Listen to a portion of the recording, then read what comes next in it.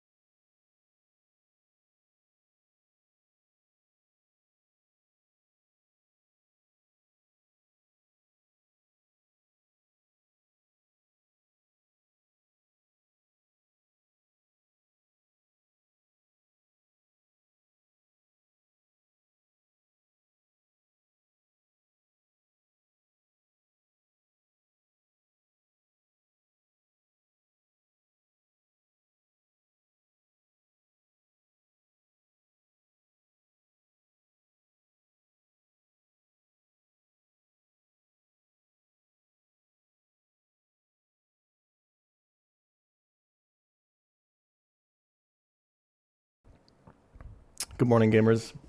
Really, bro? You gonna do this every time now?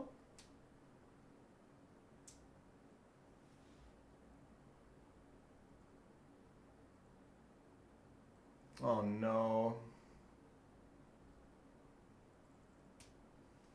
1 second.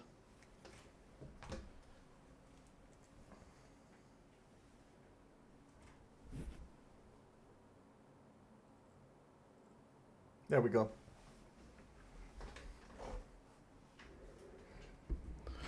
What's up?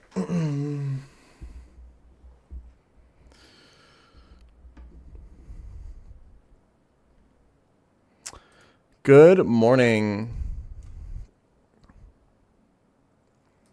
Any bouldering progress? Not since literally fucking yesterday, no. The day before yesterday. I only go once a week.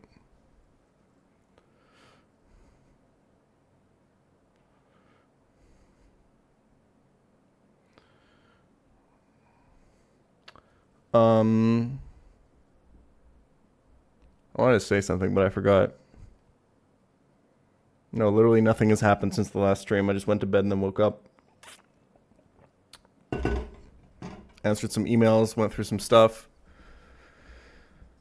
And now I'm here. I'm ready to fucking game. Dude, I woke up today and I couldn't find my fucking glasses. And it makes you feel like the most fucking powerless, useless piece of shit.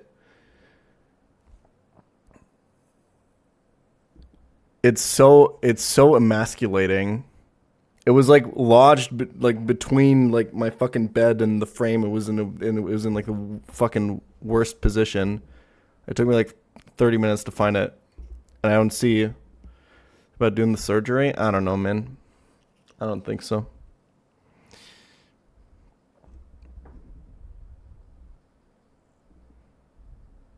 I'm good.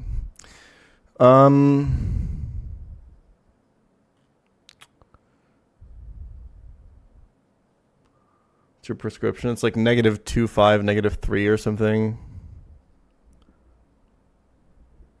And one of them's like, one of the cylinders is twisted like real fucking bad. Anyway. Pokedoku. Fighting Psychic. We've had this one. Dude, we've had this one so many times, man. Just get it over with. Oh, a Psychic type that can learn Shadow Ball. You mean all of them? Got it. So you just want me to think of the least common Psychic type. I can do that.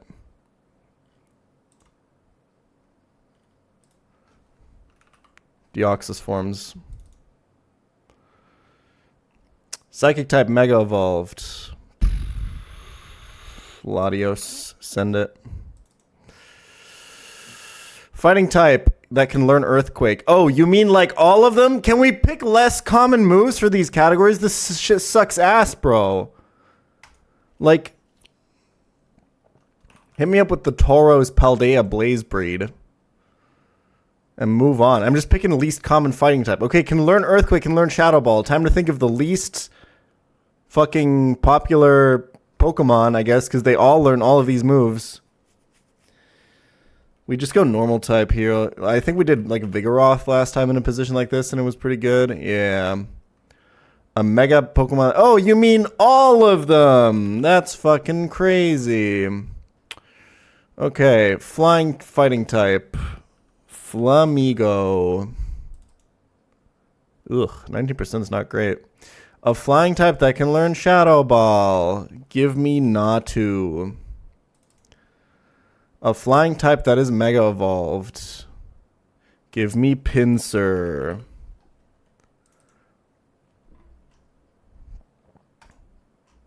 I don't know about this one, Carthus Dojo. But thank you for submitting. 50 out of 46. I fucking never mind. This puzzle was awesome. I fucking killed it, boys. We're so back. Holy shit.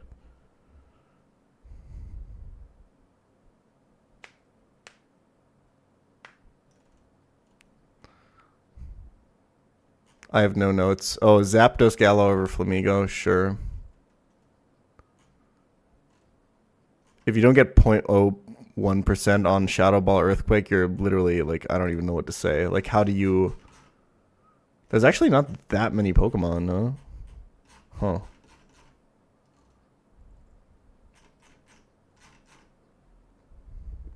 Yeah, the only one that's like commonly picked is like the one that learns everything, or the Pokemon that have both of those types. But honestly, if you pick a ground type on the... Even Golett is 2.9. I think the trick to can learn questions is picking pre-evos.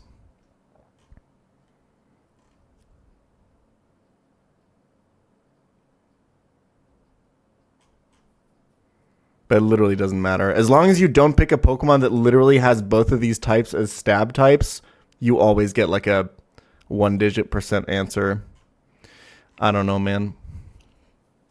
Like, it's potentially a cool category, but not if it's only ever these moves, too. Give me, like, can learn Growl, even. Can learn Rapid Spin, you know? How many people do you think Google their answers? That'd be crazy. Why the fuck would you do that? It's a puzzle you just do for yourself. Why would you cheat on that? That's so dumb. Like, why are you wasting your time?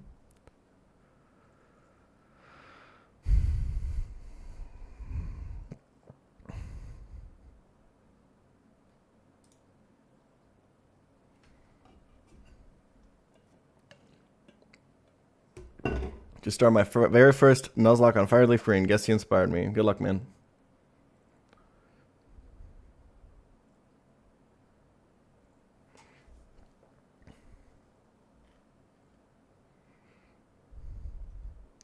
Okay. All right, Grunt Weather Institute number 2, baby. The horrors continue. Yesterday was already not fun, and it's not going to get more fun. This place is a nightmare, and we are stuck in the middle of it. We're past a pretty bad fight, but there's more dumb shit coming up. I don't got a track ID for you on this set. They didn't do the timestamps on this one. I apologize.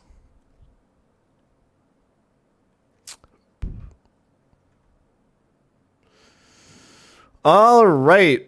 Focus Band Drampa. Why?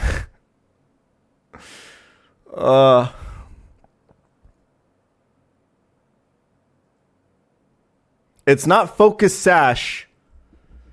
It's Focus Band.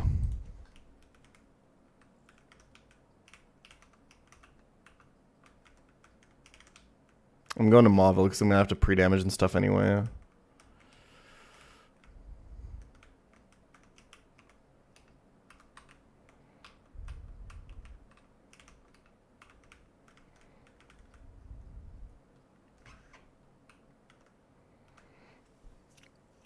It is so hard to like efficiently play around Focus Band.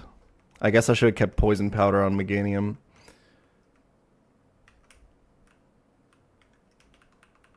Because, like, the thing is, the fucked up thing about Focus Band is that it doesn't get consumed. When you proc it. It can proc an infinite amount of times in a row. Damn, they recorded this set in an electric type gym. That's crazy. Okay, so our ways to play around this are Toxic, which Salazzle's never switching in on this. We deleted Poison Powder or Knockoff. I'm pretty sure that's it.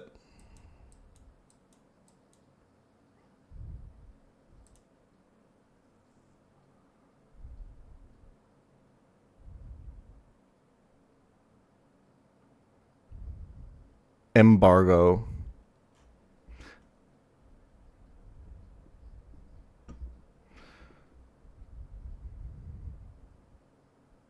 Why doesn't the music play when we're rewatching? Because the audio track is muted in the VOD to avoid copyright strikes.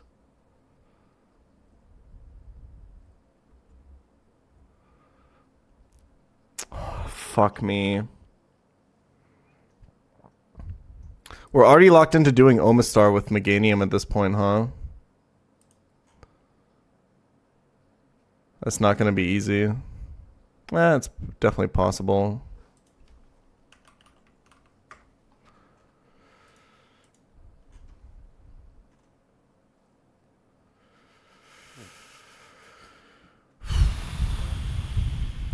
So how does Berserk work exactly? When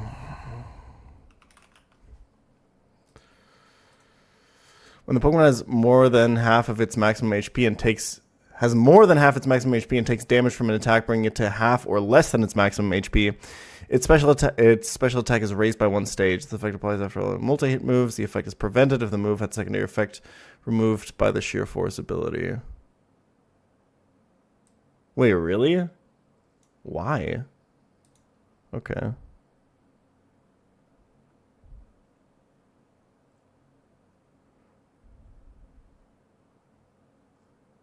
Been playing Run Bun for a month and I didn't know they're busy encounter in Little Root.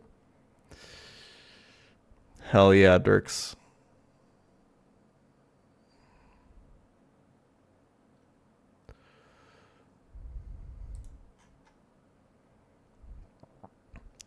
Like, you can knock off with Electros, but how the fuck do you even kill it after, you know? Does Poison Hera just cook this thing? Well, not if he procs his Focus Band. What do you mean?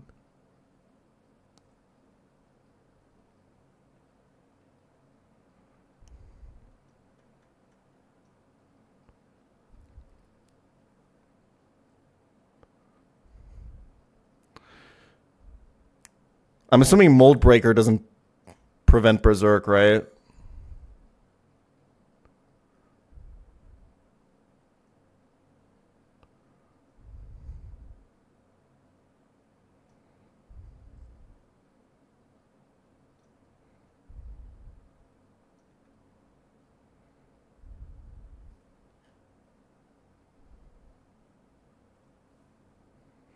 I think it needs something more chill. Indie Dance and Acid Disco. Thank you. Pokemo wide.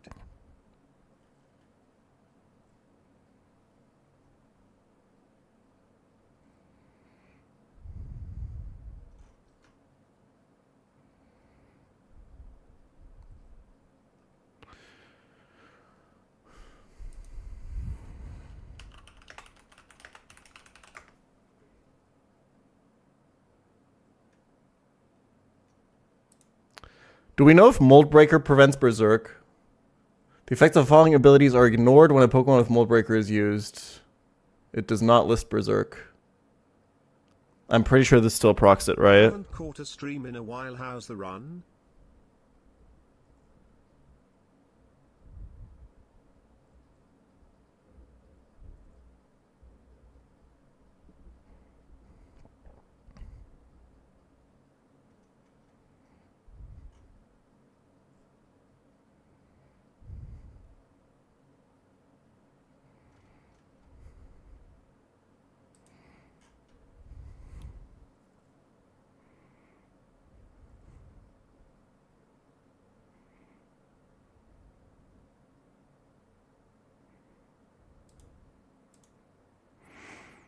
Yeah, if he survives, Aurorus dies to crit. If he gets his Focus Band proc.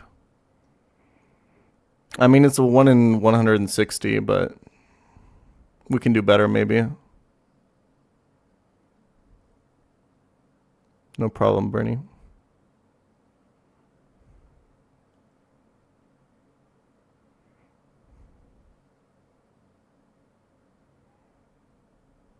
It's not super fictional. I wouldn't call it 1 in 160 fiction. Well, like, I'd be willing to take the risk. I just need to see if I have better options first. I don't think I do.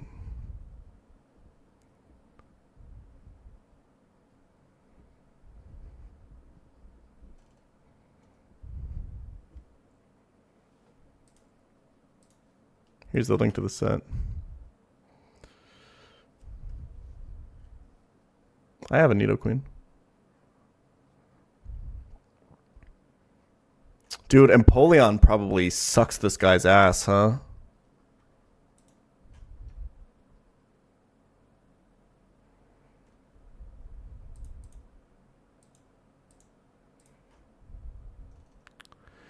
Walrein is really unlikely to die to crit, but he doesn't even one-shot him.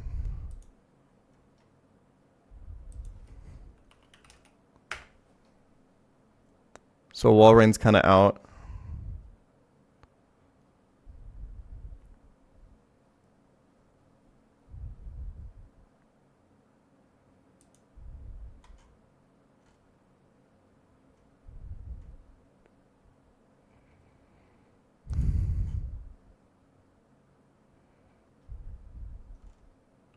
Yeah, I think like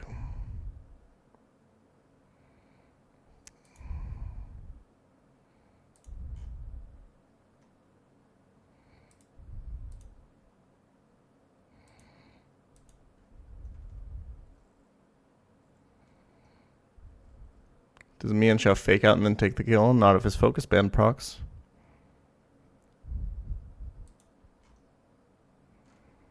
I think you just gotta risk the crit with like...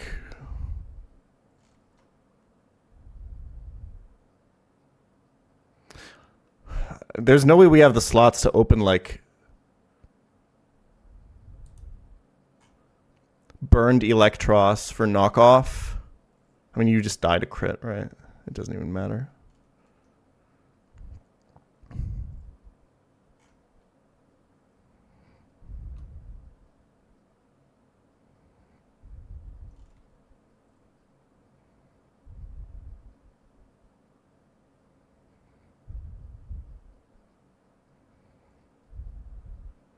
How much damage does Wardier do to this guy? Not enough.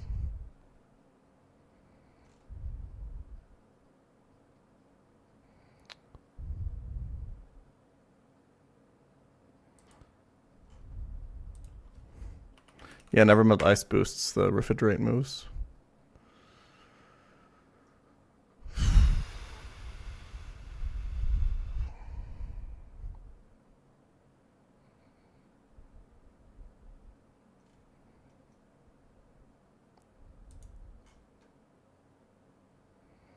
Is there a soak tech here? Iraq when it dies to crit.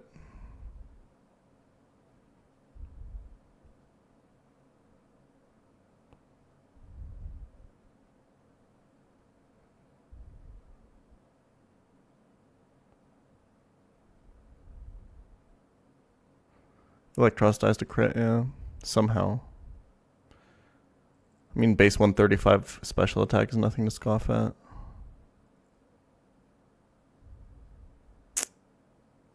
I don't know, man.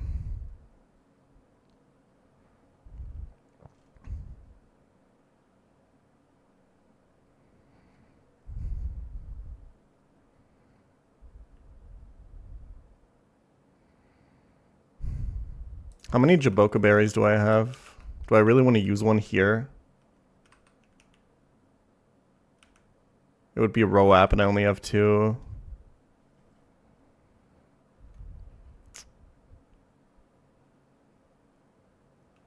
They're so valuable.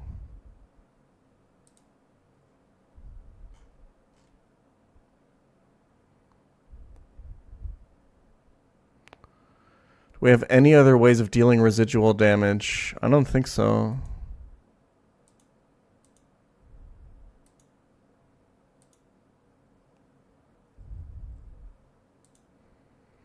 There's like Heracross pin missile.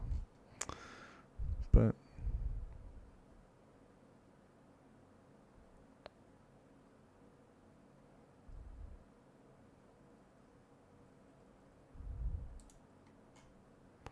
so Laszlo obviously just dies.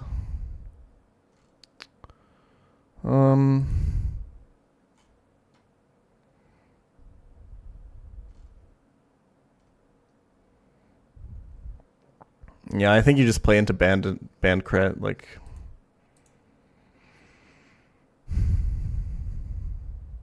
I think you kind of have to, right?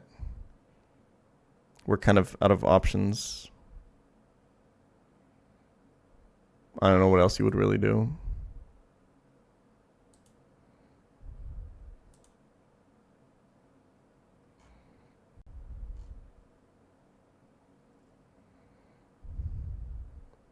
I can never get Future Sight off.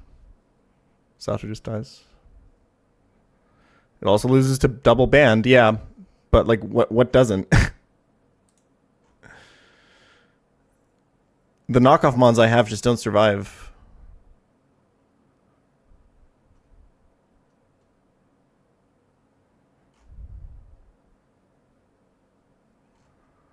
It's Electros or Ludian. Both just die.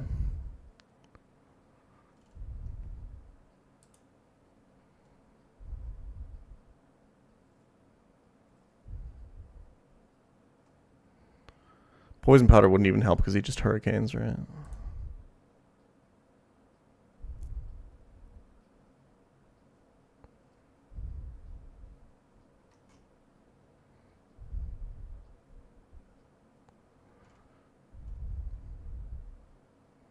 Shadow Sneak, the normal type? I don't think so.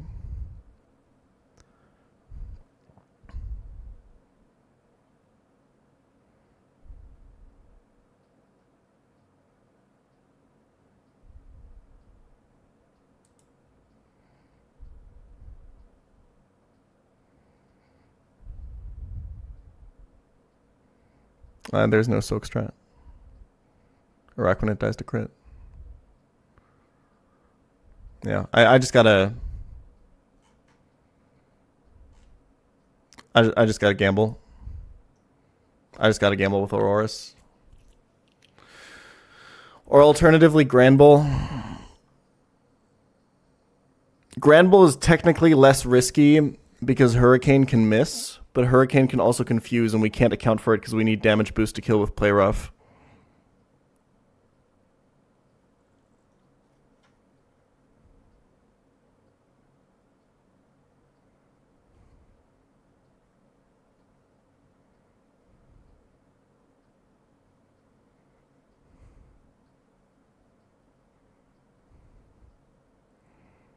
I saw the Squirk double crit. Yeah, it was really unfortunate.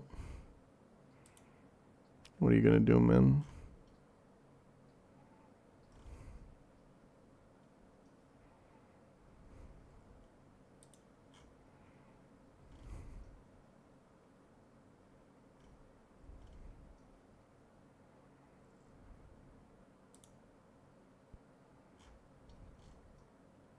I have no counterplay.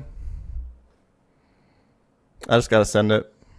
And I think I gotta send it with Aurorus, to be honest.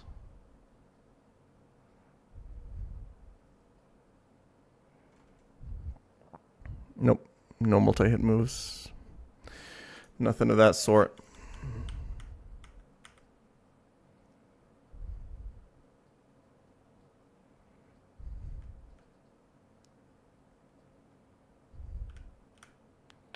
The only counterplay to this is, I guess there's Rock Blast, but fiction.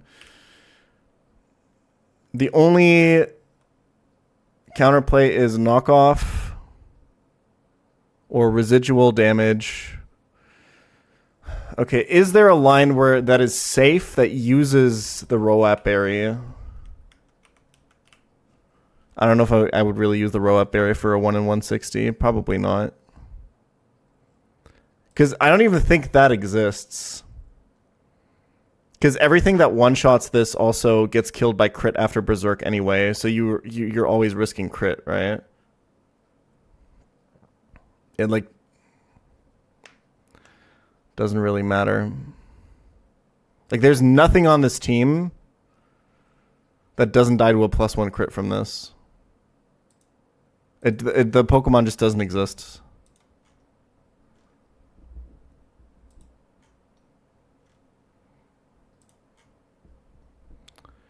I think Walrein is the only one who has a chance. Walrein has a pretty decent chance. How much damage is Roap? It's like 12.5, right?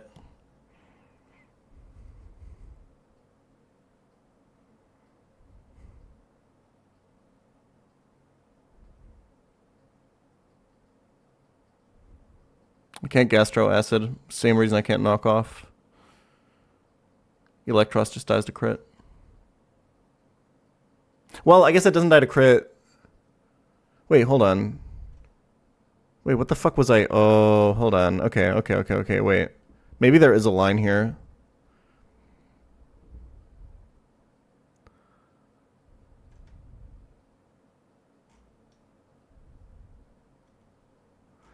Burned Electros knocks off.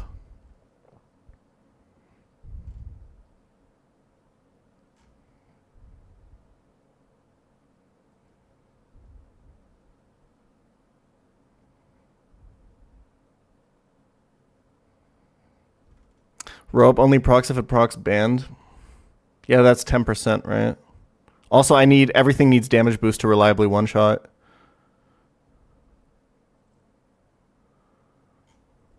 But yeah, we could do burned Electros knockoff and then swap to Granbull.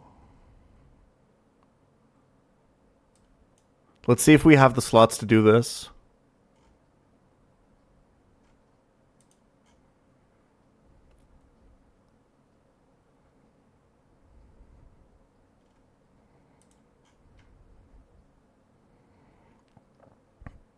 I think he can technically roost after my first knockoff, so I think I would need to go damage boost on Granbull.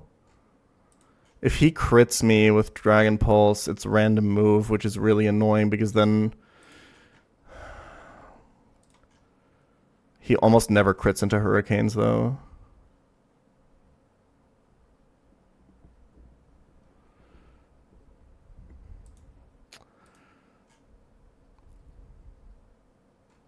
Does Granbull bait Ferrothorn?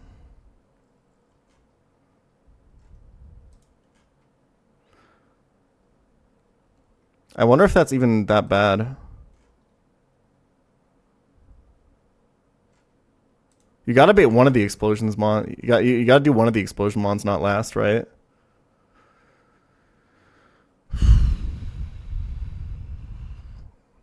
And with pre-damage, we can guarantee Iron Head.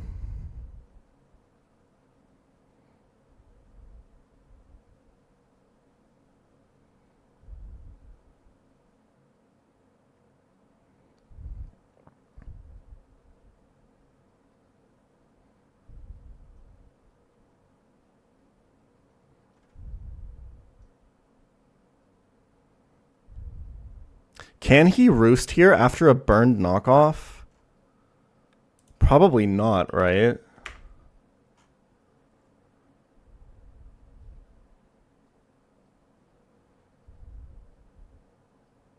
Can he roost at 80% if he's slower?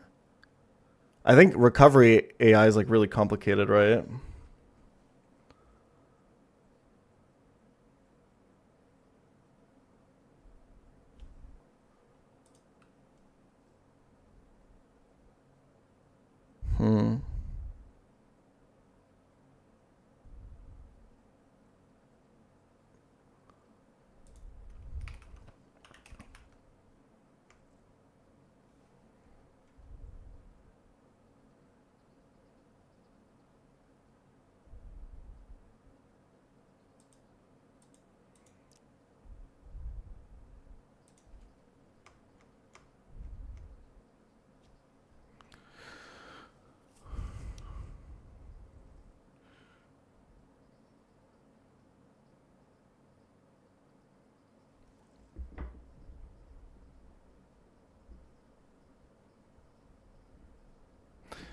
If AI is slower, if AI is below 70%.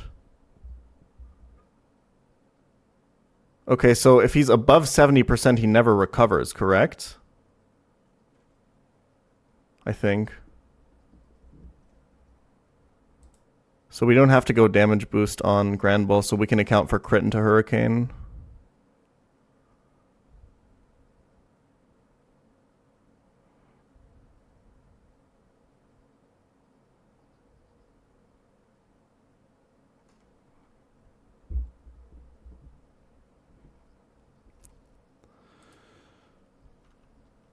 How much damage does Brick Break do?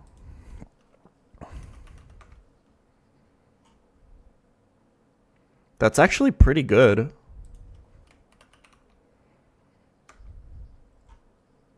That gets really fucking close.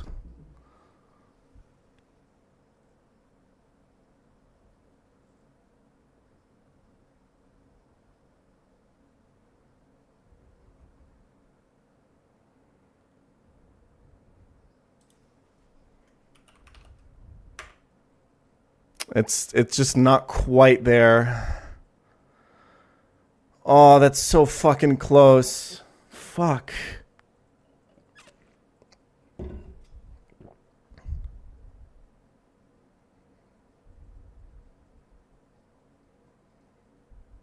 Black glasses instead? You mean increase the move the percentage wise that does less damage? I don't think so. That's so unfortunate, man. It's just a little bit off.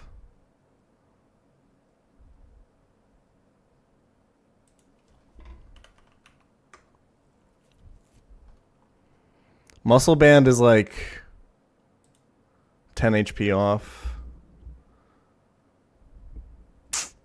on minimum rolls.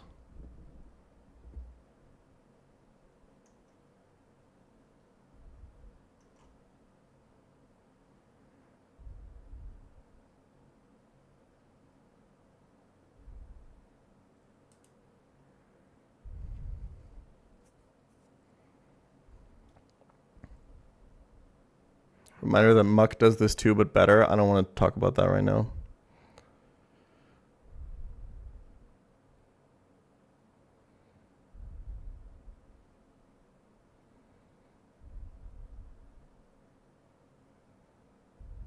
Scale superpower, go fuck yourself.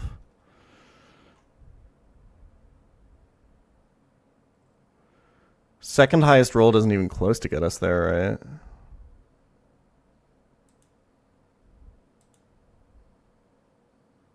I need like...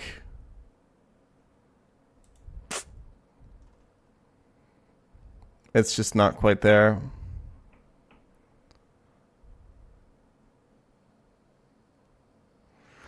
Unfortunate, man.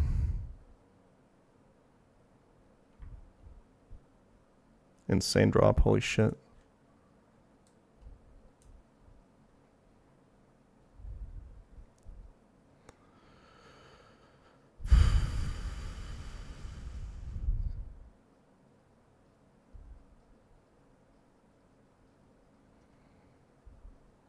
I was thinking about fake out while switching to Hurricane, but then you have to account for, I guess, can you go... There's a lot of things to account for at that point. First of all, you're taking another slot, which is probably not going to do anything in this fight. Can this like win against Wall Rain or something? No.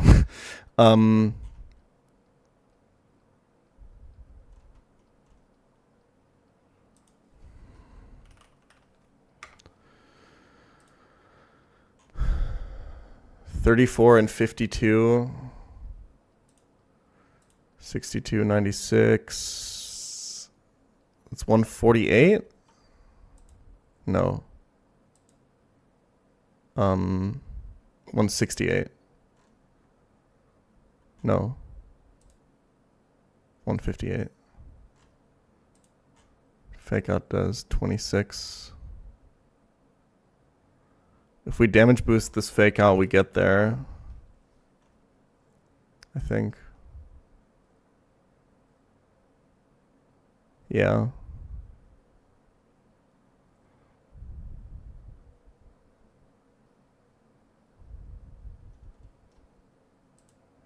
Then you switch into Hurricane, your Prismberry.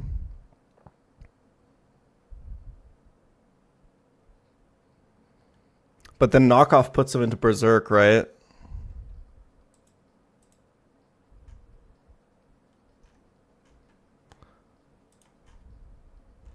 I can't do it. This is not it. Aw, Eel. Come on, bro.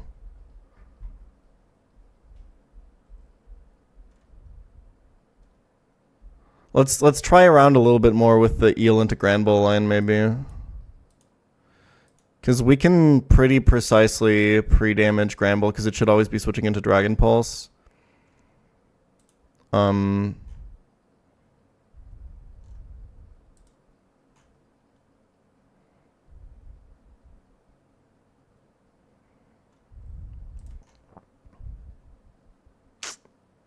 Not always, though. If it's Dragon Pulse crit, it's super awkward. But we can go Citrus on Eel, right?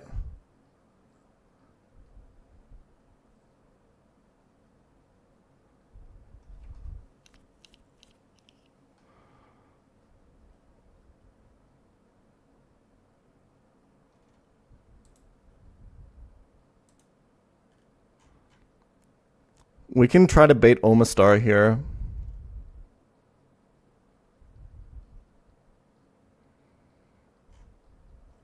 and never get Rain Dance. Because we'll show him a fast kill. And then we go Meganium and we kill him. Okay, and then it looks for a Meganium slow kill.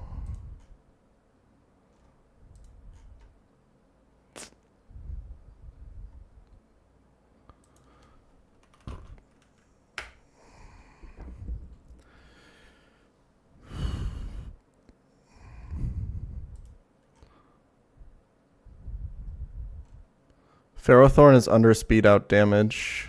We can show fast kill to Walrein. But we kind of want to get Walrein, I think. Can we get Walrein?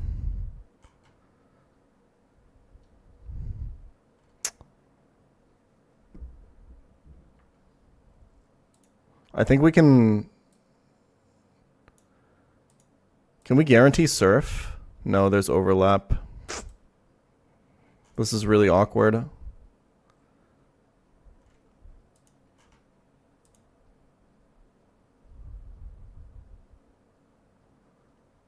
$132 from Freeze Dry.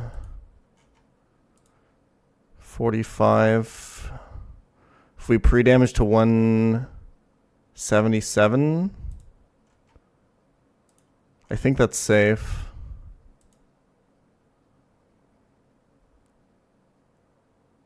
Yeah, but then if we get Power Gem, we're sometimes getting something else to slow kill, right? Fuck, how do we get a consistent switch in out of this? I think by just trying to get Ferrothorn, right? But that's not even consistent.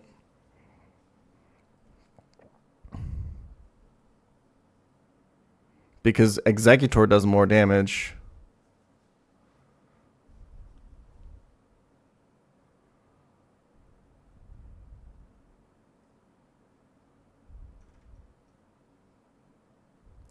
Breloom's not killing this Omastar. It's got Bright Powder. I need to use exactly Meganium.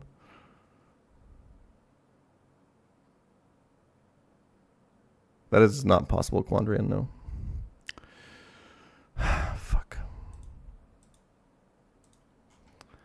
But I guess, no, if we have... No, we can never get this to always be Surf. It's just not possible with Gramble.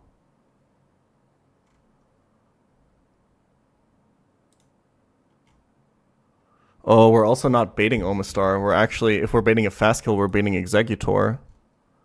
Unless we go max roll Surf. So 64%. Which can still roll Power Gem.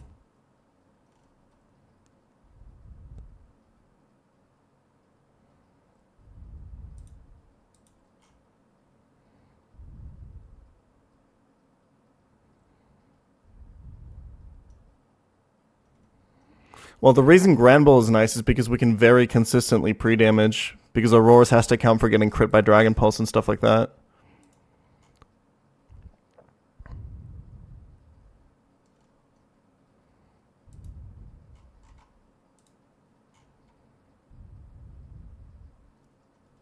Aurora's showing a fast kill has this exact same problem as Granbull because Surf and Power Gem overlap. It's really fucking annoying. I mean, if we assume that he never recovers, there's actually a bunch of shit we can kill this with, right?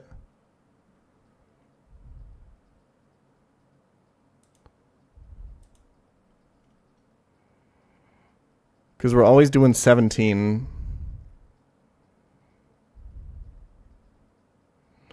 He's always at 151.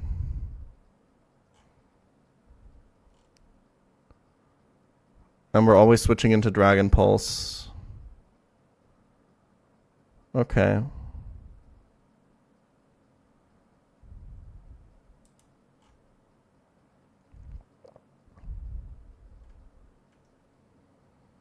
What's the goal?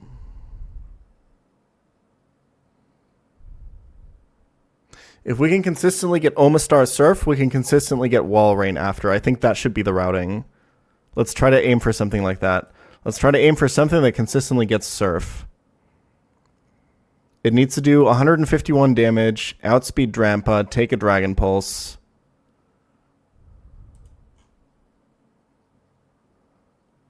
And always bait Omastar Surf. I don't know if that's possible. Or Omastar Earth Power would also work.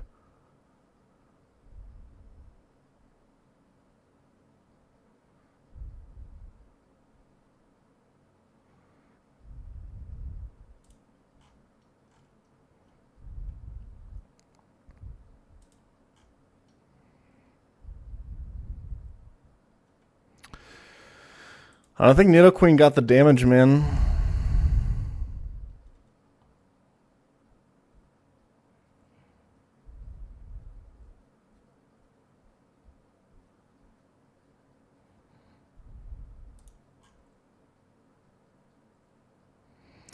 Heracross got the damage in the bulk. And can just kind of show fast kill to everything. Dude, Heracross shows... One second. Yeah, Heracross just shows fast kill to everything, so no matter what, it actually always baits Ferrothorn. But I don't think we can really use that to our advantage. He doesn't sweep. There's Quick Claws and Bright Powders and shit. Don't get it fucking twisted.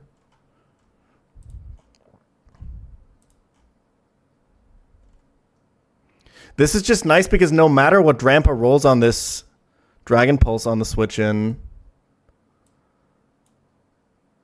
you're always getting Ferrothorn because you're always showing fast kill to everything.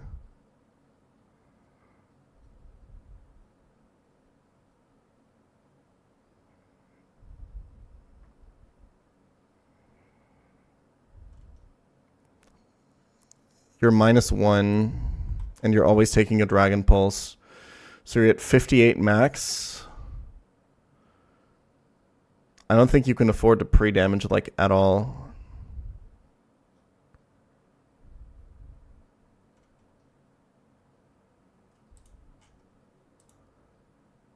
$85 plus 99, 184.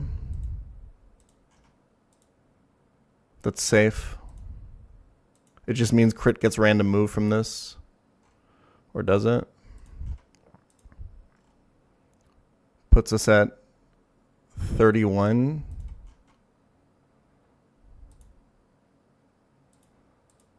Okay, so we have to sometimes account for Power Whip on the switch in.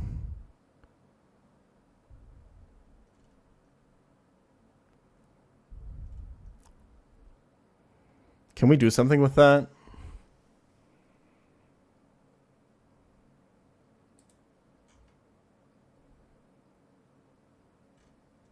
Not really.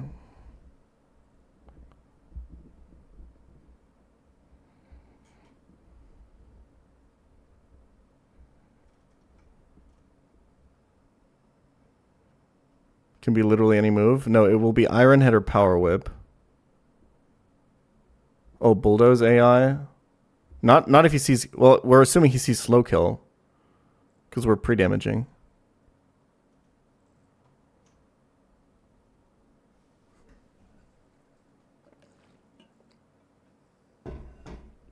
Hera's not -1 when hitting the Dragon Pulse? No.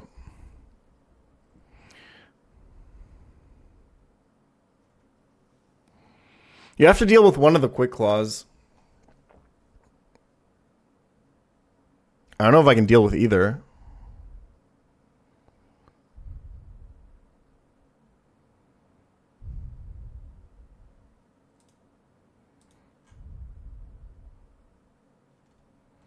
I'm not really sure what I'm expected to do here.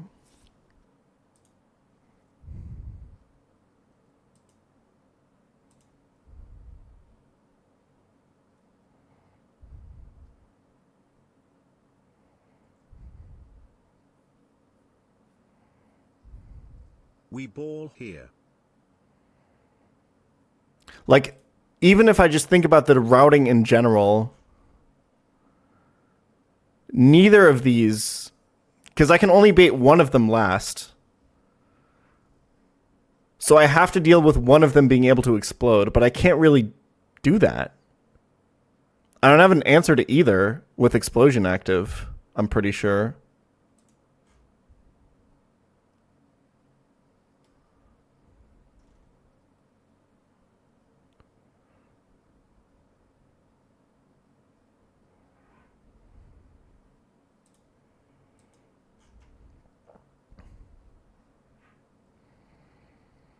Yeah, you just risk the Senti. It's like Quick Claw Explosion turn 1 is so unlikely.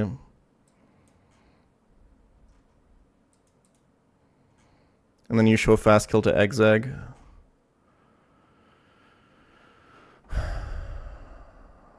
And now we have the inconsistency problem again because Omastar can surf or power gem.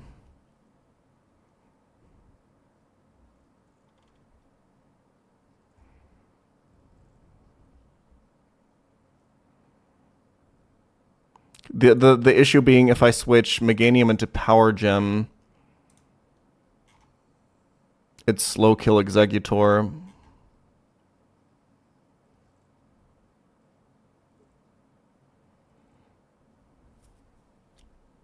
And if I switch it into Surf... Wait, no. I go to 51. It's slow kill Executor. Yeah, it's super I just can't consistently bait one of these guys. No, I can go Miracle Seed, so it's never Wall Rain, but I need Wall Rain. I need Wall Rain to come out.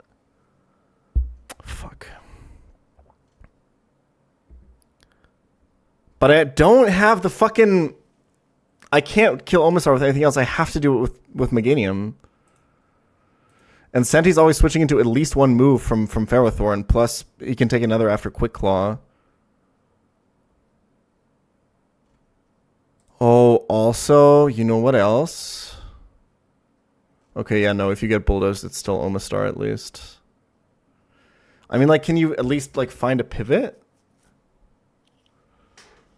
I don't. I can't. It's not possible, right? Because I don't have the fucking...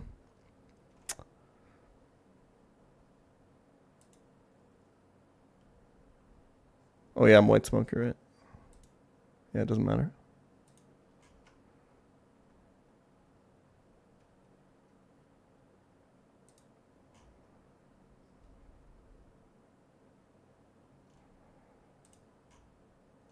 But yeah, this can totally surf.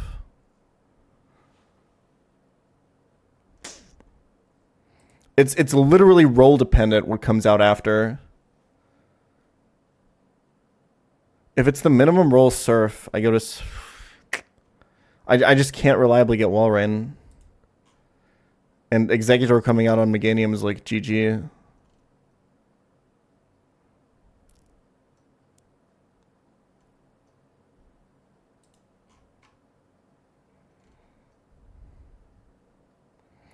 What else can I kill Ferrothorn with? I can risk Blaziken. That seems trash.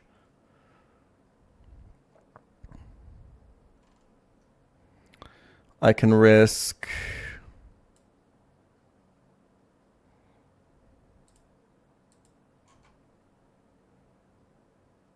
Okay, man, real shit. I could risk Heracross.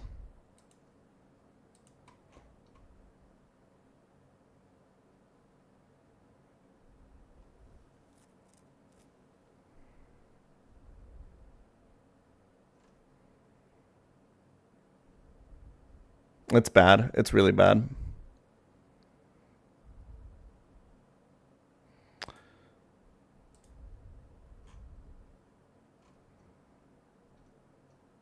I think the only one I'm really willing to risk is Centiskorch, but the setup is just so terrible.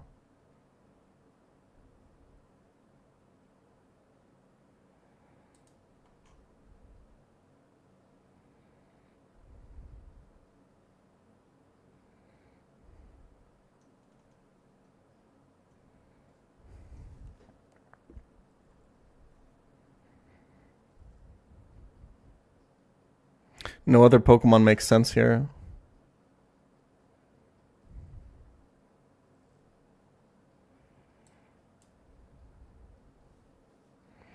Okay. Can we somehow smartly pivot around this Omastar?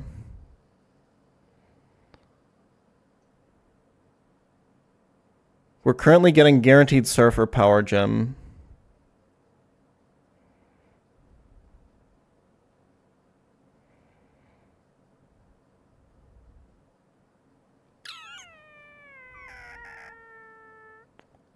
What if we went to Magnezone?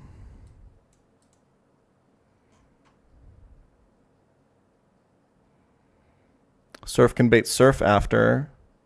Surf. If we pivot through Magnezone, we should always get Earth Power.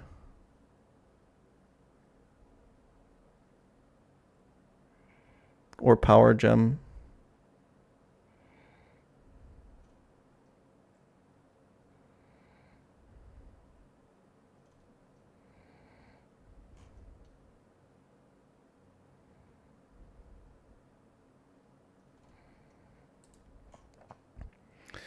Or, I guess, you can go, like, you can go, like, Zoom Lens Breloom. And he sets up Rain Dance.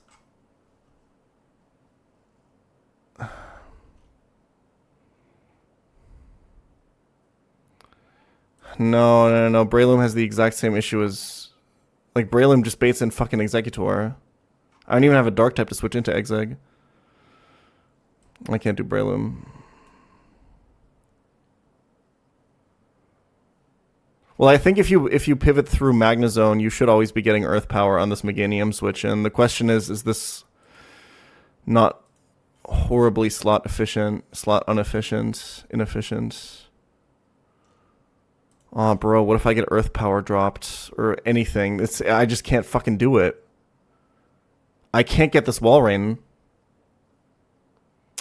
Fuck, I think this whole line is bad.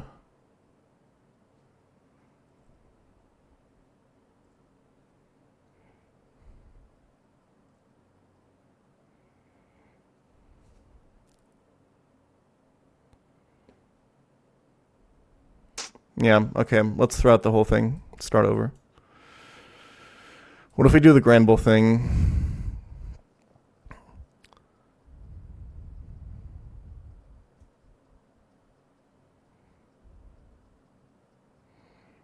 The Grand Bull thing can get you Omastar. And then Magnezone can get you... It's the same problem. Well, but you could at least... You can't really do this.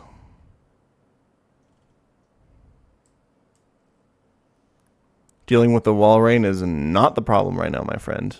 It's not even close.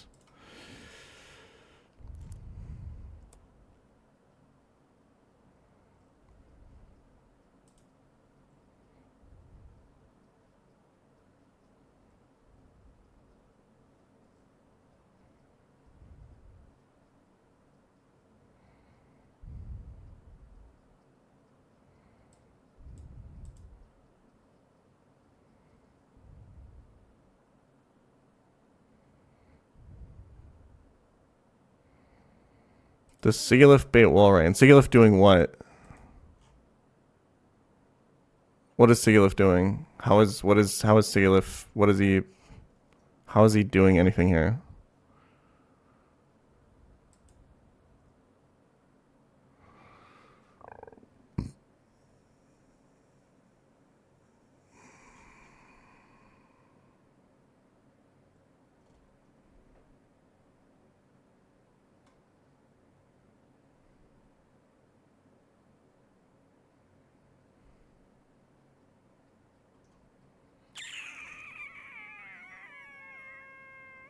I don't see it. Fuck. Who else can kill Drampa? Bascule Legion can kill Drampa.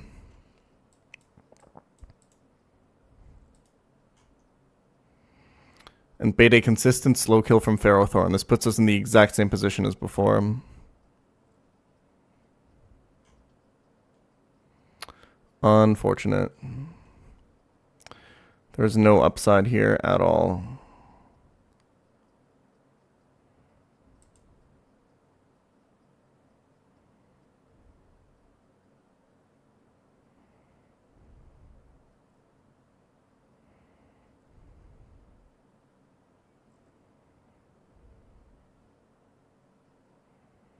Chicken can't switch into Drampa. I think it dies to Dragon Pulse crit. Yeah.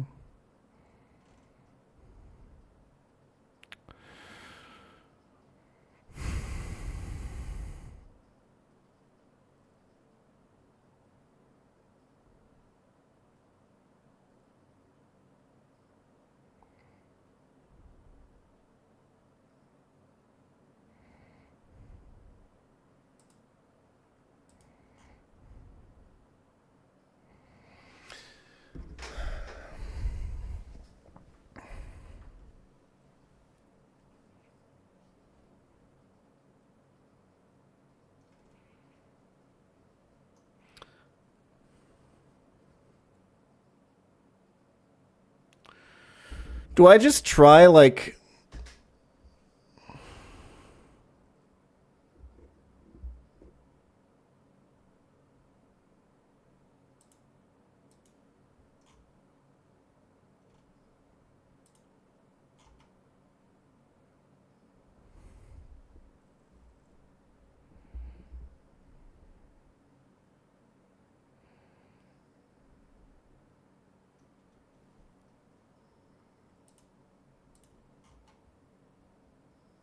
Well, if Gramble's not baiting Ferrothorn, it's baiting Omastar.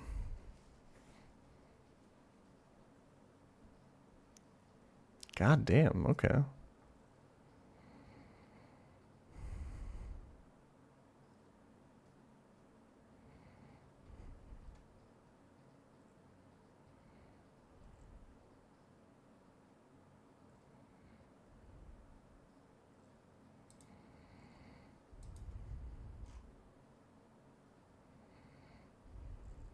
I think the fundamental issue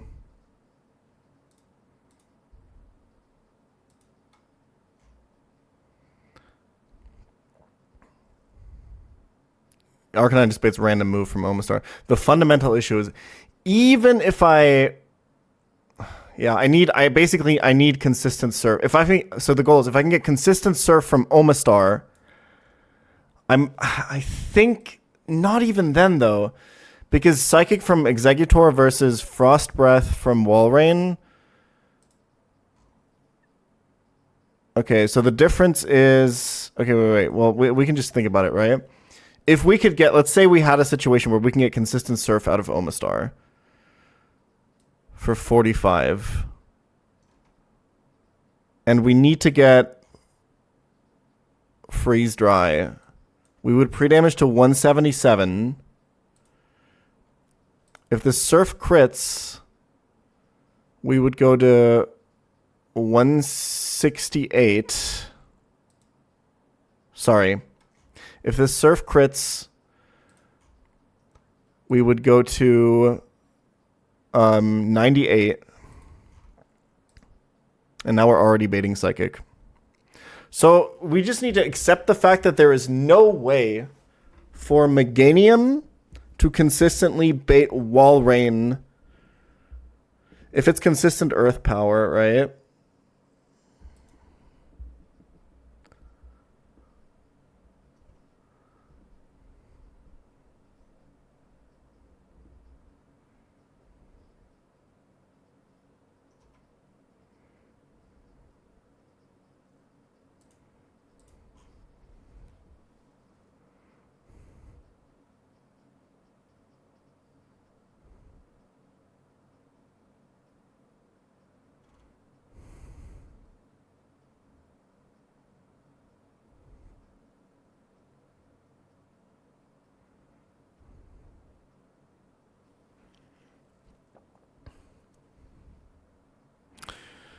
What about Earth power?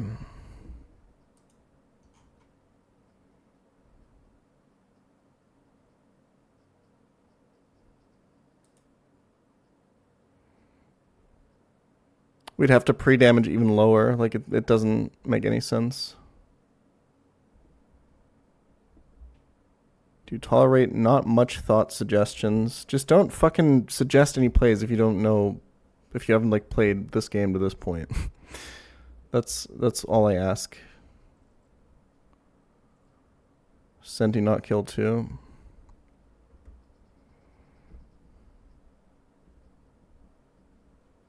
No.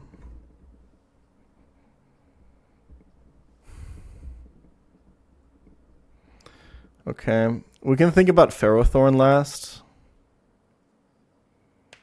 And risk the explosion on Executor instead, maybe. Let's think about it.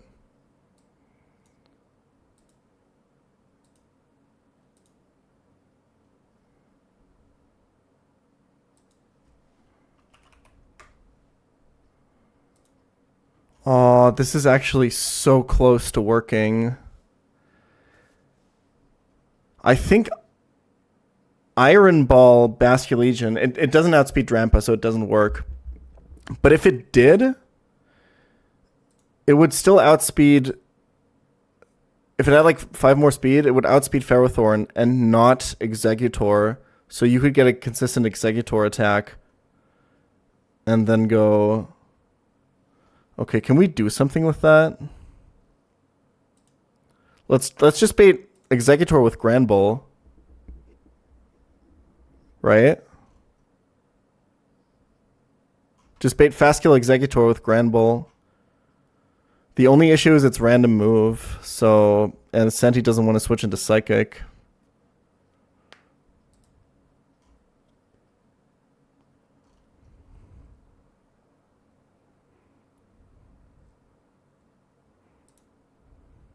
Wreck when it's too slow.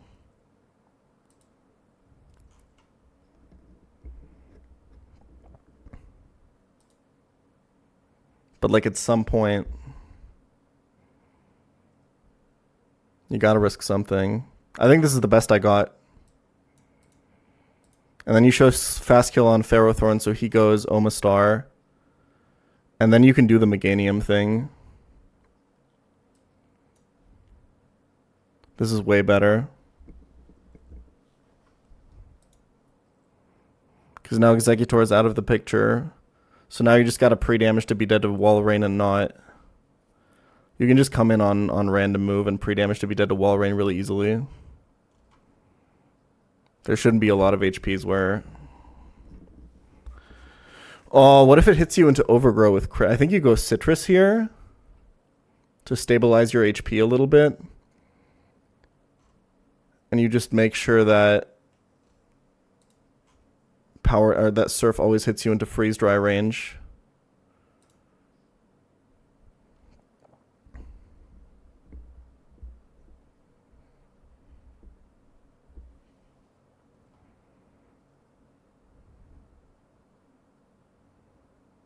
Fast 2 KO so we can't curse.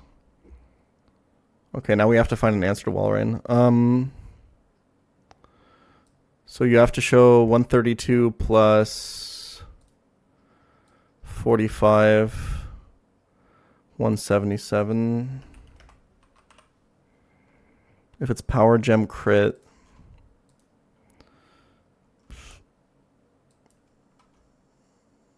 yeah, you go up to like 50%. It should be fine.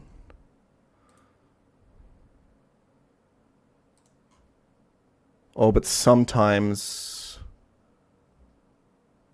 Power Gem crit minimum roll. Wait, no, so Power Gem sometimes can hit you up into like 50% and then you recover up to 75, so this doesn't always work. Because you outspeed out damage here and this is underspeed out damage. And you're not about to go back to Senti on this if it has Explosion active. Okay. Can we do the Magnezone pivot?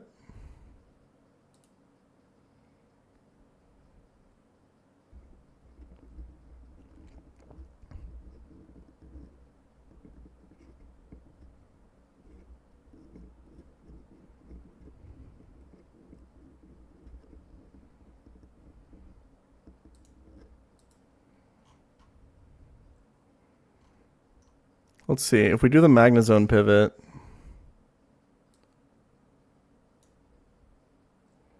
Earth Power on Meganium, and then pre-damage to be dead to Earth Power plus Freeze Dry, which is 132 plus 30, 162.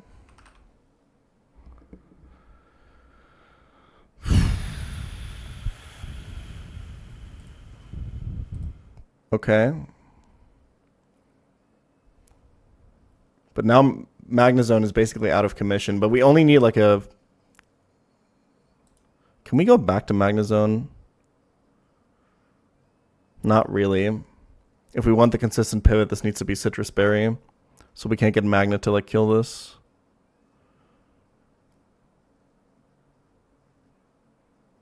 I think.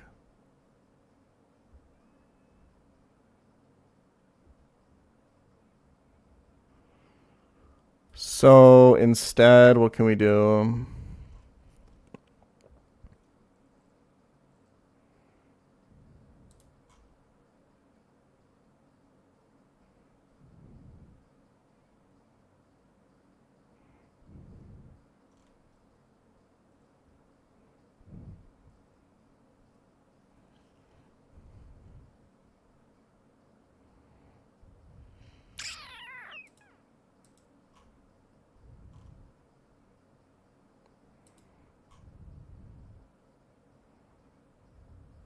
God, this guy takes no damage. What the fuck? Oh, this is the wrong level for Blaziken. Okay, I need to redo some calcs.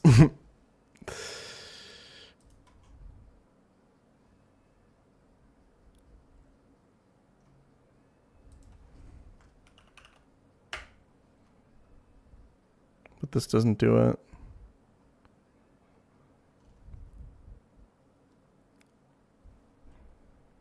I have no delays, no. Not even casino.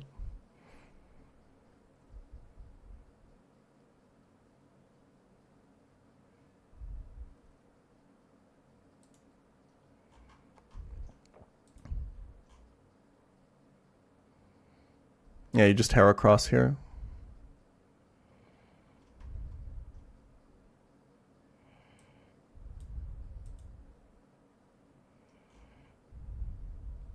Does Heracross maybe have the...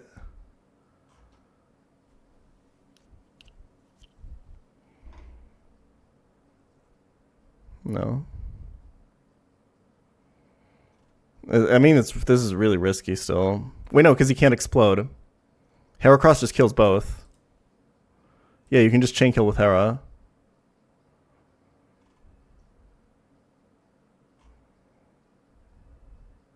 Quick Claw Ironhead flinch is a thing, I guess.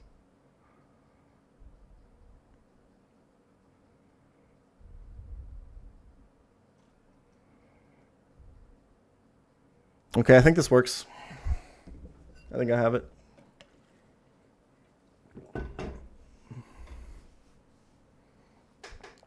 Yeah, I think I need no damage boost on Hera, right? Yeah.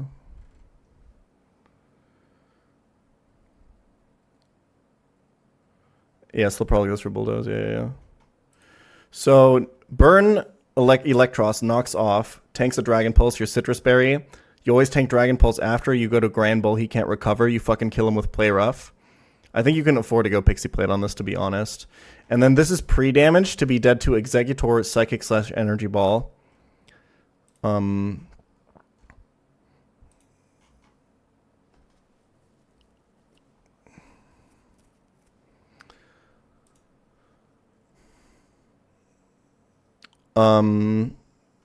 And then you go Senti and you risk the whole fucking thing. It is what it is. And then he goes Omastar and you go Magnezone on a pivot to get Earth Power, and then Meganium is pre-damage to bait. So this kills this with Magical Leaf, and then it's pre-damage to bait Freeze Dry after Earth Power. So he goes Wall Rain, and you go Heracross and you chain kill.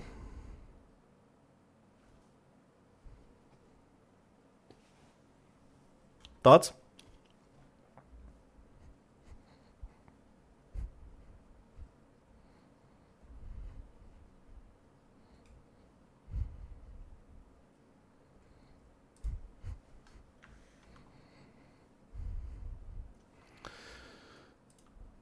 We want to see Grand Bull at 120.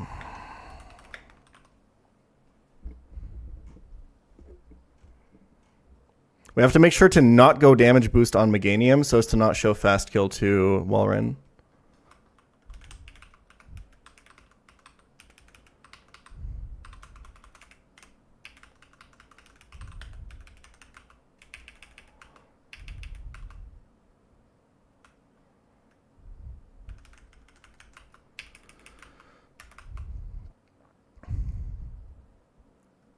Do you think Poison Powder Meganium would clutch up on Ferrothorn? Maybe, maybe.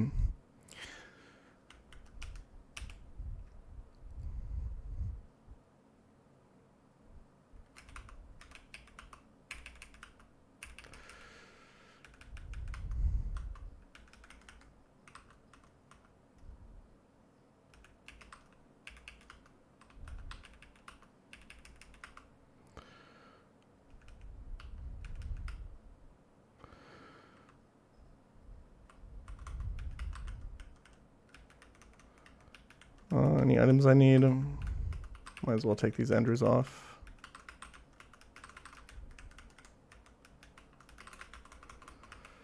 What's your favorite Mon this run?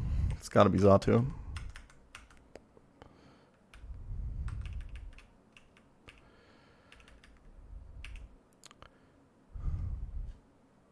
I'm pretty sure if I go Citrus on Electros, I can never bait Hurricane, so I don't think I have to worry about Granbull getting confused on the switch in. Even with Burn Chip.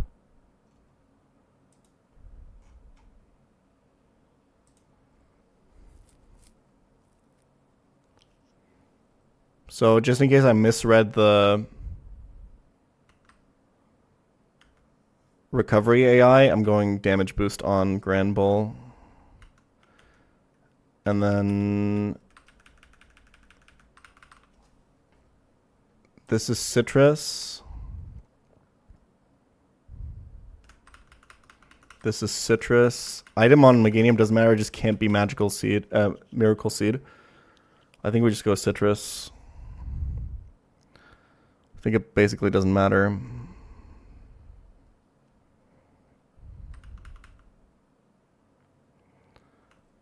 And Hera is also Citrus. And then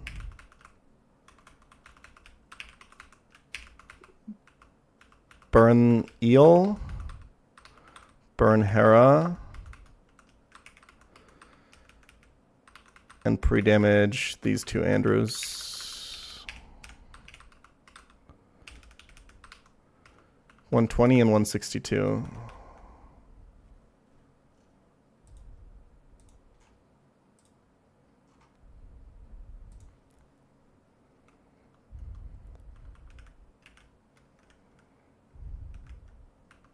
Mega Heracross is in Lily Cove.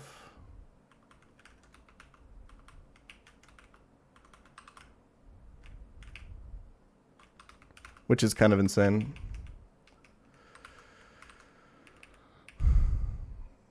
Although, I mean, I will say, Mega Heracross does lose guts when it Mega Evolves, you know?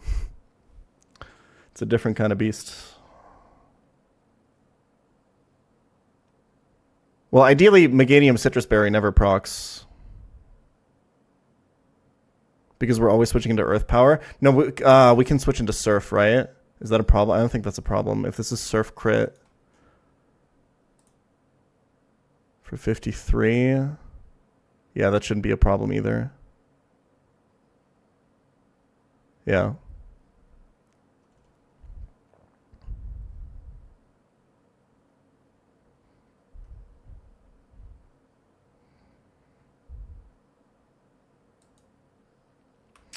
I'm going Oran. Because maybe I end up in a situation where I have to switch Meganium into random move. Yeah, I'll go Oran.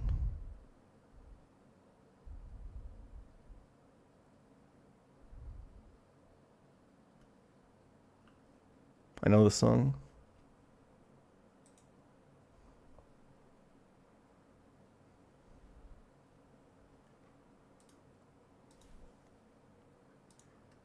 To send this one to my friend, hold on.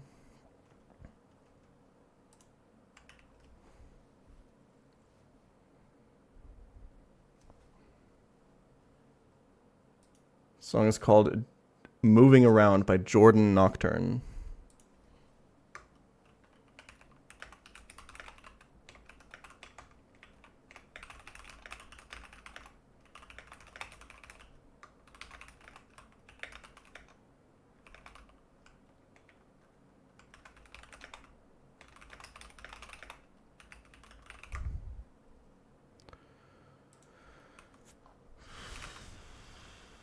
Okay, 120 with Gramble.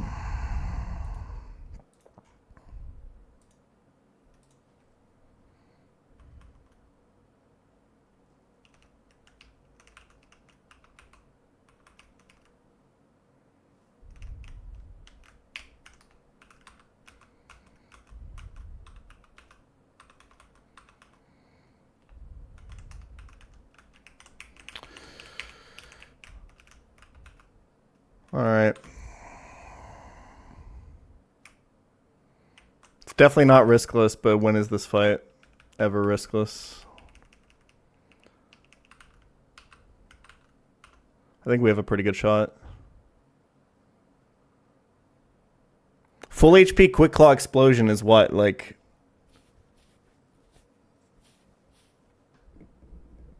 one in 400 or something?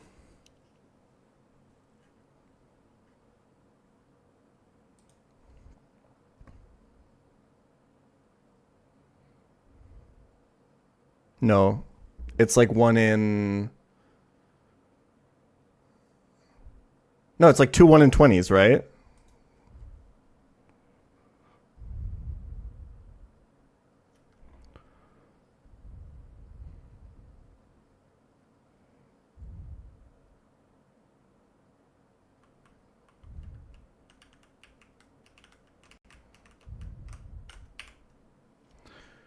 Okay.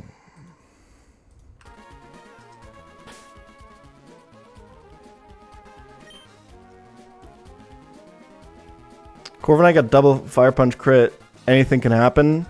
Yeah, thank you, bro. I understand that 1 in 400 doesn't mean 1 in 0, okay? I understand that. I know that improbable things can happen. When I said that explosion first turn quick claw is 1 in 400, apparently you heard me say, oh, I think this can never happen. But what I actually meant, and I understand that you're confused, was that I meant it happens 1 in 400 times. To give an idea of how risky the general plan is. You know? But thank you for your contribution. I appreciate it, man. Okay.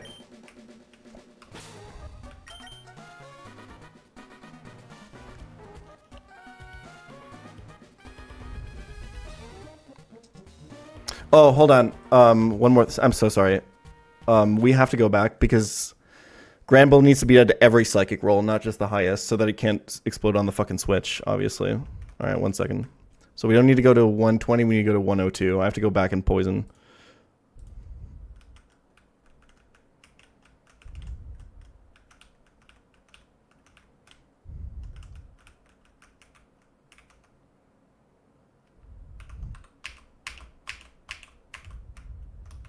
Tab back out. Back to that Excel sheet. Pretty sure that project's due tonight, by the way. You better get to work.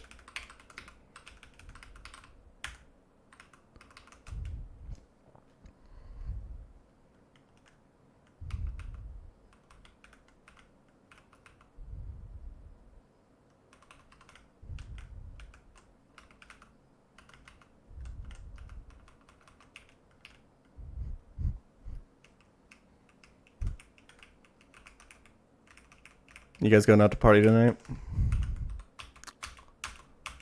What's the move tonight?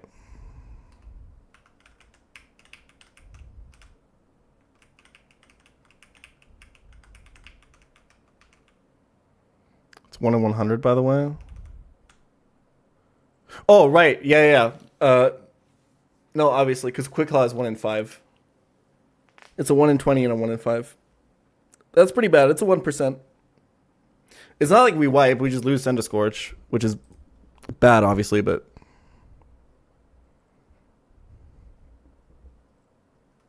There's also other ways to lose Send to Scorch, because we can get, like, Psychic dropped on the switch-in, or Psychic into Psychic crit or something. There's, like, it's... If that happens, it starts to get really fucking scary. If it raw kills it without exploding, I'm kind of fucked. He would have to hit the 50-50... And then crit is fine because I have citrus.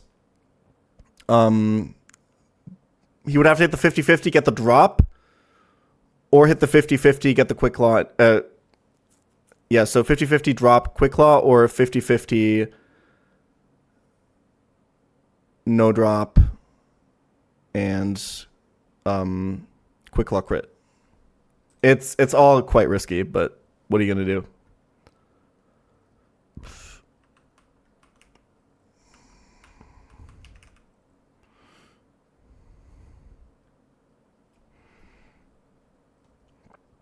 All right. If that happens, we're super omega fucked. If that happens, we have to like, I don't even know. We have to like risk Heracross. We have to risk the entire run on a quick claw with Heracross, basically.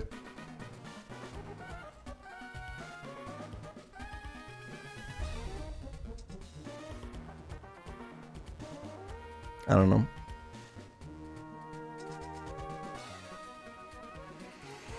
Let's get this over with.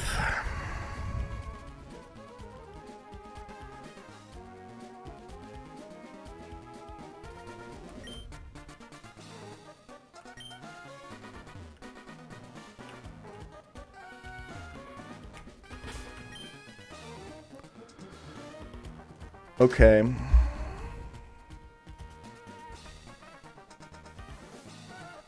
Let me hydrate.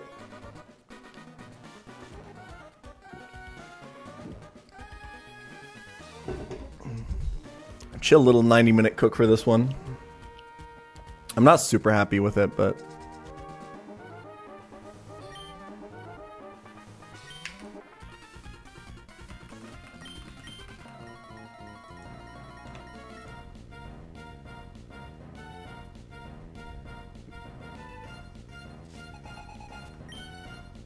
Alright, so this Drampa, the puzzle with this Drampa is that it has Berserk, which is its ability. So if you hit it below 50%, it will get a special attack boost and fucking kill everything.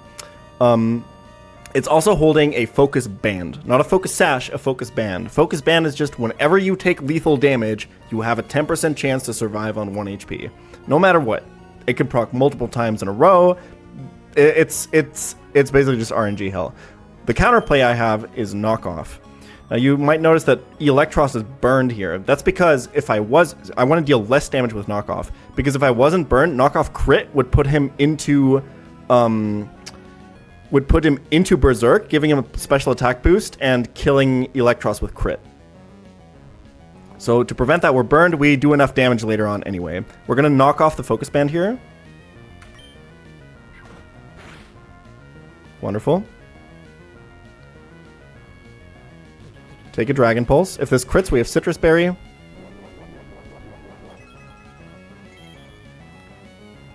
This has the bonus of preventing him from roosting on this switch, but it doesn't really matter because Granbull kills anyway. So Granbull's going to switch in on a immune Dragon Pulse here. With this no longer having a Focus Band.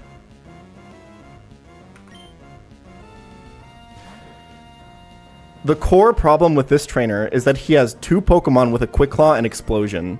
The usual way to play around Explosion is to bring out the Explosion Pokemon last so that it can't explode. This obviously can't happen if he has 2 of them. So we gotta do one of them. And ideally you want to do the Ferrothorn, but I didn't really have a line that did that well, so I'm trying to bring out the Exeggutor right now. The way I'm doing that is Granbull is pre-damaged to always beat a Psychic or Energy Ball from Exeggutor, and then we'll follow the riskiest part of this fight. So let's kill this guy.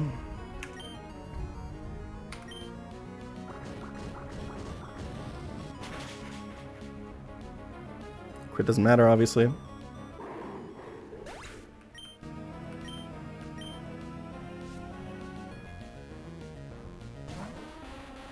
Perfect. So this is Psychic or Energy Ball. It can never explode because it sees a fast kill.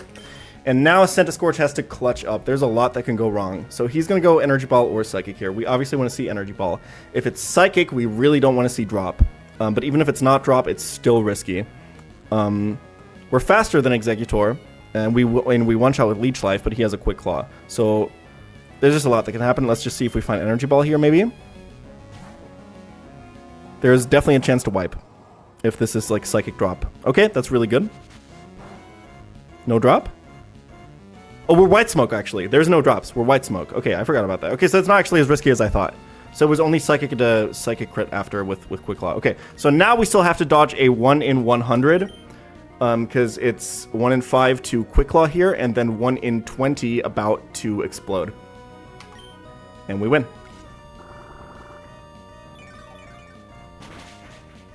And now this should always bait Omastar Power Gem.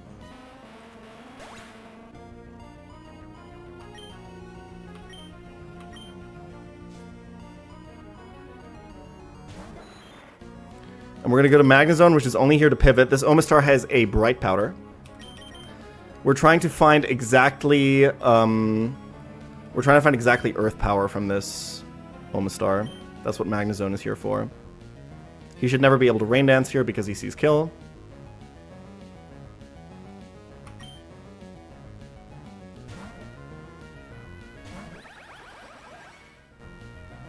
Perfect.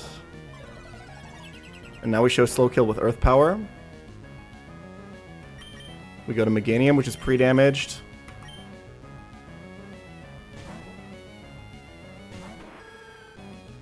Tank and Earth Power. And now we're always dead to Wall Rain Freeze Dry. Spadef Drop makes it even better. Magical Leaf will always hit through Bright Powder and will always kill here. We didn't need damage boost or anything for that. And we're just faster. And then slow kill. Wall Rain comes in. Pretty important part here is that Meganium did not end up in Overgrow. Or doesn't have a Magical Leaf because a Miracle Seed, because otherwise it would see Fast Kill on Wall Rain and not bait it out first. This was the hardest part of this fight, is to find a consistent way to bait Wall Rain before the last exploding Pokemon. This is why I had to get Exeggutor first instead of Ferrothorn.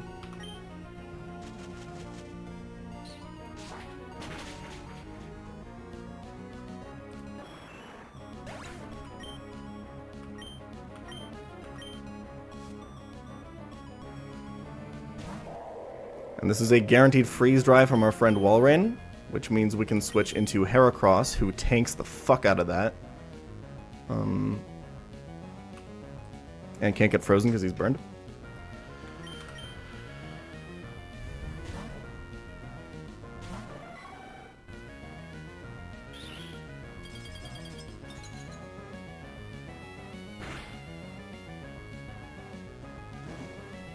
And Guts Heracross with close combat is going to annihilate this kid. And now it's Ferrothorn in the back that can't explode because it's last Pokemon. It does have a Quick Claw.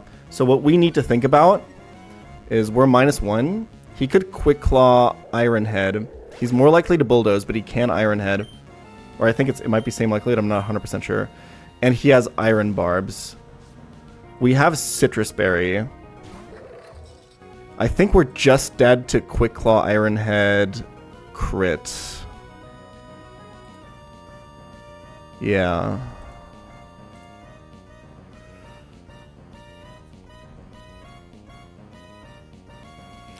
I think we just go to Senti-Scorch, right? Because we're full HP. Yeah, it's free for the goat.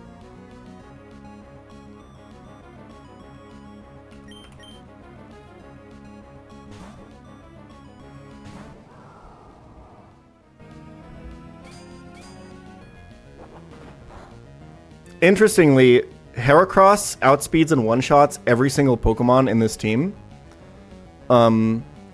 So if it weren't for the 2 Quick Claws, the Bright Powder, and the Focus Band, in theory, if you get lucky, you can sweep this entire team with Heracross. You would just have to dodge Focus Band into Quick Claw, into Bright Powder.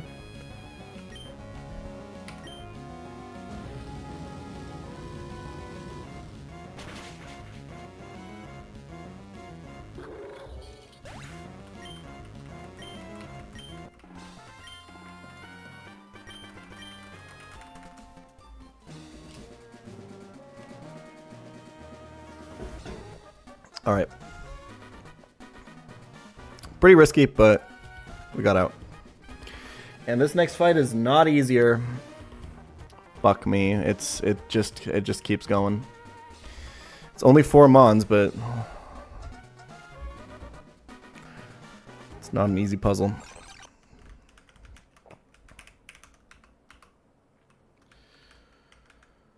was a lot better than the first grunt. Yeah, that's true. I think I cooked the first grunt for like... How long did I cook that for last night? Was it like 2 hours?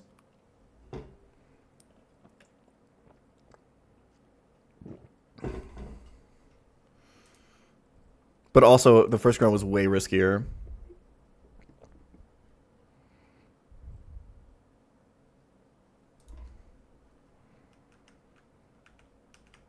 Yep, it's 3 more fights in the Bridge Rival.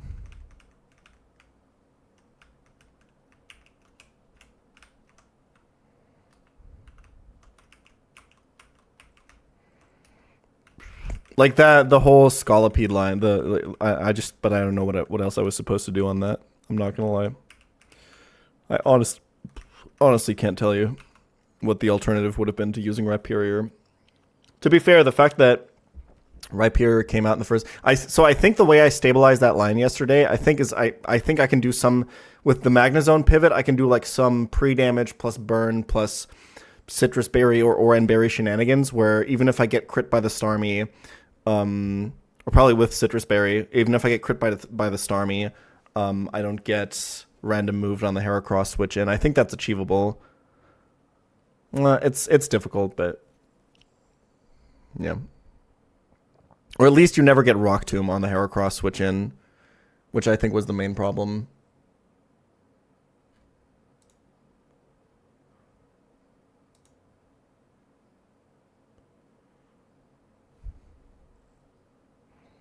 What heavens do you use? It's in the FAQ, right? It's got my like entire stream set up. That's right. Okay. So how do I get first impression? That would be fucking insane, bro. Imagine.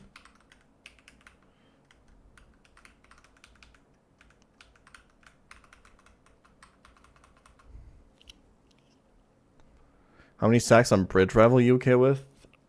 I mean, it just depends which Pokemon we're talking about.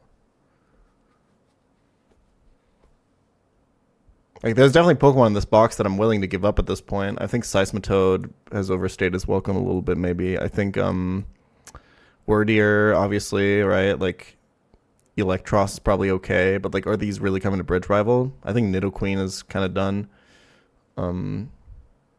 But that's basically it, I think. I don't know if there's anything else I would really be willing to sack. Probably Horse. I think Horse is fine to sack.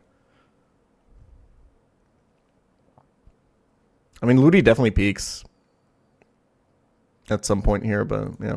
Let's think about what's ahead. Let's think about Team Aqua Grunt Weather Institute 3. This guy was a nightmare last time I did him. Let's see if today is any different. 150 base speed Porygon-Z. Or not base speed, but raw speed. Chicken is obviously slower. Baraskizi doesn't have close combat. Mienshao is faster, but doesn't do any damage because it's had a Chople Berry. Heracross is obviously slower, but doesn't die to any crits. I think Heracross can just raw kill this guy.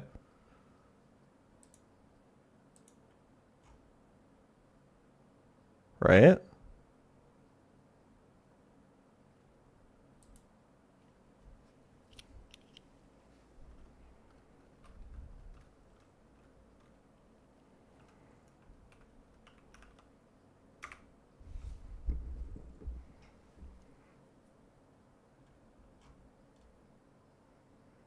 Download boost is already accounted for.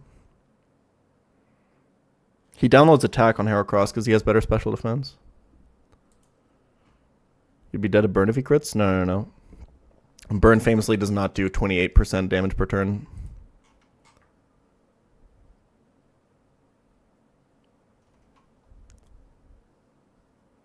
Okay, so we drop our defenses. We take an unknowable amount of damage.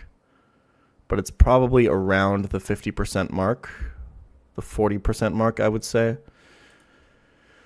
I mean, this is just Haxorus random move. That's fucking terrible, right?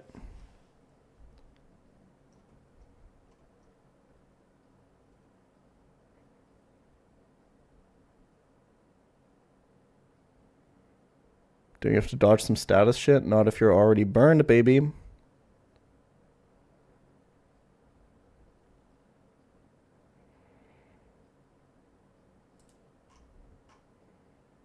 Okay, just in general, how am I beating this Hexorus? Because Granville doesn't do it. Like, not even thinking about what switches in on what. Like, who actually fucking beats this thing? Walrein has a pretty good matchup. Damage boosted Walrein just kills it. So if you can find... I mean, honestly, don't you just switch Walrein in on random move and kill him?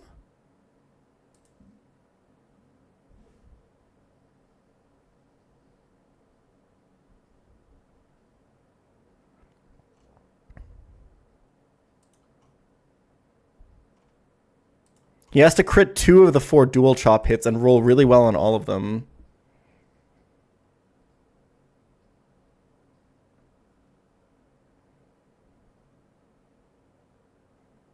And he has to roll dual chop on the switch in the first place. Lock it in. That's a really good start to this fight. The only issue is you're probably dying to Weavile Pursuit then, huh? So maybe this isn't it.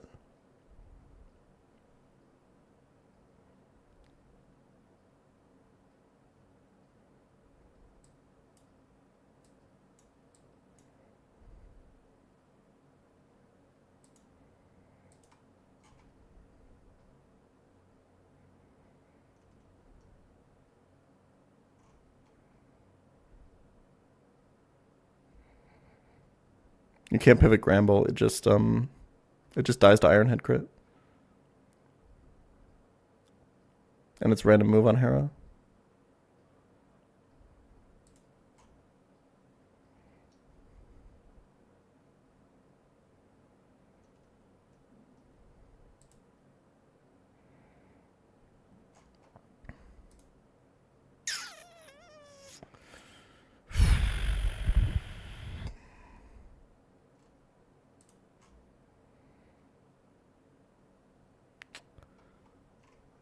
Yeah, I think you're getting pursued here.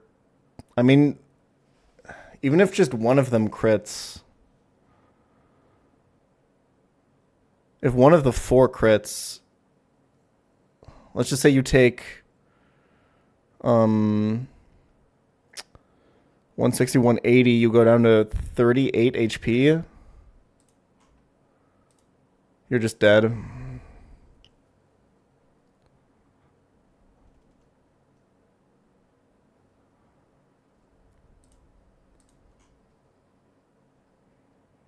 Well, the issue with Torterra pivot is he can just D-dance on the switch, right? Although I guess you could pre-damage Torterra.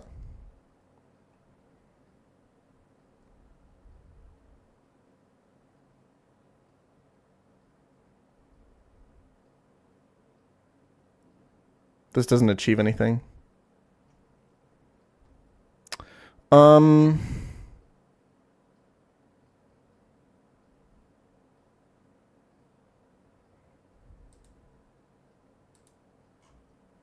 Like, Citrus Berry would kind of help because, like, he has Unnerve, right? So it doesn't proc. But as soon as he dies, it procs and then probably heals you out of pursuit range. But the problem is you need the damage boost. Icy Wind obviously doesn't make him slower. Like,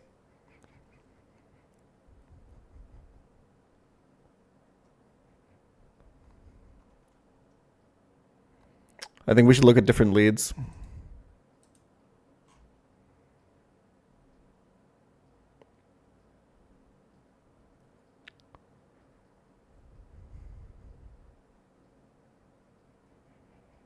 I mean, Hamilton just loses to Dark Pulse Flinch, right?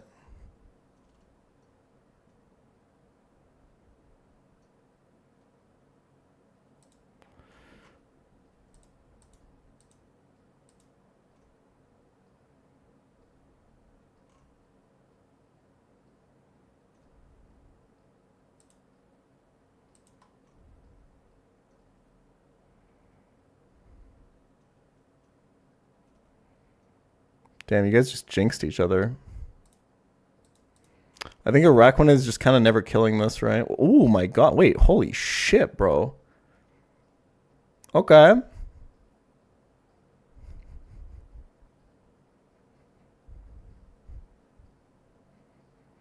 That's actually really fucking good.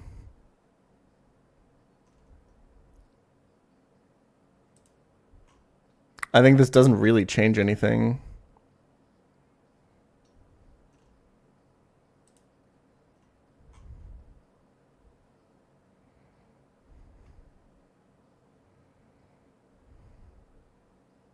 Water bubble goes crazy. It's a lot of damage. But I mean, you're tanking 2 tri attacks. It can't burn you, but it can still para or freeze you, so you need to go lum. You can die to double crit, I guess. And then like you're at like random amounts of damage. It's less likely to bait a random move from Haxorus, but I guess it probably never baits Ironhead at least, so you can do the Grand Bull pivot. But not really. Because how do you get him... Oh, you see slow kill, so you can't Dragon Dance on Grand Bull. Leech Life into Liquidation barely doesn't kill.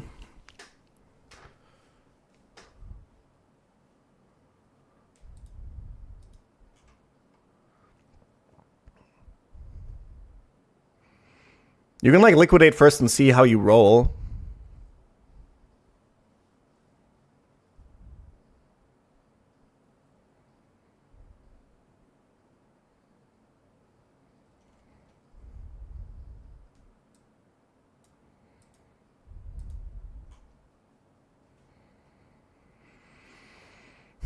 Icy Wind Haxorus. So I definitely see one issue with it, and that is if you kill with crit, you're getting killed by Weavile. Although you could go Citrus if you do this to give you insurance. After 2 dual chops, though, you're kind of baiting random move again with Walrein. So, not amazing. Unless something switches into random move. And outspeeds at -1. I'm kind of looking at Basculegion here. How much is this damage? 57. You got to do 43. But Basculegion probably also just get pursued, right? God, I fucking love this song. Oh.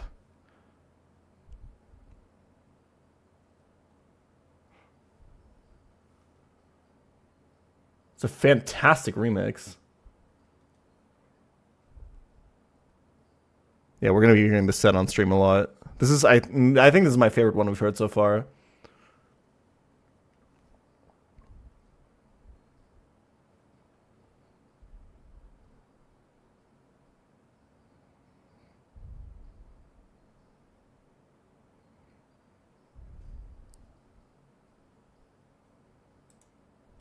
What speed does he go to? Like 101 or something? 104?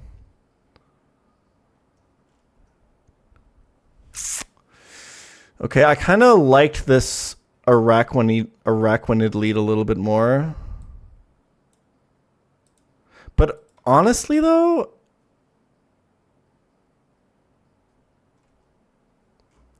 getting non-dual chop on the switch-in for Walrein isn't even... Well, I guess he's also -1. So you're way less likely to be in Weavile range, right?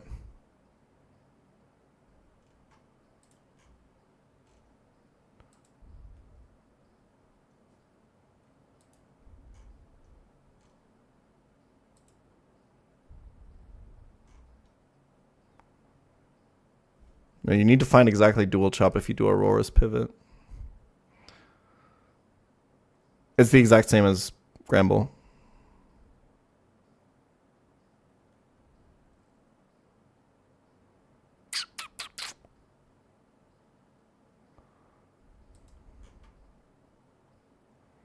Problem with Basculegion is that he can D-dance.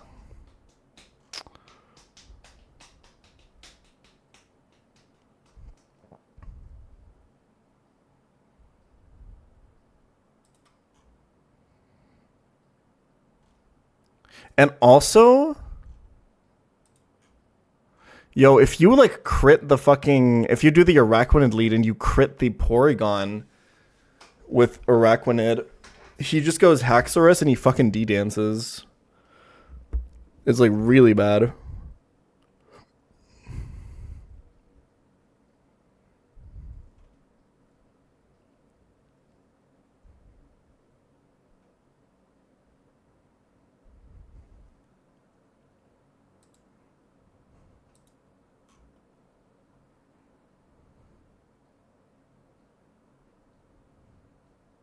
The Caracosta backup looks pretty good, actually.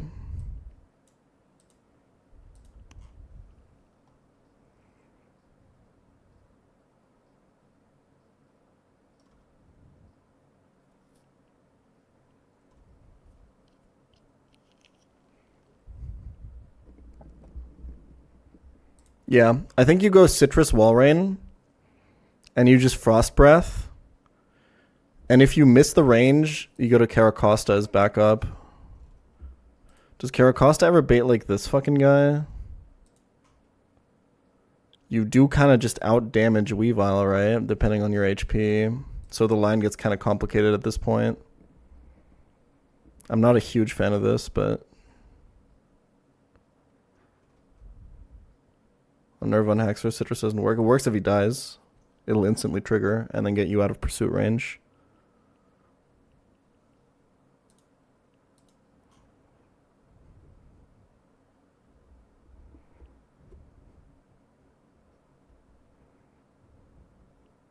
But I mean, Costa can just come back in later. You just have to make sure to... This is actually pretty dope. You just have to make sure to kill Slowbro with something that doesn't bait pursuit, and I think then you have it, right? I think this is actually pretty free. Dare I say?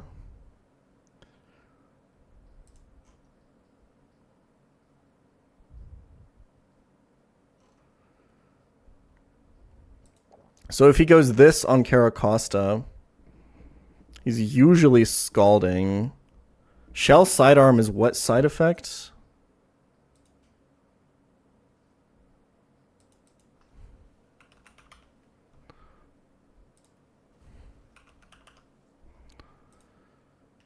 %20 to poison.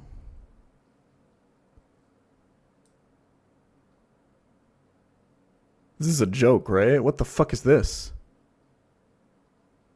Oh, it just goes... Oh, I understand. It's either a physical or a special move, depending on your stats.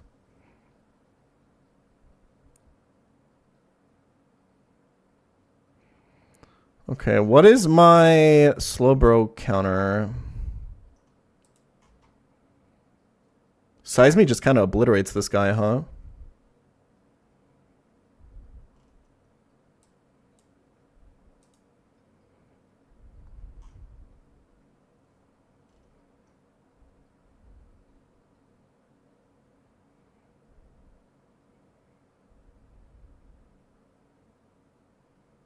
Okay, I think I have a 4-mon fight.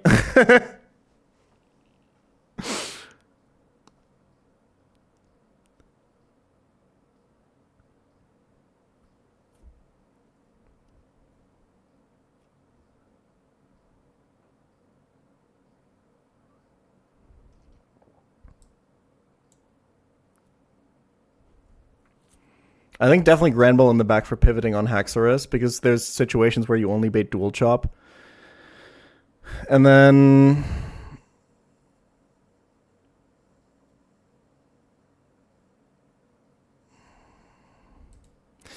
I feel like maybe if Seismitoad somehow gets too low during this matchup for some fucking reason, and you're scared of pursuit,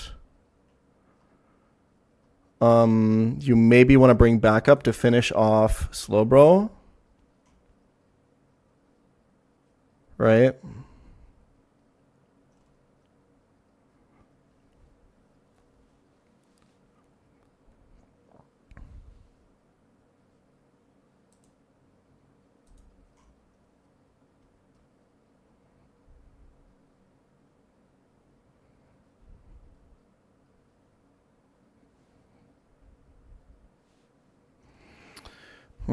Okay, so the thing is,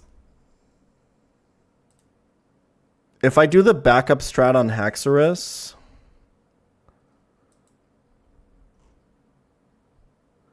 If I do the backup strat on Haxorus,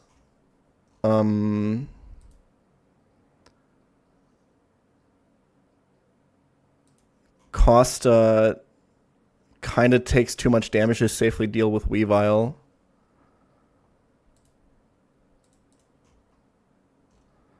So I should probably look for another Weavile answer.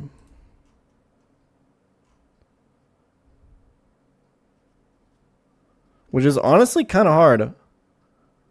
Because, like,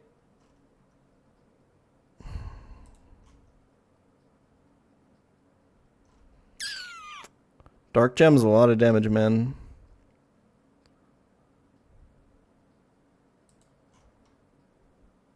Well, like, you have to make sure you don't switch into triple axle with me and Xiao. And presumably this is in a position where Walrein is already kind of low. Like,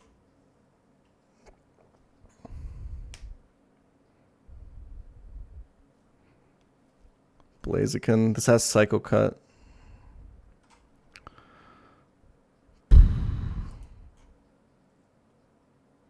But honestly, doesn't do that much damage with it. But it's... Yeah, no. I mean, you're dead to crit if you find knockoff or anything, really.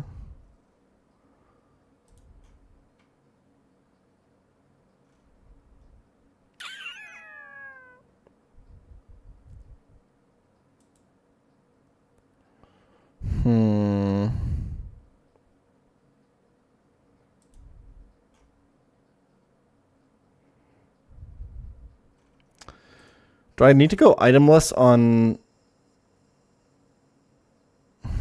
This is kind of hard. And there's a pretty good chance that Seismitoad baits... Like, how does this matchup go? You're taking, like, 3 hits.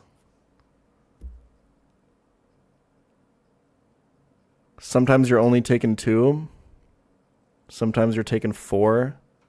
You kind of need to go, like, Citrus Berry. And this is, like, usually random move Weavile. Hopefully not Pursuit.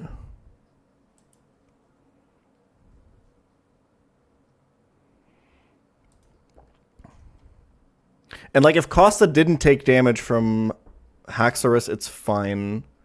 But if he did, I think I need backup.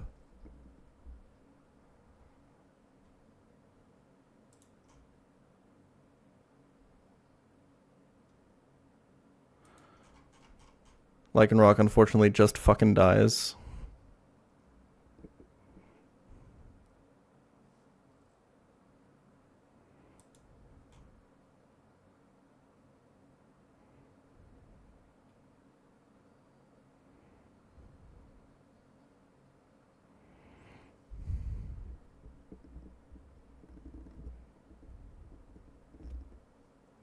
If it's consistent triple axle... Or if it's consistent knockoff... I don't know.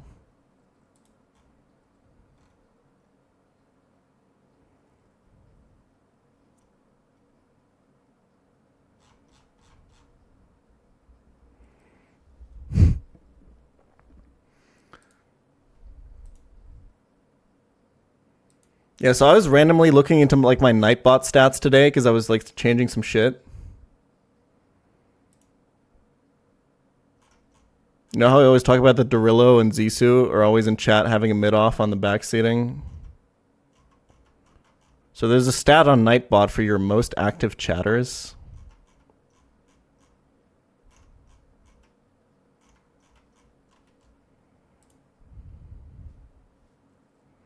Guess who's number 1 and 2? Shaq and Kobe, baby.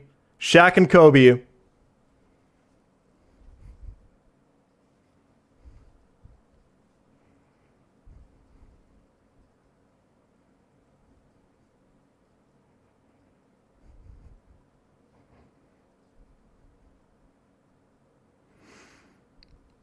My boys.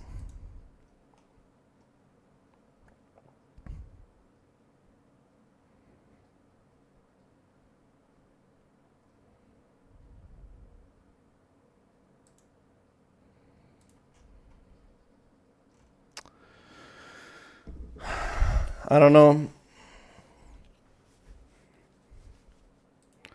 Like, in the worst case, this is switched into, like, an aqua tail. Or some shit.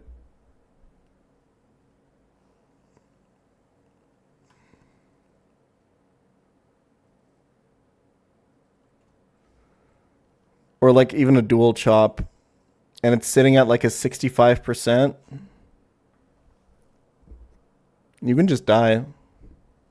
You need to be full HP if you want to win this matchup. You have to go no item, I think. Okay, maybe we need a different Haxorus line.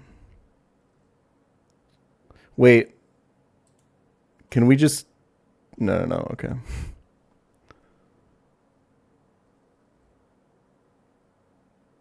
Is there anyone else with priority we can switch into? Hammy is way too dangerous.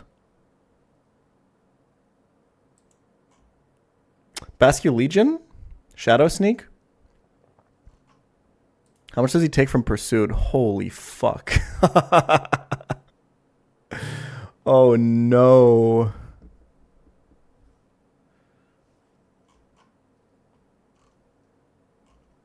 Disaster. Okay, we need a new set.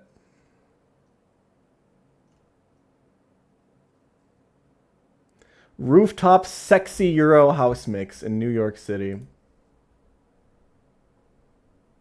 What makes it sexy?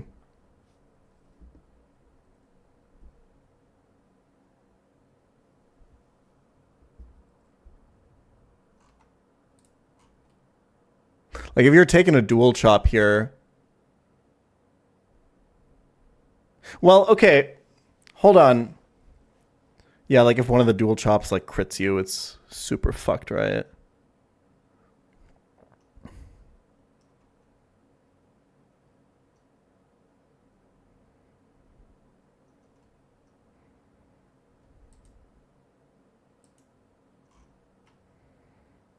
Araconite's taking a lot of damage from Weavile, my friend.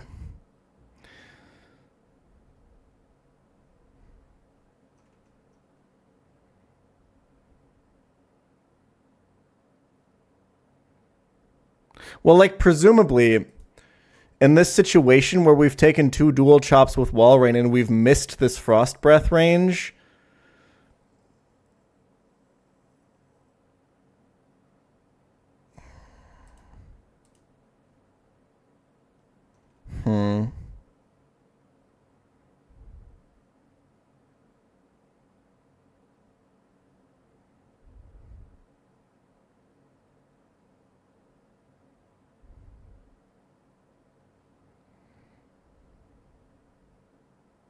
You're baiting, like, random move.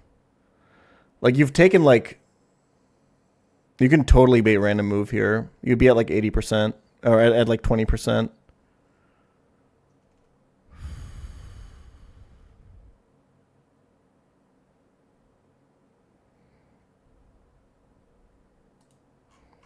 The whole thing is, like... We can't have Walrein getting pursued.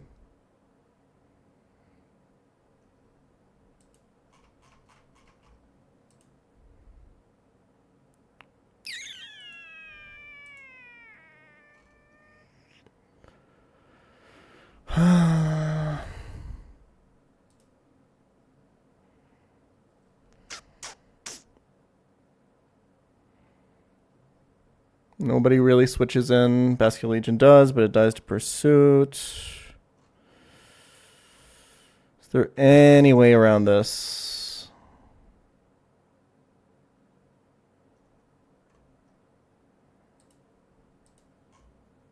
I can't possibly go Excadrill.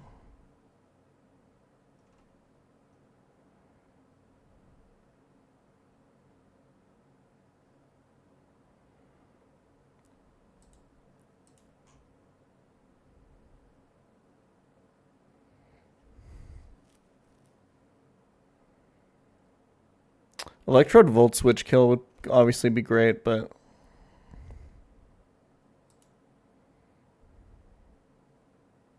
So, okay, what kind of likelihood are we looking at here for, like, random move? So this is going to deal, like, 40 to 48 to me.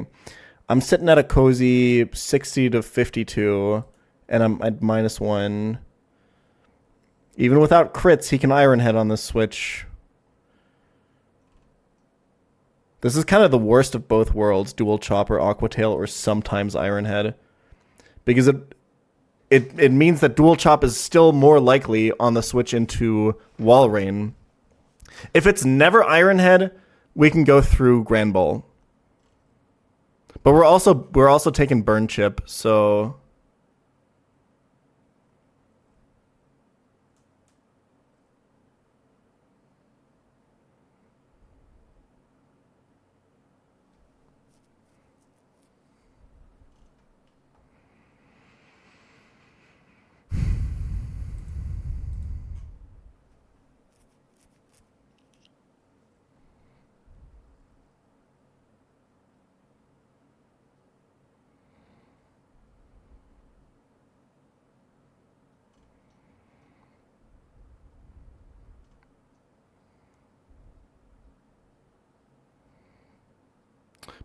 but even Bascule Legion doesn't consistently I mean, Bascule Legion, he could just D-dance, right? If I do Bascule Legion first, I have to do it after I do the Wall Rain shit.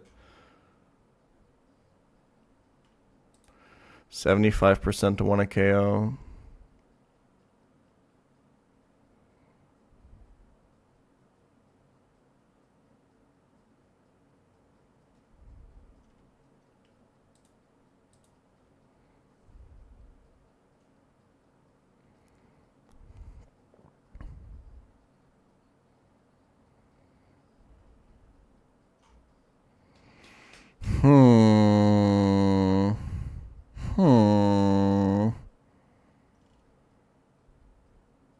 Yeah, the unfortunate thing is that I need just a little bit of damage boost to kill PZ. This would be quite a bit simpler if I didn't. Because then I could just go Citrus on Hera. And then I'm never baiting Iron Head, and then I can go through Gramble, and then everything is solved. The damage ranges are just a little bit off on all of these matchups. Why not Citrus on Whirling? Because Axorus is Unnerve. So the plan is Citrus on Wall Rain. That's the goal. And then if you hit this Frost Breath range, you just kill him, and you should be healthy enough to be fine, because then you kill him, and your Citrus Bear instantly procs and heals you out of Pursuit range. But if you don't hit the range, then what do, right? Because now you've taken 2 dual chops and you're baiting random move. That's the problem. And yeah, I can go to Caracosta and then kill him and then bait. Is this even? Yeah, this out damages if you've taken 1 hit from Haxorus. I mean, it always out damages, right? And this like never out damages unless you one shots, I guess, which shouldn't be possible.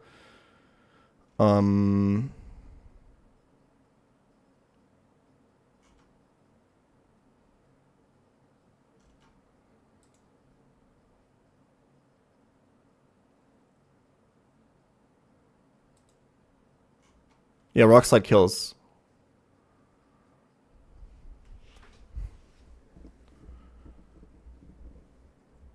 It's not about AI doesn't care if he gets slow killed. That's not a thing. But it's about the fact that like I've taken a hit from Haxorus. Most likely, I'm sitting at like, I mean, worst case at like 60%, which he can't get there even close.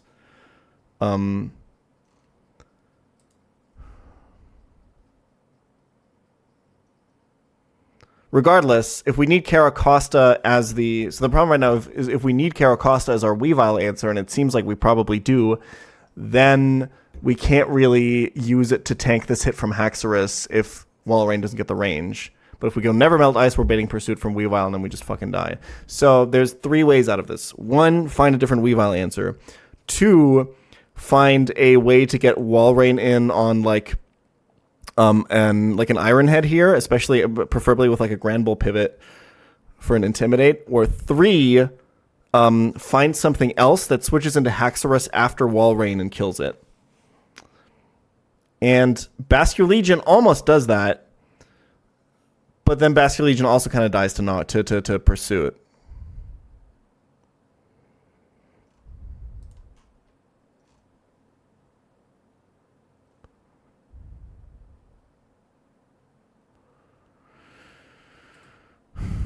We can look at Icy Wind stuff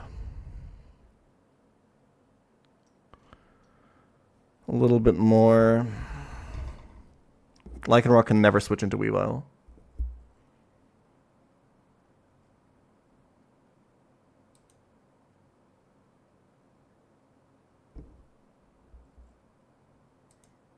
Zato can never switch into Haxorus. Look at this shit.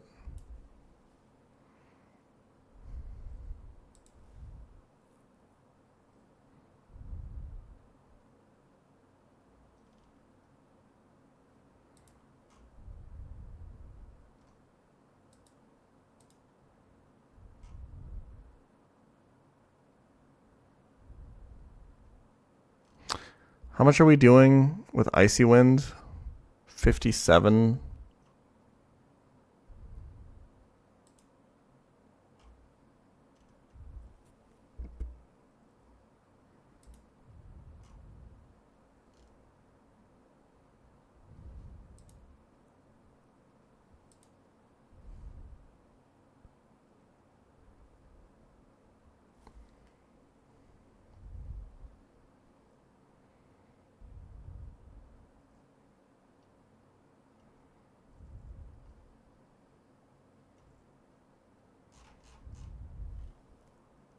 We have like a full slot. It's like it really shouldn't be that difficult.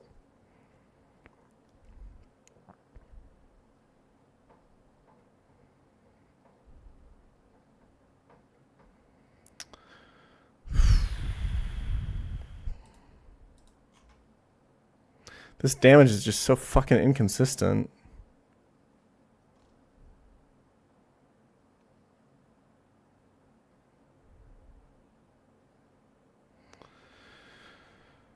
Maybe we look at a different lead. Or maybe we don't do that.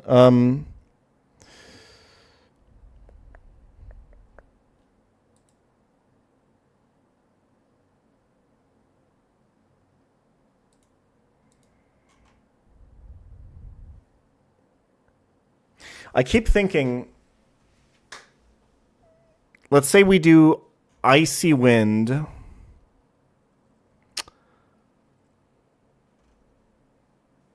Do we show, if we Icy Wind, do we always show kill? I think we always show kill with Bascule Legion after, right? Yeah. Can we go Bascule Legion after Icy Wind?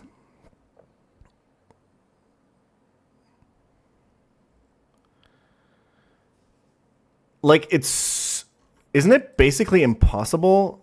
Yeah. Because Bascule Legion then always gets dual chop.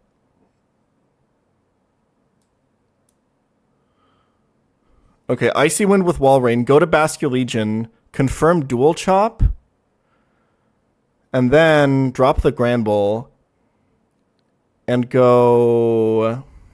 How would I like to kill this? Because if it's consistent dual chop, we have a lot of options.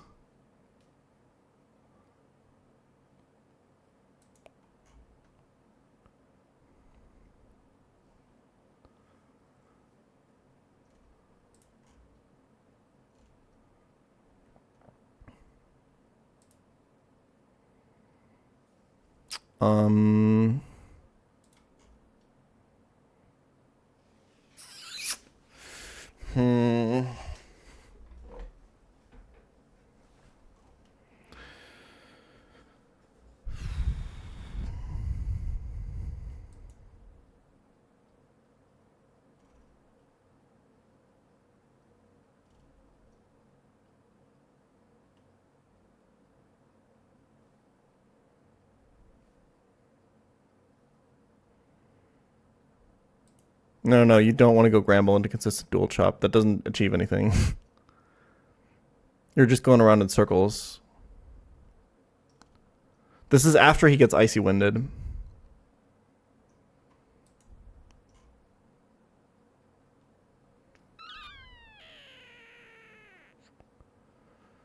Okay, could you maybe go...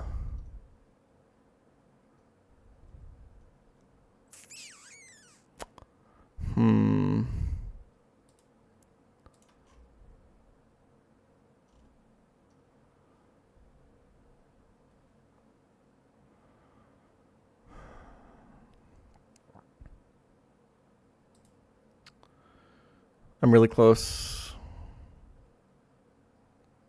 Keep going, chat. I'm really close.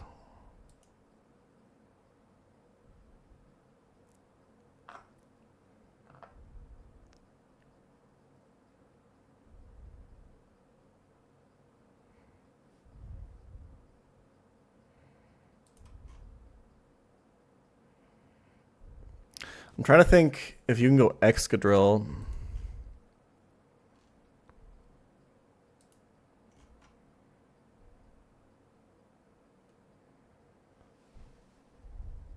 Yeah, you can, right?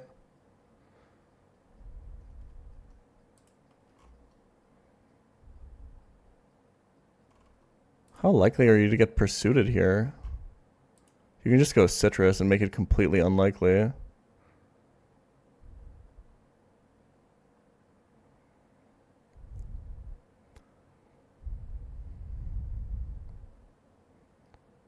I think.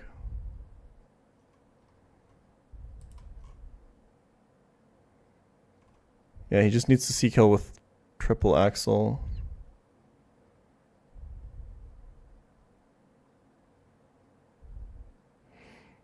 Can't kill with rapid spin.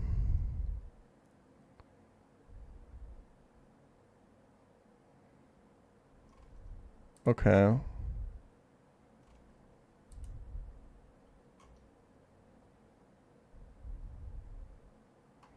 If you kept your Citrus Berry, it's random move, but that's fine. I think I have it.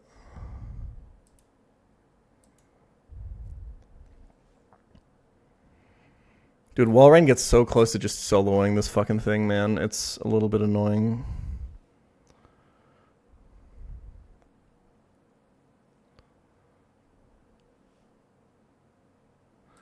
Caracosta on random moves just always beats this, right? I guess you could just get double knockoff crit and just die, huh?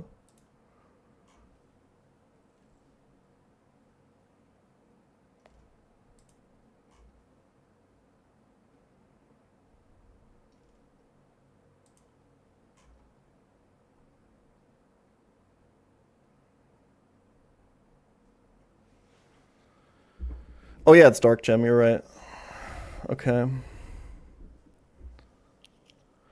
Okay, I think this is it. Kill Porygon, bait Haxorus, go into Walrein, Icy Wind him. He's -1. You go Citrus Berry in case you kill him with crit.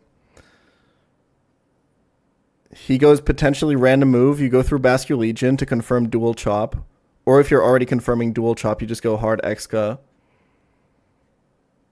Take 28 to 33. Citrus actually never procs if you come in on dual chop. So...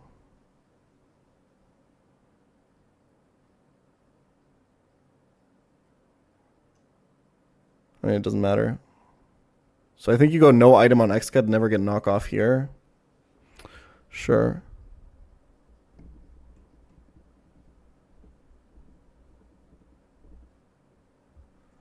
Would it be worth 3 scales? It's a 3 scale minus attack arena to get adamant nature. It depends. I mean, if there's a fight that you can't solve without it. It just kind of sucks to encounter a fight down the line where you would have needed it and then you don't have the 3 scales anymore, I guess. But that kind of means you need the scales for something else. Honestly, I probably shouldn't have scaled the special attack on Electrode yesterday. I was just like, I'll do this anyway at some point, but...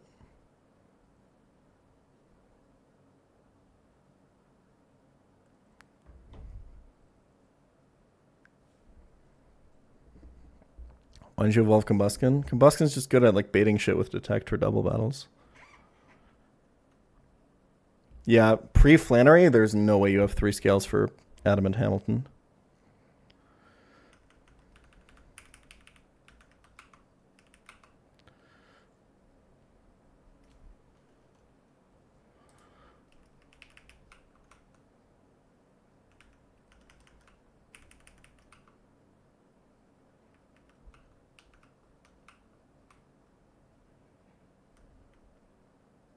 It was a pretty impulsive decision, if I can be real. The electrode scale. Oh, this is kind of an ugly line. It would be way more clean if some damage ranges just worked out a little bit more. Either if Heracross had the kill on Porygon without damage boost, or if Walrein had the kill on Haxorus without damage boost.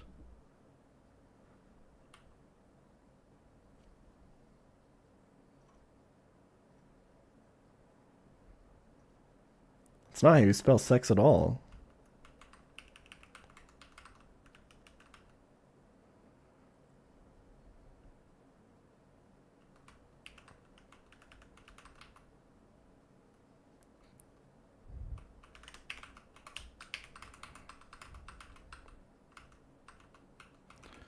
Okay, so you need black belt. I think, yeah, let's just go black belt.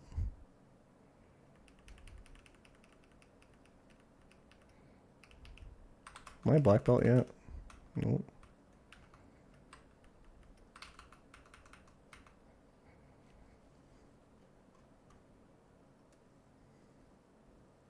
I guess that's what they meant in the title when they said that the mix was sexy. We're on this one together, boys. I'm not changing it. We've got like 50 more minutes of this.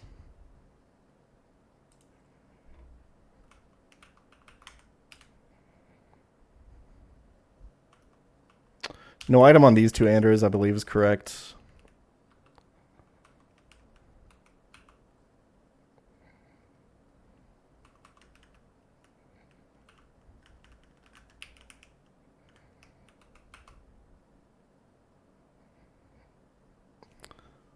I just, like, why do they put the samples of the people moaning?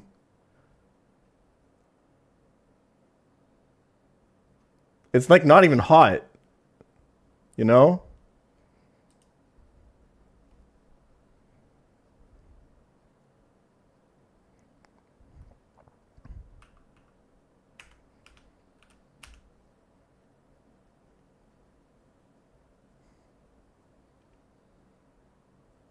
Is it even people moaning? I can't even tell anymore.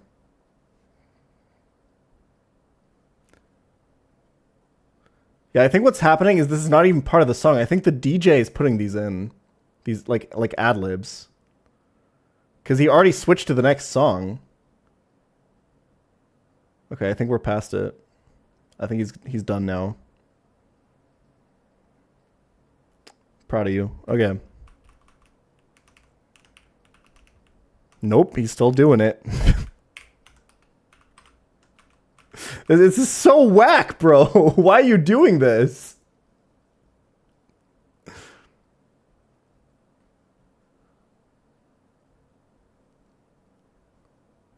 I can see him pressing the button when he does it, and he feels like he's so cool doing it.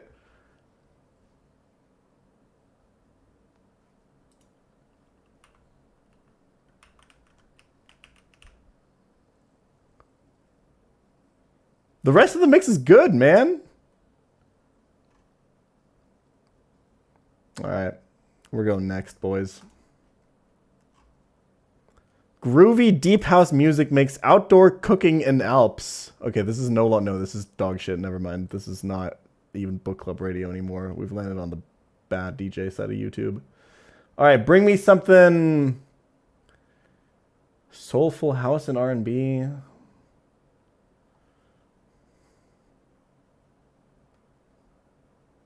Dreamy progressive house mix in a New York loft. Oh, this is the same guy. Fuck. Well, like, the mix was good. Maybe the word sexy isn't in the title anymore. That means he's not going to put the fucking moaning samples in anymore. Trust. Trust, boys. Let him cook. Give him another chance. I didn't need any pre-damage or anything, right? Anyway, this is for later anyway. Okay. We're going to listen to this while talking about Bolt Beak Bug. I'm so excited.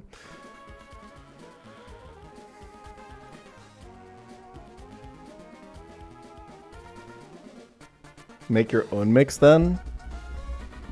I've been thinking about it. I've been thinking about getting into DJing, but the problem is I can only ever have one obsession at once, and right now it's just run and bun. I can't like deep dive into a hobby. Or rather, I can only deep dive into hobbies, and I can only do one at the same time. Or deep dive into anything. If I'm like super obsessed with work, like I am right now, I can't fucking pick up like a new hobby.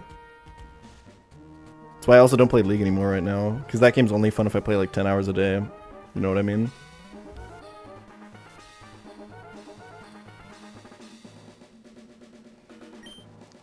What's probably going to happen is after I beat Run and Bun in like 3 years, I'm going to disappear for like 2 months to chase some other obsession, either like League of Legends or DJing or something. I don't know, we'll see. Too early for that. Let's focus on what's ahead, and that's not even beating Run and Bun, it's beating Team Aqua Grunt Weather Inst number 3. I think our line is really ugly, but I think it works. It just has to account for a lot of stupid shit.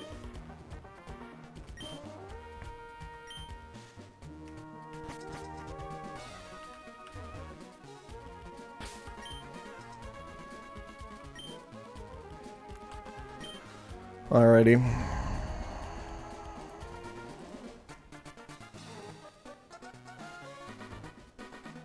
I think we should be Gucci, right? Yeah, we're okay.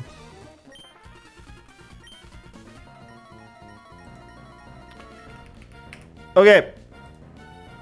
This fight's kind of annoying. It's only 4 Pokemon, but they're all kind of cringe. The puzzle of this fight is basically to deal with this Haxorus in a way, the Haxorus in the back, in the way that doesn't bait Pursuit Weavile that's all the way in the back. Pursuit is the Dark Gem Pursuit Weavile is the threat. So this Porygon-Z has download. It downloads attack as we have higher special defense than defense. So that's why Heracross is really good here. This has a Chople Berry, but we just don't give a fuck about that.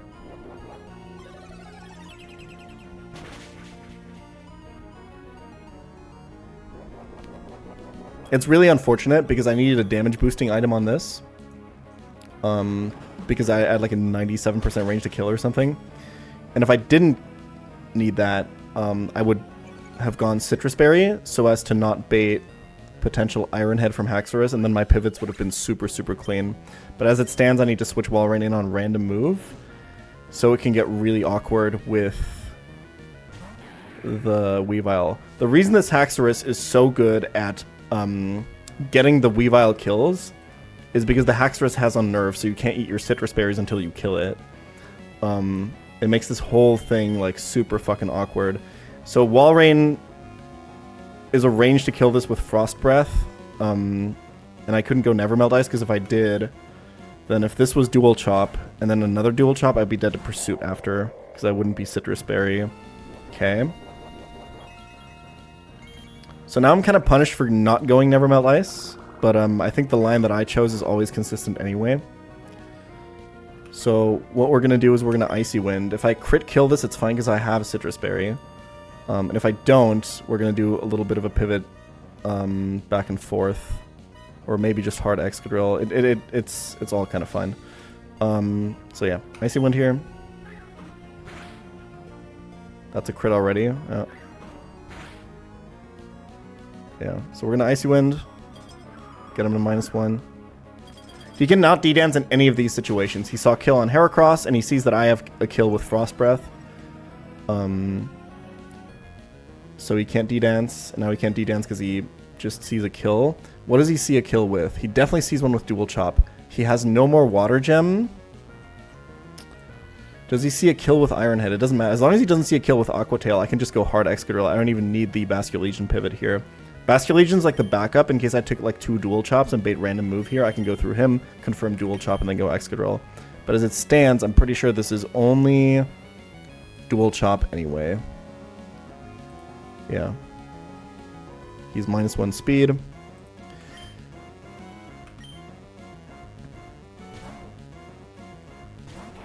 So usually you gotta use like 2 Pokemon to kill this Axorus somehow without ever letting him Dragon Dance. That's kind of the hard part. Okay, he's -1, so Excadrill's faster. We're gonna kill with Earthquake, and then we should be baiting exactly Weavile and only Knockoff. Or only Triple Axle, rather.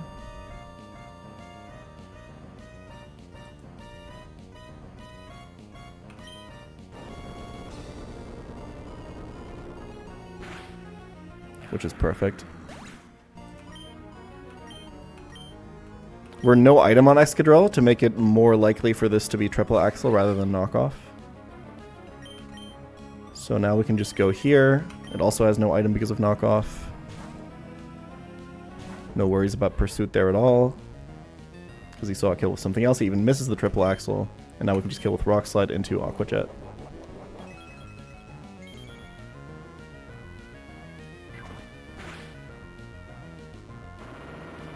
This fight was a lot harder last time around. That works. Good shit, Caracasa. He's doing business! Okay.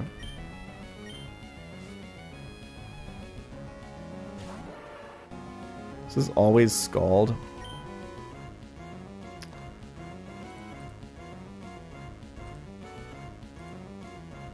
I'm dead to Scald crit burn, so let's just switch.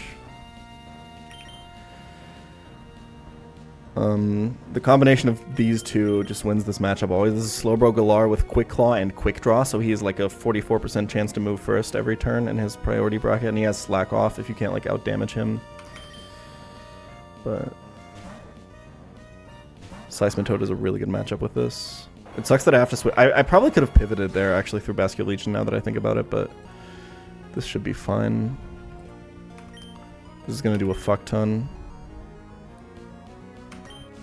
He gets the Quick Draw. Gets the Scald. I'm Citrus Berry. Burn is fine. I'm using a special move.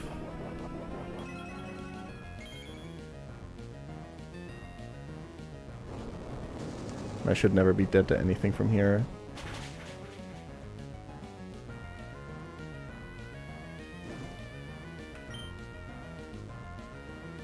Should we get a Boom Burst kill, guys? I don't think he can Slack Off, right?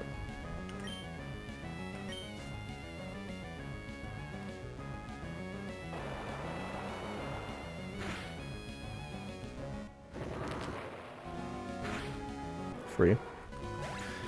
Okay, so that fight was actually not that bad at all. The next one's super annoying, though. This next fight is super, super annoying to plan for.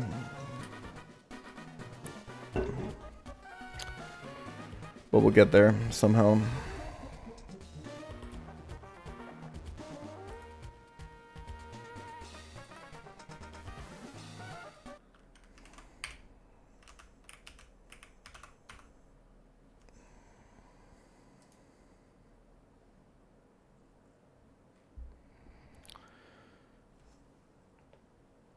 All right. So the meme of this fight is obviously it's a Hail team. The problem is Boltbeak works in very, very, very mysterious ways.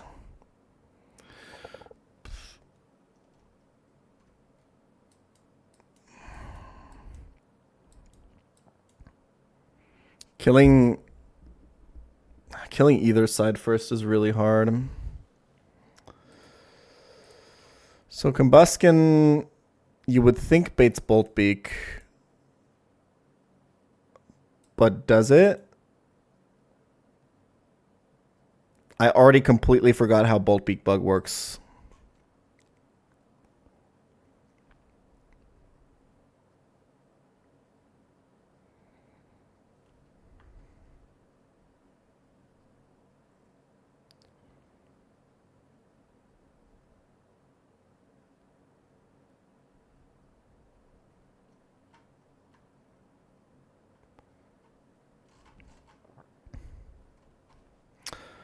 I have no fucking idea.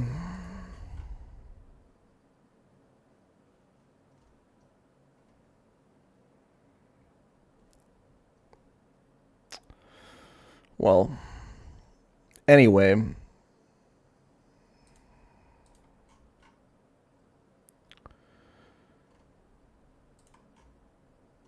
Excadrill seems pretty good here.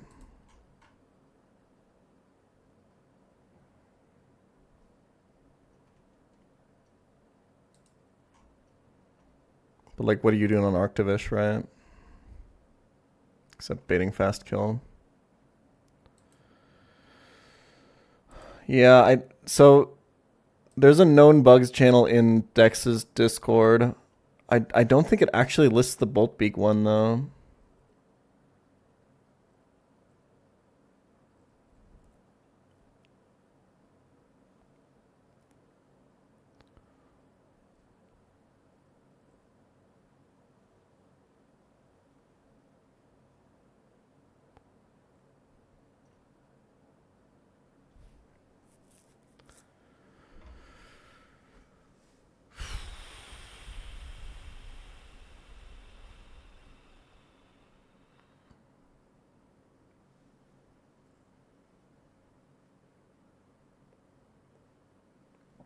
It sounds sick, Sheps.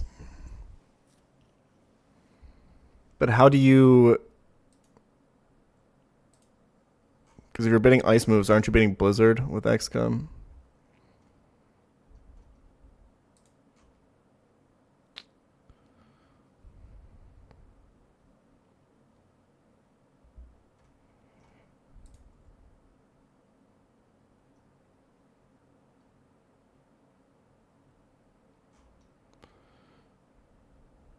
If you have a mon with priority move, it calcs Bolt Beak unboosted against that mon. Okay, so Combuskin is actually not going to be dead to Bolt Beak here.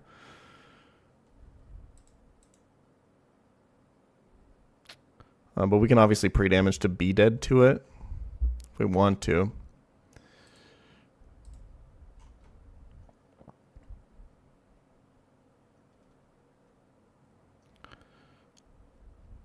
Get rid of quick attack. I don't think I want to do that. I think I keep that move.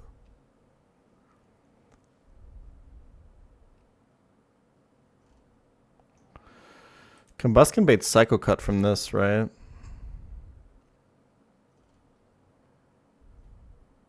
Okay, I think I can do a pretty similar setup here.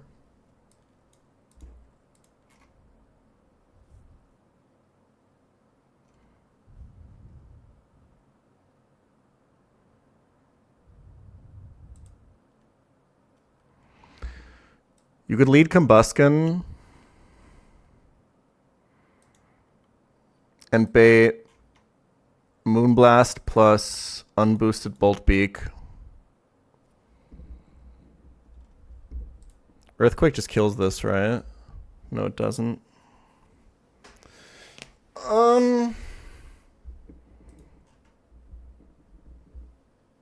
Yeah, this Excadrill fucking sucks shit. I think we can afford to go soft sand.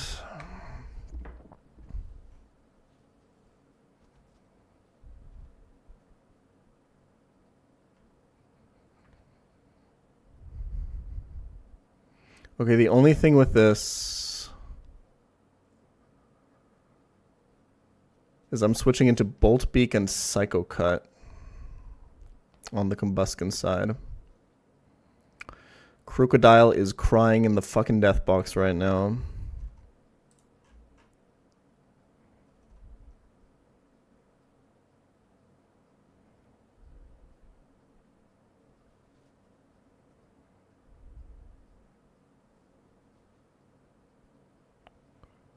I mean, Rhyperior could do it.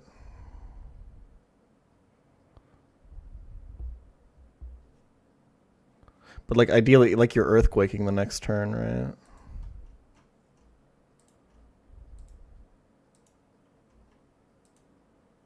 Oh, fuck. This Exca is so dog shit. It actually doesn't outspeed the Arctozolt at +1. Okay, so this doesn't work. Okay, this is finally a fight where the Exca IVs, like, super, super matter. They matter so much here.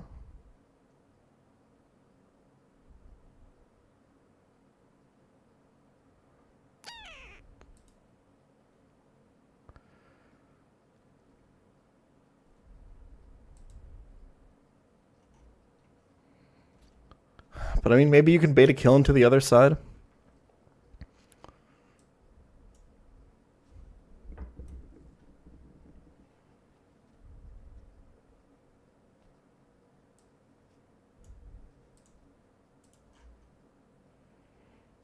It's kind of doable.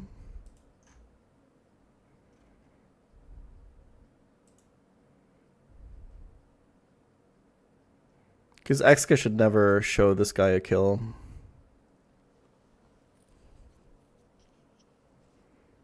So maybe it doesn't matter that we're slower.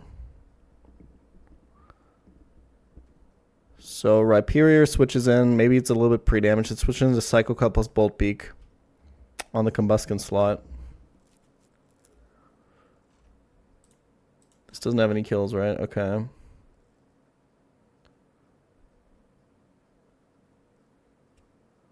Oh, the only problem is this has Prankster. I don't really think that matters, right? Like, so what? We smoke weed. So we have to switch into potentially Fake Tears. And this is Blizzard. No, we can't do Rhyperior. Okay. Psycho Cut Bolt Beak. Where's Crocodile Man?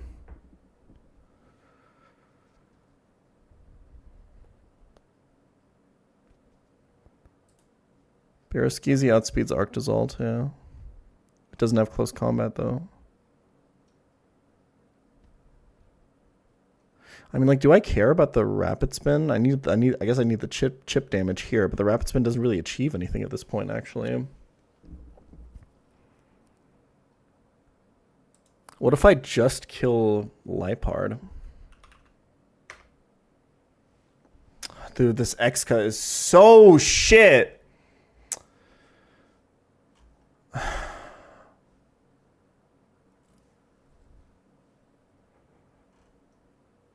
Sorry.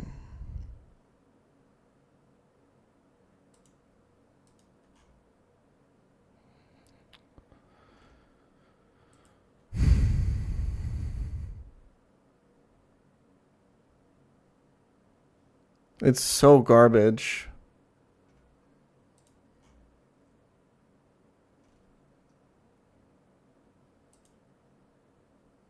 It actually so super matters here.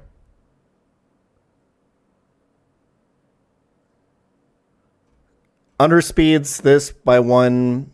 Barely doesn't get the range on this. Barely doesn't get the range on this. Like it's whatever.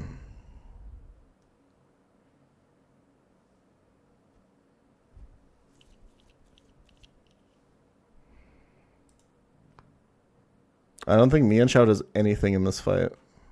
Except getting fast killed by like everything on the field.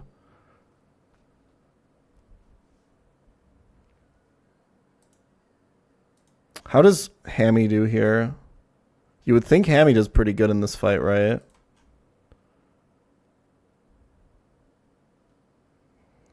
Oh, okay.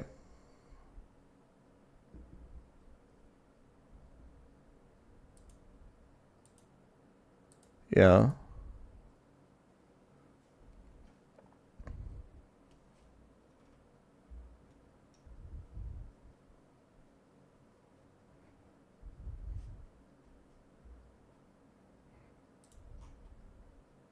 I don't think you rock slide.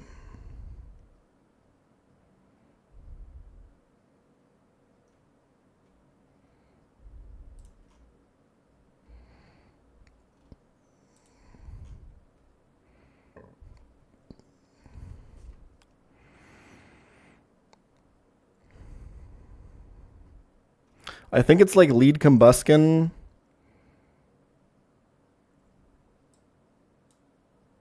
And Hammy. Protect. Flare Blitz. and then Flare Blitz again, and then switch something again into Psycho Cut. Because this doesn't care if it gets Blizzarded. This is also really close to being able to kill this with close combat. Dude, Hammy goes crazy in this fight, actually.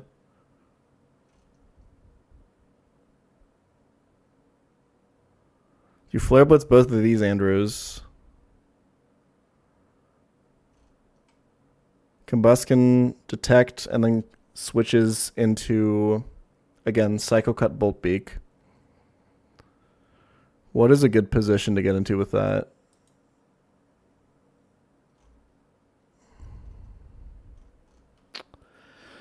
Because, like, ideally you want to be able to kill the next turn from this fucking guy. You could do the Rhyperior thing this time, right?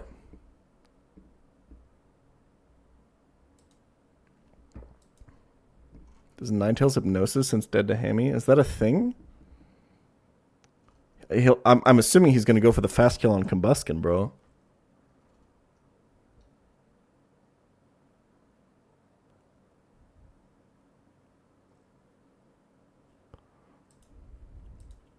Pre-damage to be dead to Psycho Cut plus Blizzard. Bait the Blizzard. And then you want to switch into something that'll kill this after. That's kind of hard. Holy fuck, Araquanid doesn't give a shit about this guy.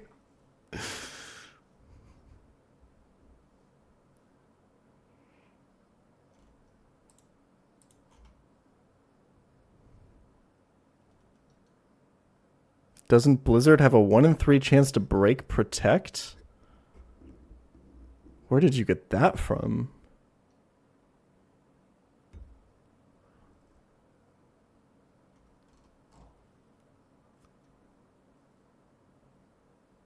This has to be like a reference to something that I'm not getting.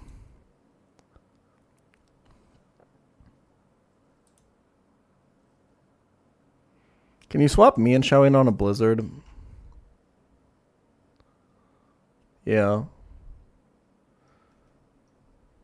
So Detect, could you turn 3, go into me and Xiao, and boosted close combat this fucking guy?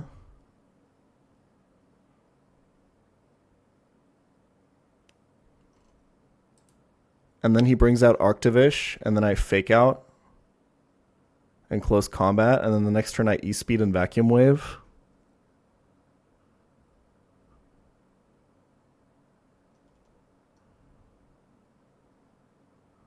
Never mind, it's only in Diamond and Pearl?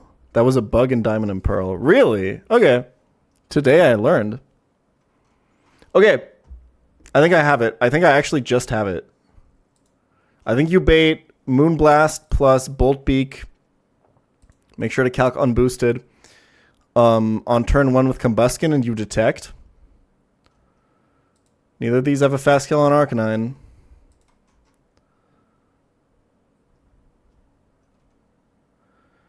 You Flare Blitz the Ninetales. And now Combustion is baiting Psycho Cut and Bolt Beak. Yeah?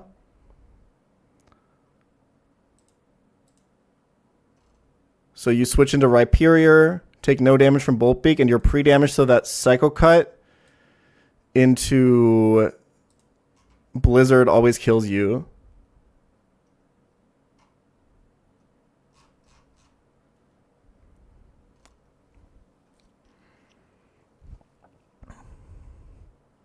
Right?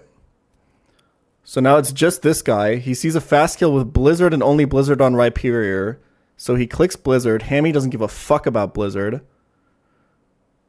I mean, he can get frozen, right? And I need damage boost for this to kill. Oh, wait, I can just kill with Flare Blitz. Does Flare Blitz thaw?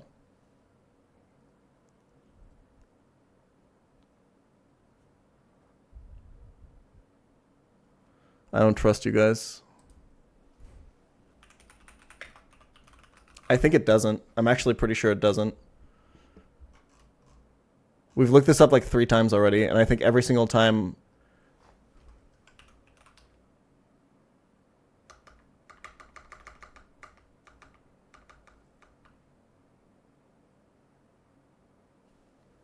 Flame Wheel, Sacred Wheel. Okay, Flare Blitz is part of the list. Never mind. I think there's another one that we always argue about that's not on the list. I forgot which one. Chad is convinced all fire moves thaw. No, there's another one that we always like, Fire Lash or something. I don't remember. Oh, I think it might have been Overheat.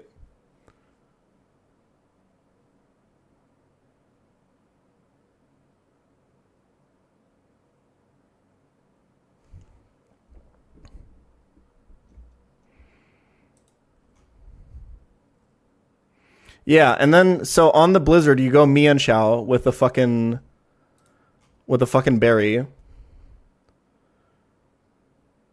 and you don't get frozen.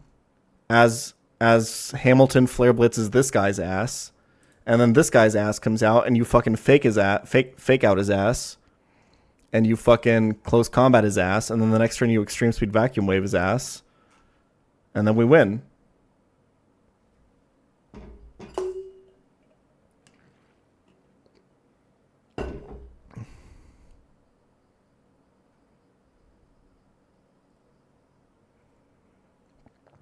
I don't think I'm missing anything.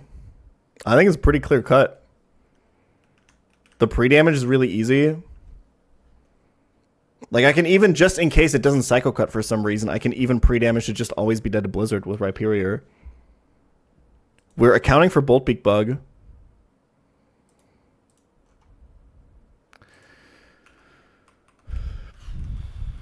I think Combustion level up doesn't matter because of Hail Chip.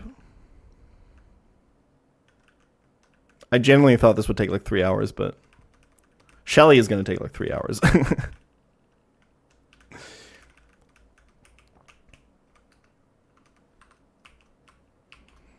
And like Hamilton never even gets close to like fast kill range with like Hail Chip. Well, okay. Let's think about this. How much is Hail Chip is 6.25 per turn.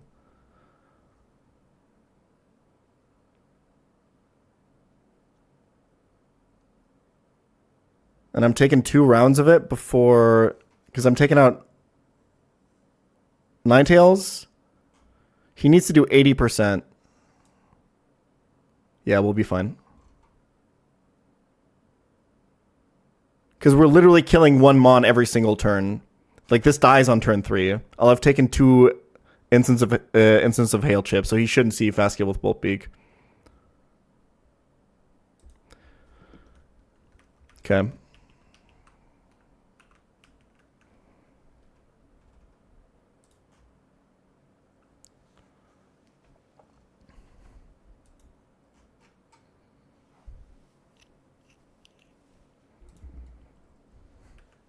I actually don't need an item on Hamilton.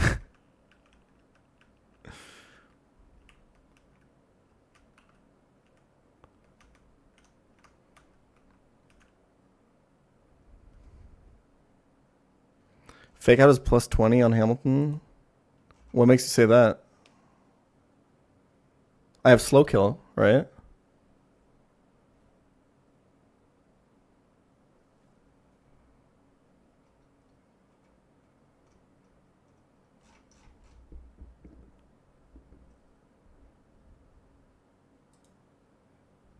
Pre-freeze for the Flare Blitz meme.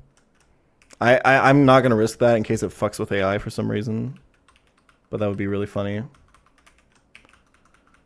I think actually nobody needs an item for this.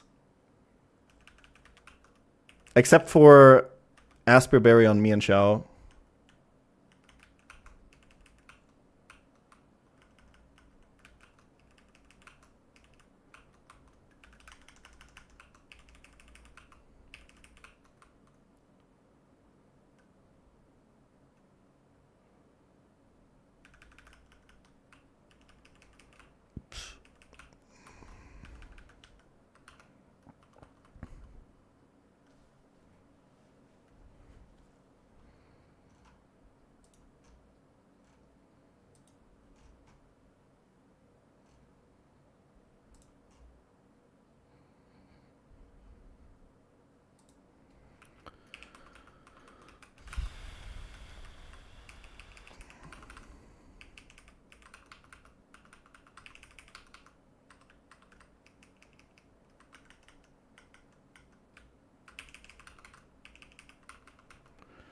Okay. Do I do it? Triple no item? Well, we all know which item Combuskin needs to hold here. That one's very important.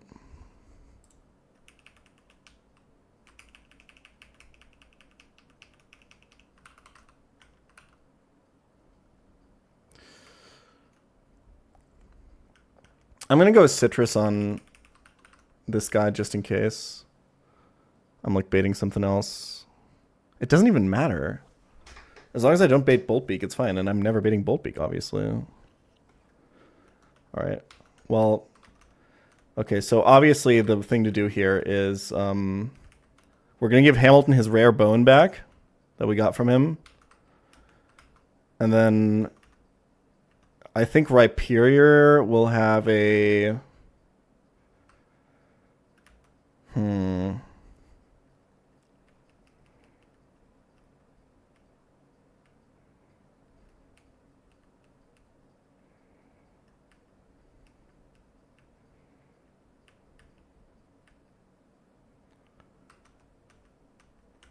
I think a big pearl to flex, to show it.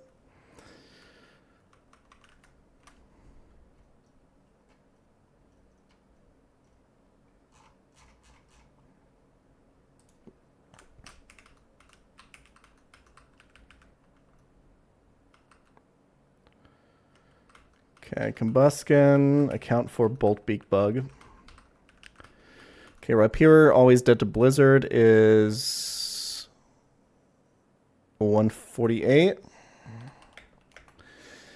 Combuskin with Boltbeak Bug, always dead to Boltbeak, is 111.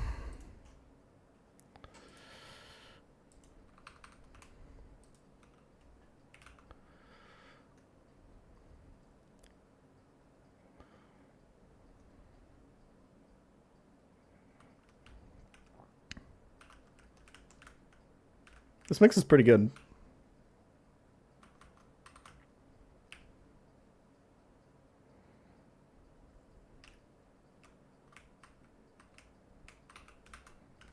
Okay, so I didn't realize how free this fight was.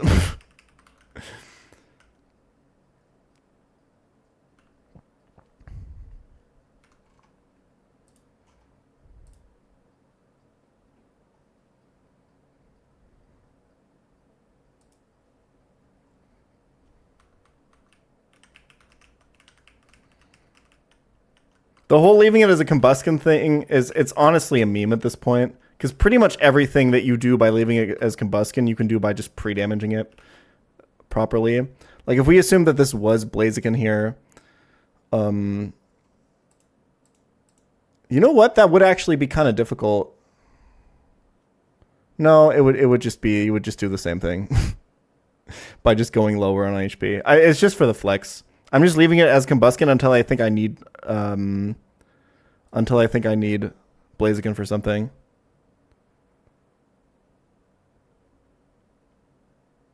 Like, sometimes there is things you can't achieve with pre-damage that you can achieve. Wait, am I about to say a true thing? Am I about to say a false thing? I'm not sure.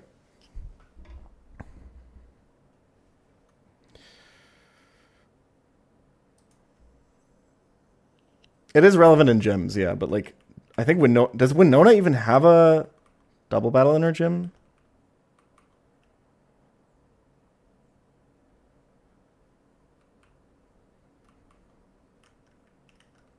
Okay. So we're just gonna say it's for that. Oh yeah, the Oricorios. 1, 2, 3. Perfect. Holy shit. That's actually crazy.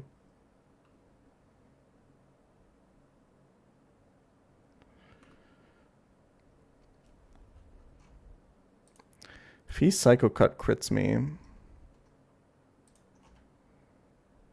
67. I go to like 80.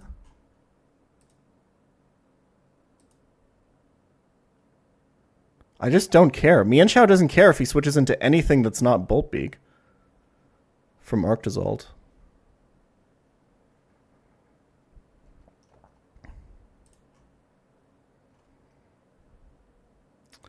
I guess Icicle Crash crit gets a little bit scary with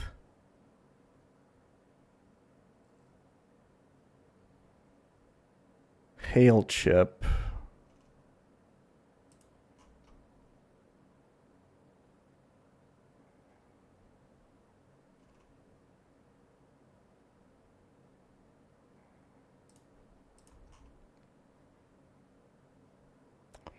Because like I brought him down to always dead to Blizzard, but he technically only needs to always be dead to Psycho Cut Blizzard. And I'm pretty sure it's always Psycho Cut on the switch in. So I think I'm going to heal him by like 30 HP here.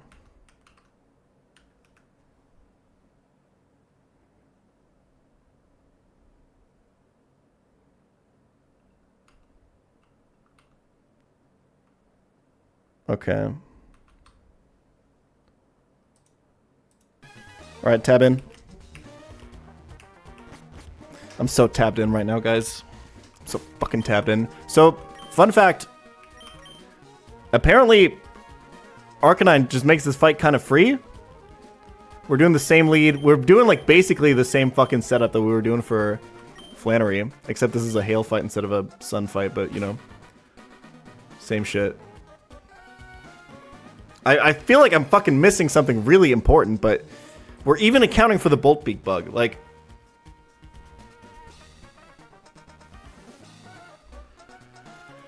I'm so confident that Arcanine is holding a rare bone, because that's his favorite bone, and Combusken's holding his favorite Everstone here. And Rhyperior's got the big pearl for the flex.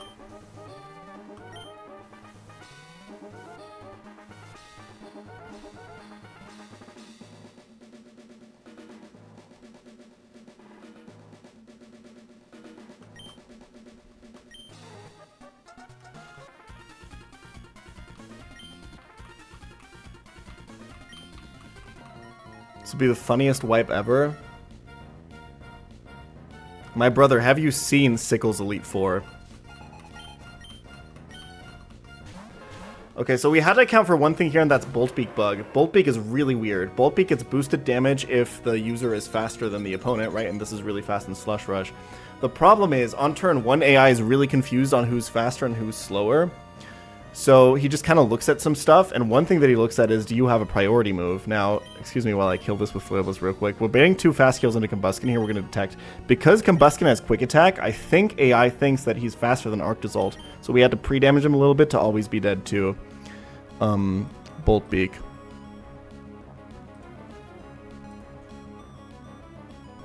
Okay, cool.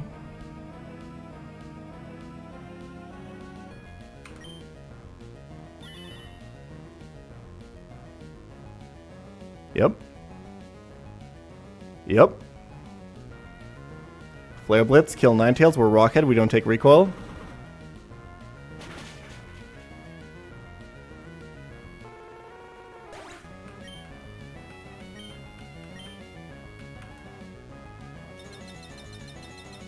Hail Chip is all accounted for.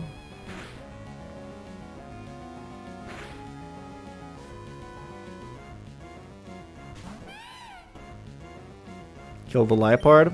He can't fake out because he sees fast kill on Combusken with Psycho Cut, and it still sees a kill with Bolt Beak. Obviously, I think this turn I don't even know. It doesn't matter.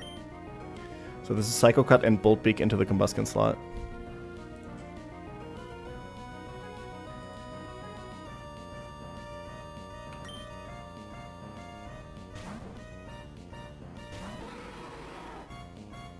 Yep. Psychic Gem, Psycho Cut.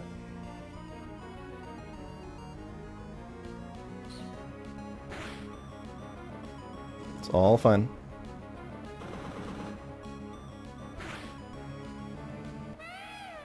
Alright, and now...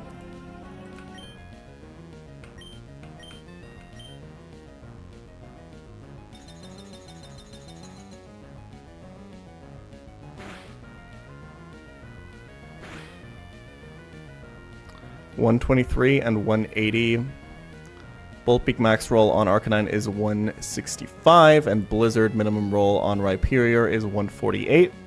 So he's always going to click Blizzard here. We're just going to get another fucking kill. Can I get left guy AI'd here? Be real with me, chat.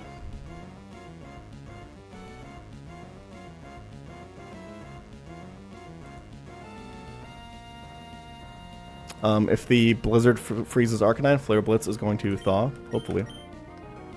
What does that mean? I don't know! People say that that's a thing. That's why I always ask. And then everyone's like, that's not a thing. But then people keep bringing it up again. Anyway, Mienshau's never did a Blizzard crit here. We have Asprey Berry in case we get frozen.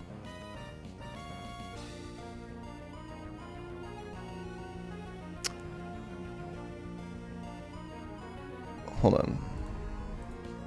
Yeah, it's all good. Okay.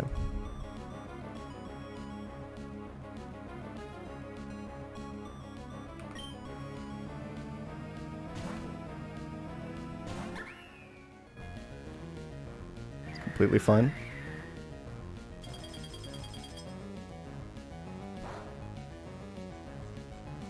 Yep, that's accounted for.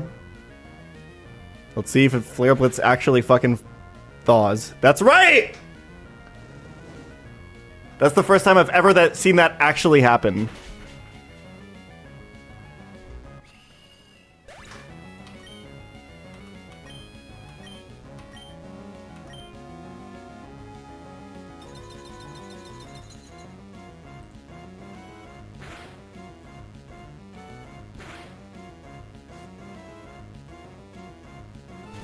That is kind of cool. I've literally never seen that happen. I've never had that interaction come up. Alright, now we close combat and we fake out. That's why Mienshao came in. And Arcanine gets to get all 4 kills.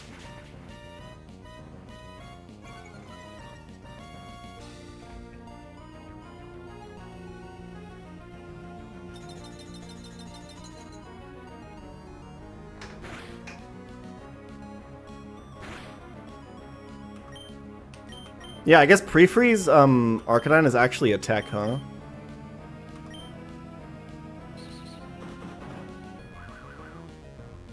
Because like you can switch into like status moves and then thaw with Flare Blitz. Alright, time to plan for Shelly. That one's the actual hardest. So it turns out the first grunt was actually the second hardest battle in here. These other 3 fights were kind of doable. This Shelly fight, though, is notorious for being really, really horrible. I think I have some good tools, but...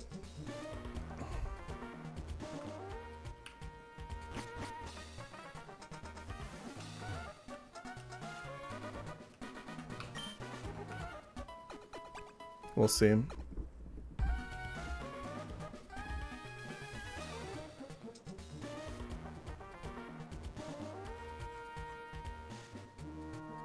Left guy AI and right guy AI is about spread move. One is I see less damage on single target, and the other is I see more damage on double target.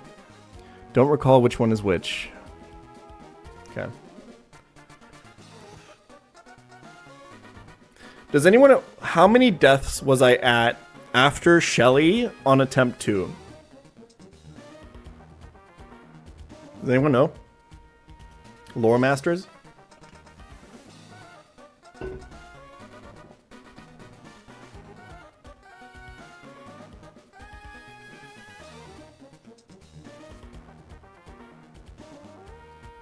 It was like 11? 12? Okay.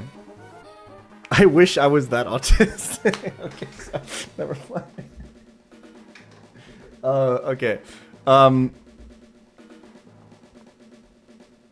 It was 11 on Shelly, 12 on Bridge Rival. Alright, so if I get past Bridge Rival with no more deaths, I think I might have overtaken... Although, it doesn't really count, because I have Casino, I guess. I don't know. That's not really how it works. Okay, I'm going to take a quick break.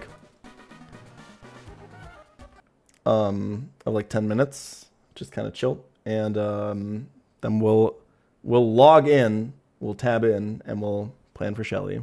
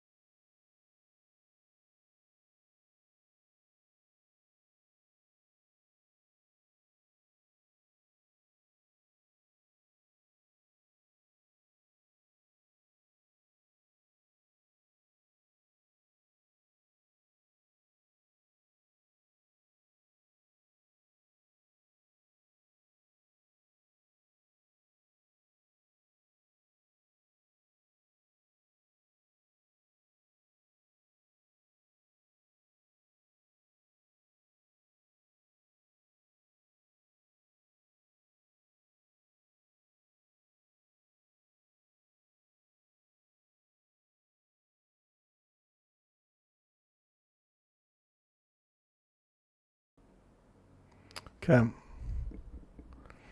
So you know how like every single mon on like these previous trainers had like every trainer fight had like one mon that was like the puzzle that you had to solve, right? So Shelly, every single mon is a puzzle. Every single one of these, you have to figure something complicated out. Let's start on me and Xiao. Inner focus. My first thought is, can I Basque Legion? No item Basque. No,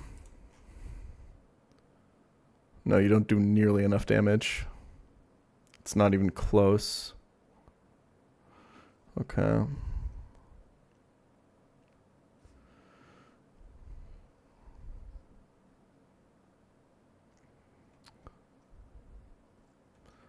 All right.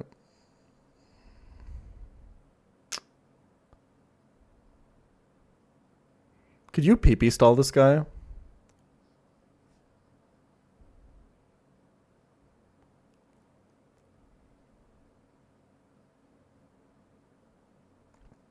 I really have anything in mind that I want to do with it, but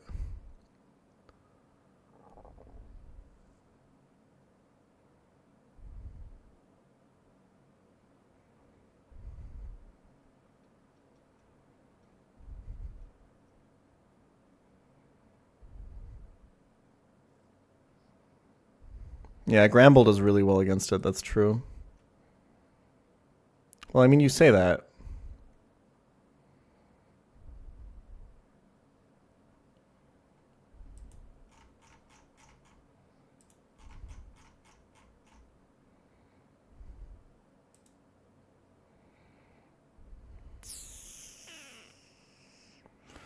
It's a lot of close combat damage. You could lead with Granbull.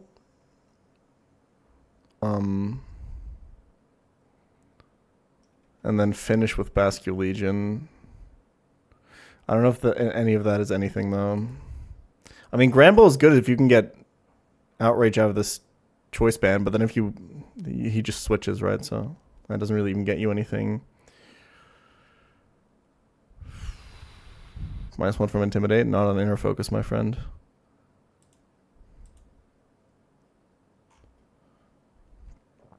Damn, my Mienshao just dies to his close combat. That's fucking crazy.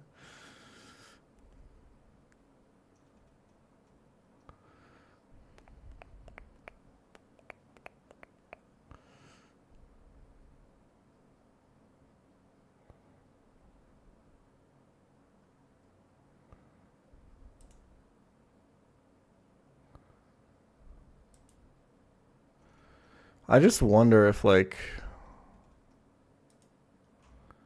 there's probably no, like, insane setup you can do here, right?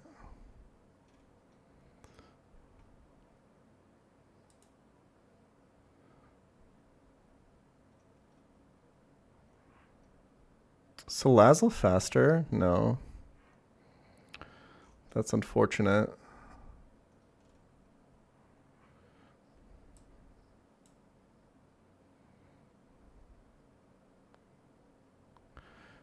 Basque Legion, sorry, Barraskewda is like the only one I have that outspeeds this, along with Electrode.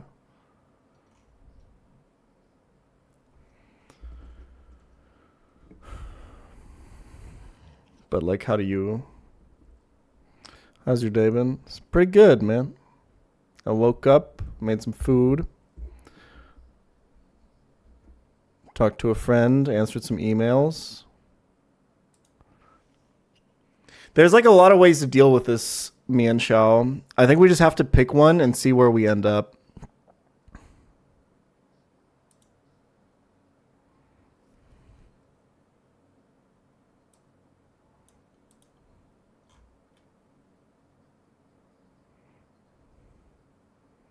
Damn. This guy does no damage to Heracross.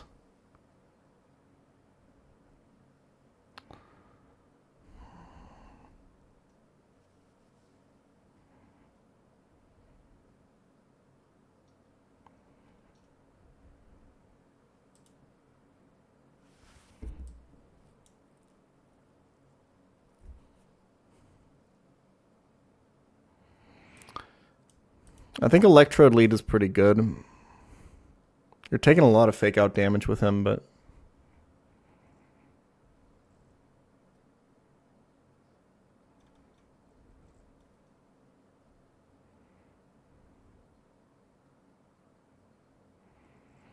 Okay, let's try like Electrode into...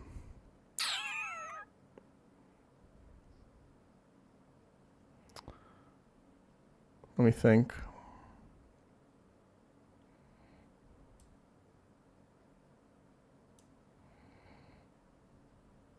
Let's just see where we end up if we do like Electrode Bascule Legion. Does that even kill? Magnet Volt Switch. I mean, you're always bringing Electrode to this fight. That's 42. You can't damage boost because you have to go into knockoff, so this doesn't work. So let's just say we're doing Grand Bull. But I mean, you're...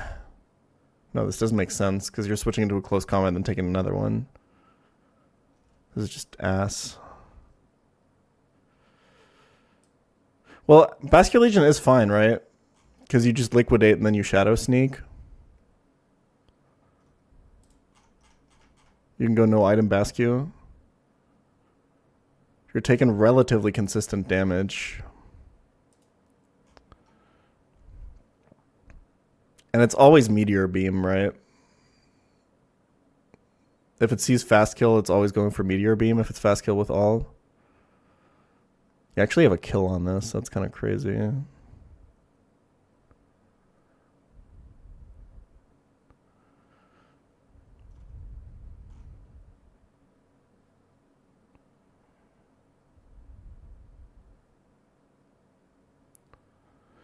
If you do a different lead where you lead with something that breaks the sash, and then like if you lead with like Granbull, for example, and then you sneak him, do you ever bait anything else? Like this would be full HP, which is kind of sick. This would bait always Dragonite Outrage.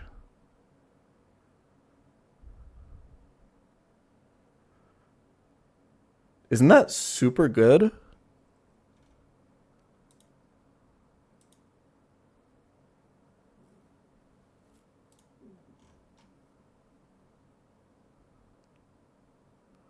That's like one of the main problems for this fight is baiting something consistent with Outrage. Now, obviously, you can't go Granbull because he just switches.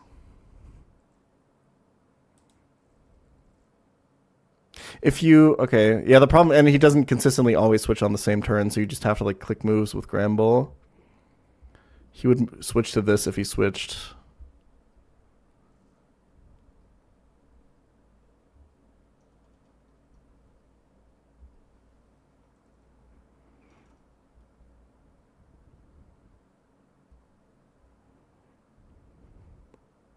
But I mean...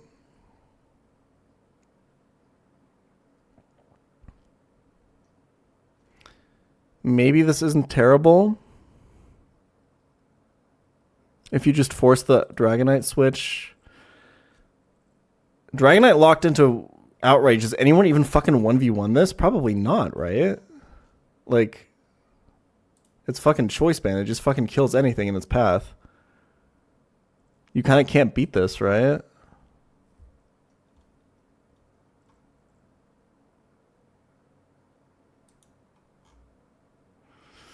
Oh, Corviknight. Yeah, I'm really missing a defensive steel type. It's a really this box is really lacking the defensive steel type and the dark type that I both lost on the Flannery split.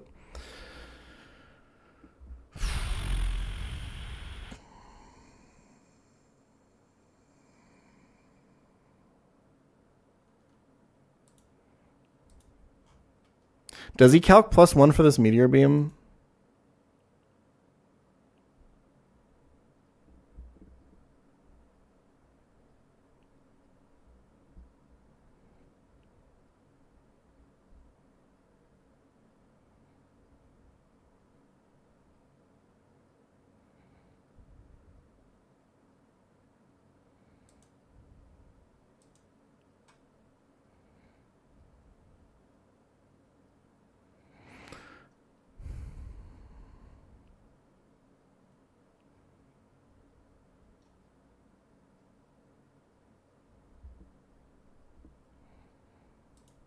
When looking for this kill, does he calc +1 on the meteor beam?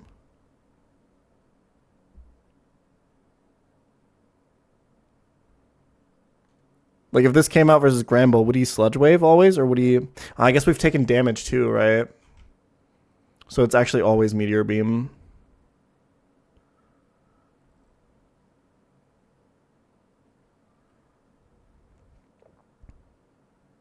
Okay, so this line doesn't really achieve anything.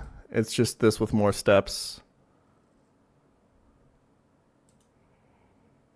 So I think we do Volt Switch into this, into always Meteor Beam. Because that means we have Excadrill instead of Granbull.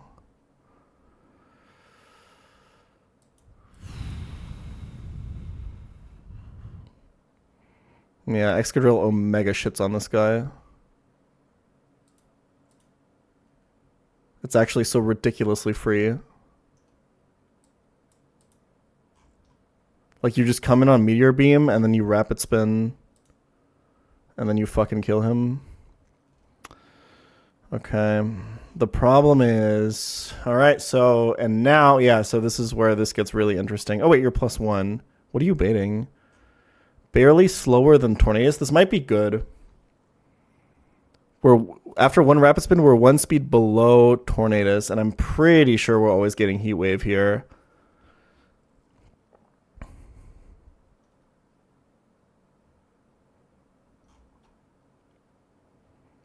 That's probably not even that bad, because otherwise we have to deal with Fire Punch or Aqua Tail, maybe Outrage, who knows.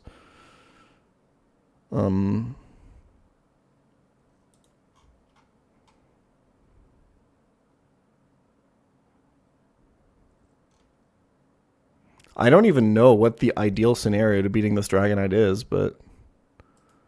Oh man, Poison Powder. Fucking Meganium would have been it. It's get this to Aqua Tail and then Poison Powder Meganium, but... Alas. Okay.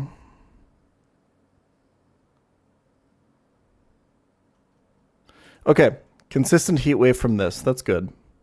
We can do something with that. For example, go to Basculegion, get Grass Knot or Acro... We're low HP too. Because we've taken one knockoff from Mienshao. We're at like half HP. 60 to 50. Sometimes we're at like 30. This is not amazing. Wait. This lead doesn't even work. No, it does because you can Shadow Sneak. Okay.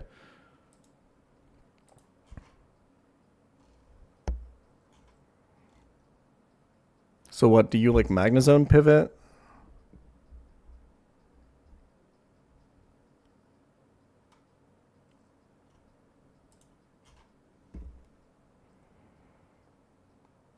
Pretty sure we can guarantee Heat Wave here.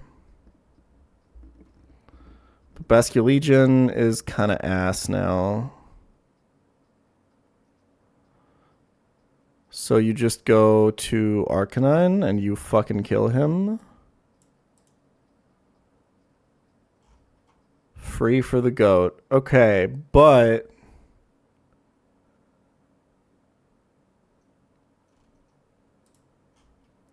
Here comes the Dragonite puzzle. Yeah, killing this with Arcanine is kind of horrendous.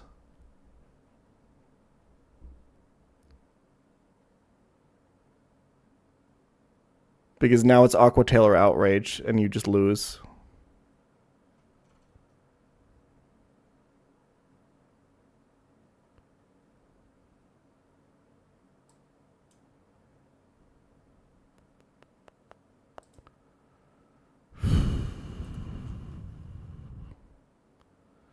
Once again, Lycanroc fails to do the damage.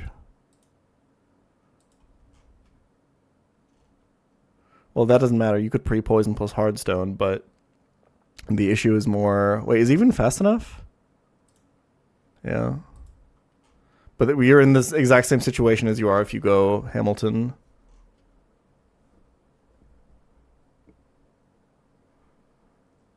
So you're excited for the XA's Boiler Room. Is there any more sets you'd recommend? Okay, I really love Milkfish's Boiler Room set. I love that. It's a complete pop set. Just complete trashy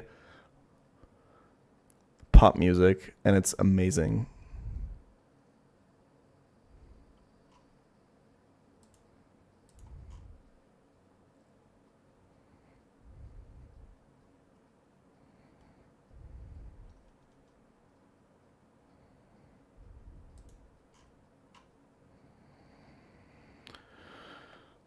Yeah, we have to figure out the Dragonite puzzle and work reverse from there, basically.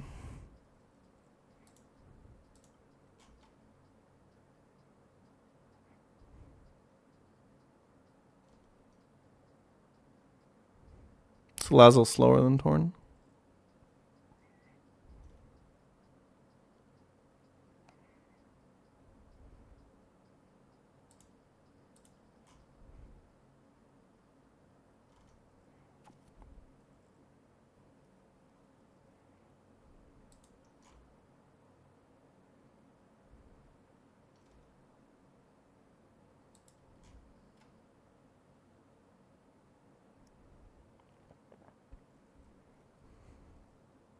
You could sack the Lycanroc here. But it doesn't matter. If he outrages, we always lose. We have no win condition versus an outraging Dragonite. Unless it's last Mon. Because we have no defensive steel types. We basically need to get like Fire Punch or Dual Wing Beat. I think maybe we can win if it's Aqua Tail. Well, if you lock him into Outrage, you go Gramble, and then he just switches, and then you have to deal with Dragonite later. It's complete ass.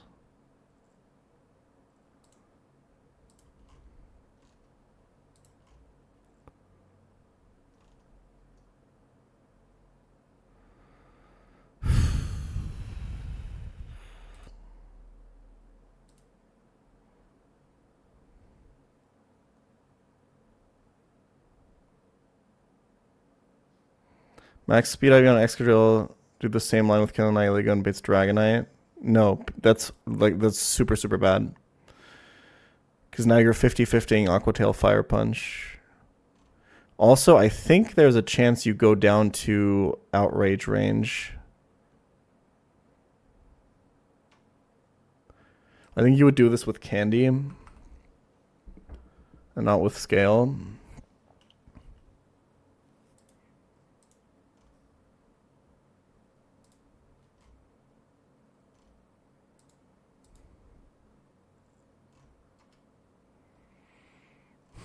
I think my box is just not set up to handle Fire Punch. There's a lot of boxes that can handle Fire Punch / Aqua Tail, but my specific box very specifically cannot.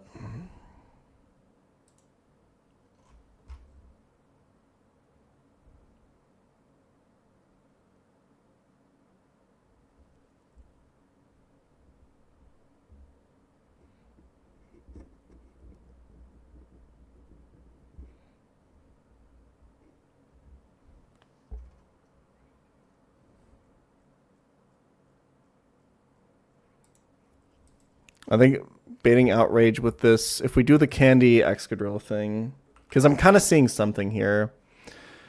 Because what you could do is like, you do this Excadrill thing, but you're taking like 22 with no crits? No, you're taking more than that. Yeah, you're always getting hit into Outrage range here. You're taking like fucking 40% damage. It's just fucking random move, bro.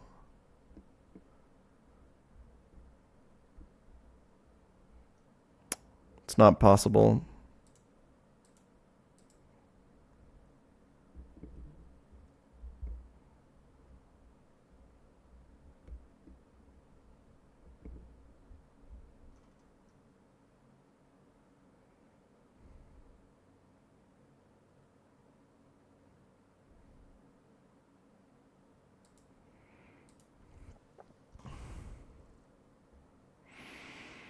Yeah, I think the way we need to set this up is we need to find a Volt Switch kill on Tornadus with electrode, which means we have to find like 2 grass knots. Okay, we're currently getting consistent heat wave here. Can we go like Rhyperior? Get grass knot. Volt switch once. Get heatwave or acrobatics back into Rhyperior. Get grass knot again. Kill with volt switch. And then now we can do something. The problem is we're running out of slots really fucking quickly here.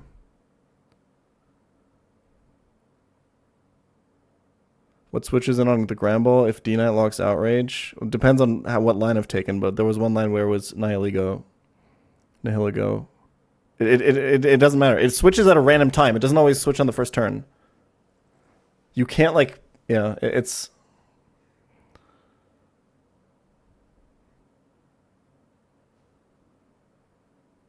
Is that a Rhodes remix by... a remix of the... Yeah, that's Rhodes. That's like one of my top 5 favorite songs of all time. Rhodes by Portishead. That whole album is 10 out of 10.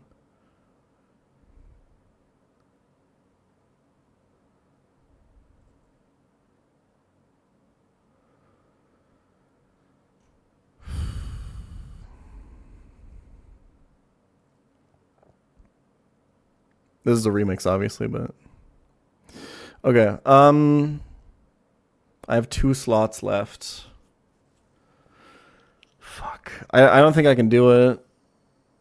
Rhyperior is taking so much damage on these pivots.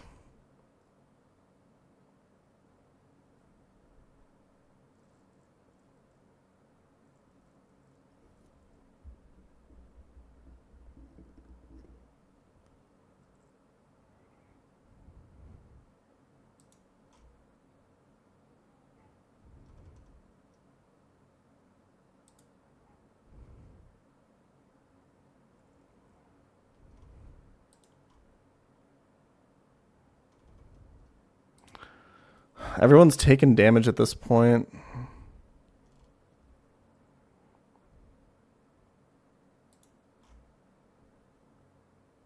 Like, Rhyperior has taken 3 heat waves.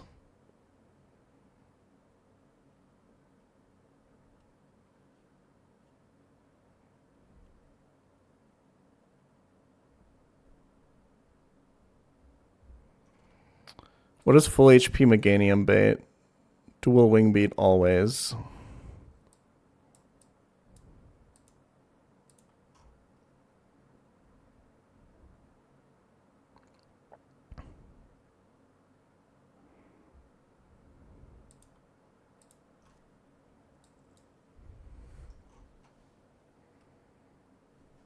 Thank you for the raid, Michael. I appreciate it, man. I think Rhyperior can do this.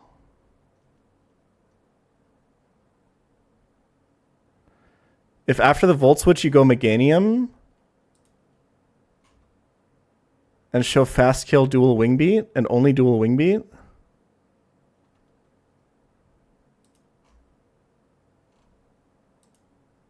Rhyperior has taken 3 heat waves. Oh, dude, if he gets burned, like, it's... this is so risky.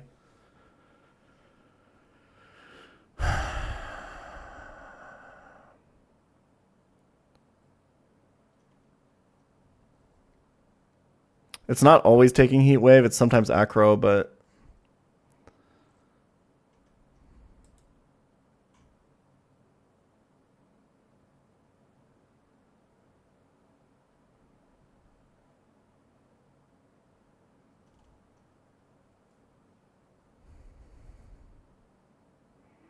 I only have 1 more slot.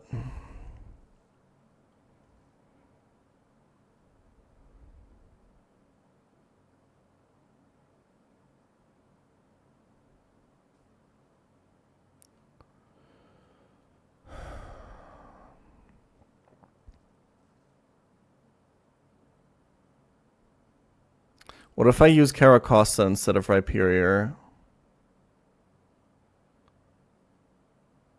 Does this, like, change anything?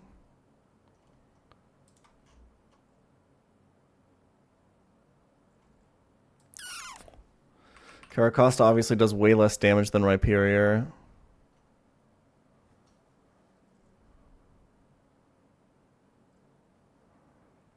He'll also just get burned by heat waves.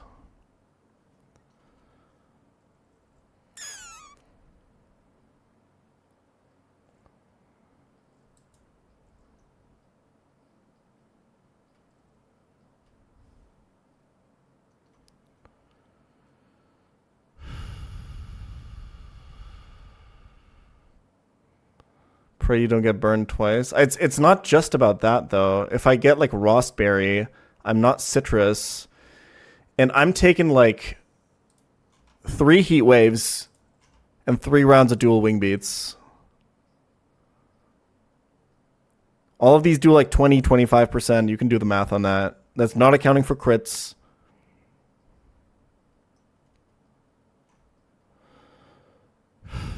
Okay. Okay, let's think about different leads.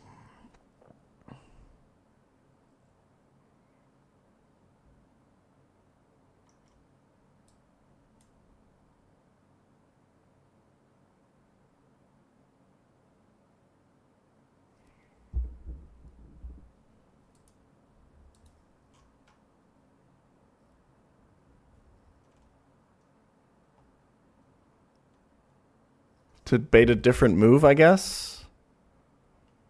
It doesn't really matter.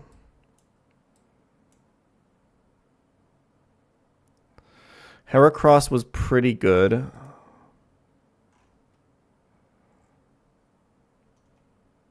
Anything that's not Basculegion is taking 2 close combats, though.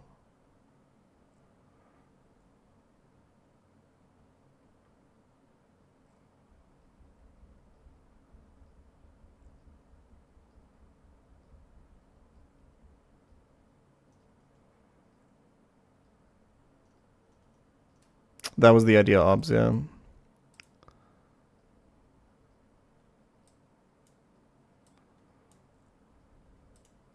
What if Hamilton takes... Yeah, the problem with Hamilton is it doesn't always... It's sometimes it can get aggro over Grass Knot. So you can't go back.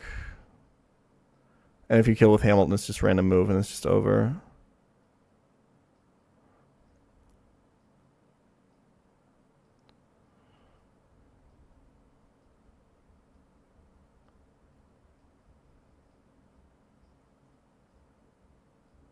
What's up, Izzy? Anything special about it? I don't fucking know, man. It's April 13th. It's a week before 420.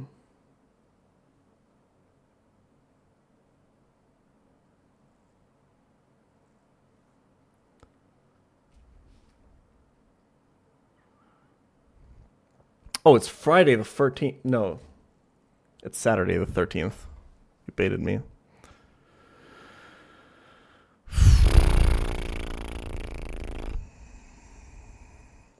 Look Discord. Oh, happy birthday. Okay.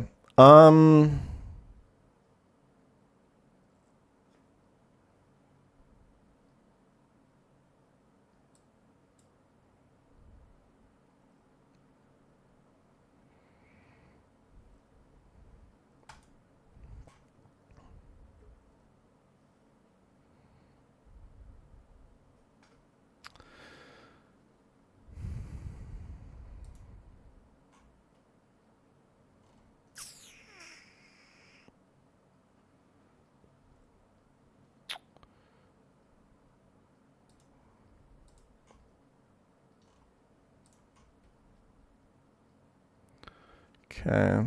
Aurora's takes pretty low damage from Heat Wave, but way more from Dual Wing Beat. Doesn't outspeed after Icy Wind. Doesn't kill through multi-scale.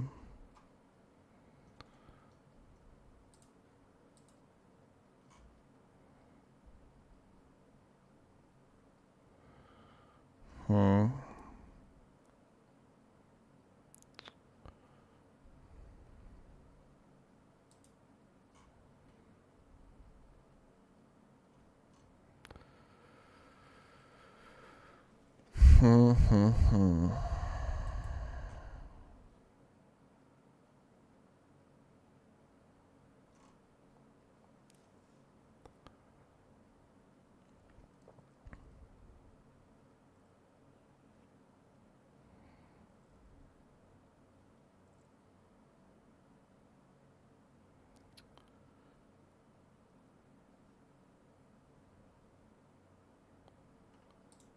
girlfriend is telling me to stop watching videos. Yeah, go fucking pay attention to her, bro. That's her way. Like, she's obviously telling you that you're not spending enough time with her, man. Sounds like you should have a conversation about that.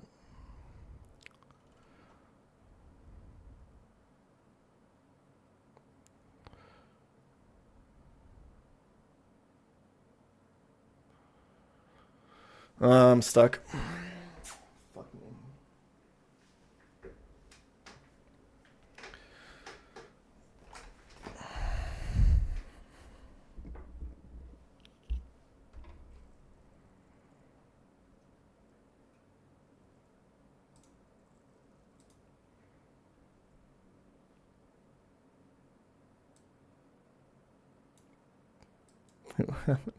Oh, the metronome bone rush.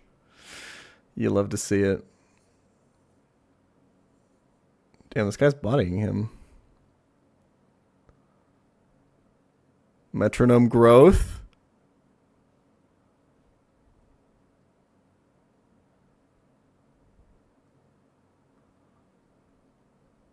Into metronome self-destruct. Nice. Clean. Very clean. Okay.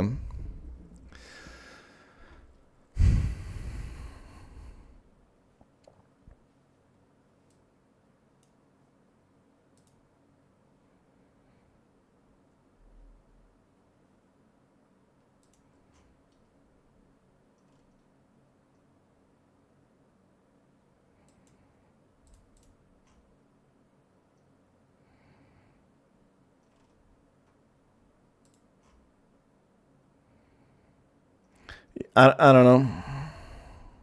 I just don't have the slots. Maybe I do? Am I missing one? No. Okay. So we do the pivots. We kill. And then we go Magnazone when he's locked into dual wing beat.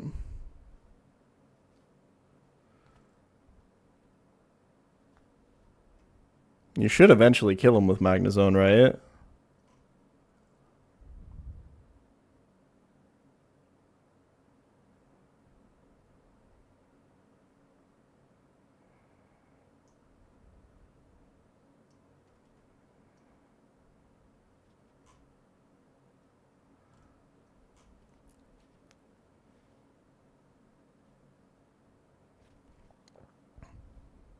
Like you win these?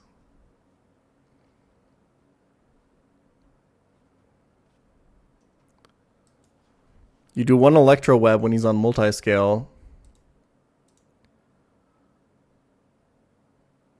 For like 10.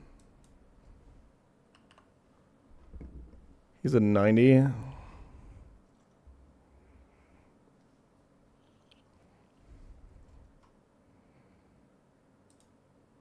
think the problem is...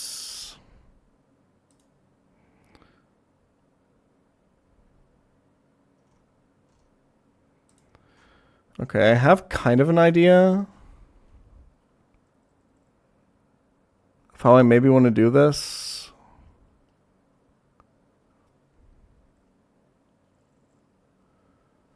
Like, could I...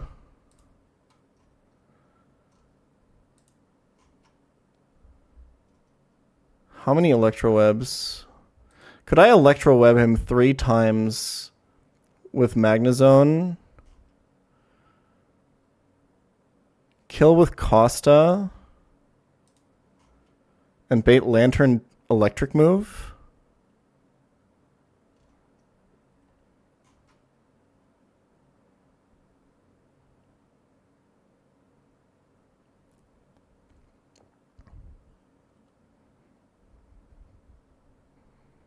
If Caracosta gets burned, it's kind of Jover, but...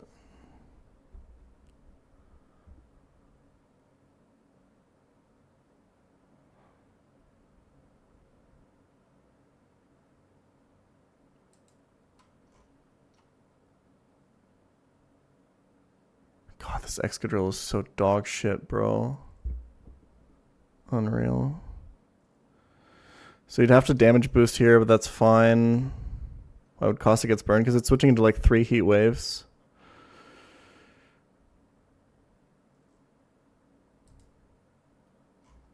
And then it's regular Blastoise.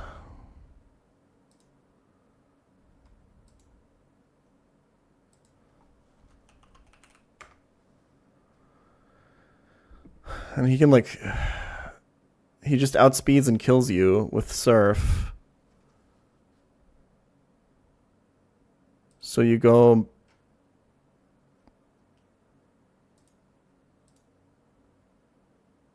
Pre-damaged Meganium? No, you can't be pre-damaged because you need to bait dual Wing Beat from this fucking guy. I mean, you just don't win these. You're just too slow.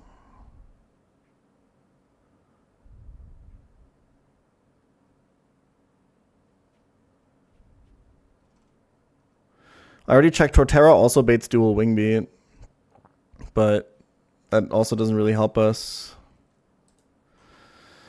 Candy Meganium. I mean, it doesn't really help. You're still praying for like no Dark Pulse flinch and shit, right?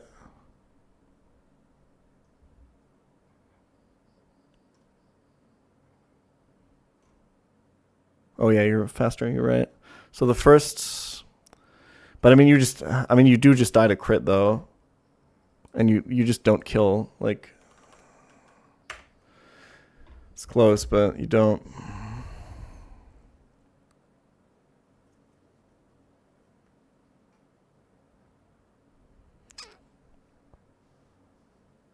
Yeah. This is really bad.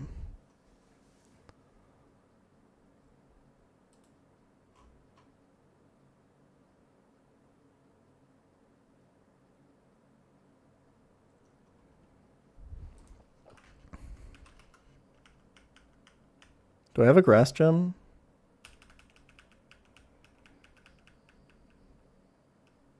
Yeah. I think that's it. I think it's Candy Meganium plus grass gem.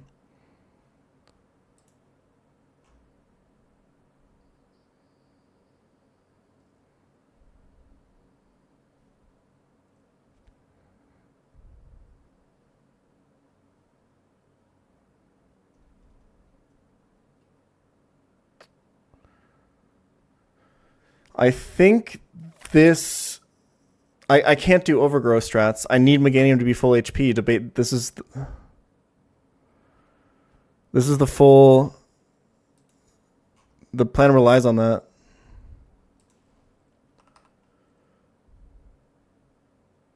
I can be at like... Oh, maybe... No, it doesn't work. No. For sure not.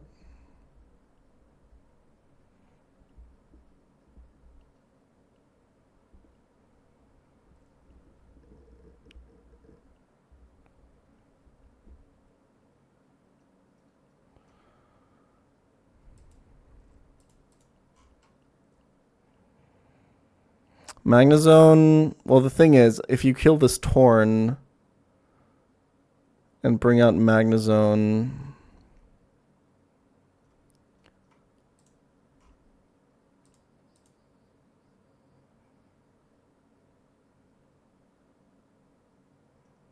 Full HP. It's outspeed, outdamage Dragonite.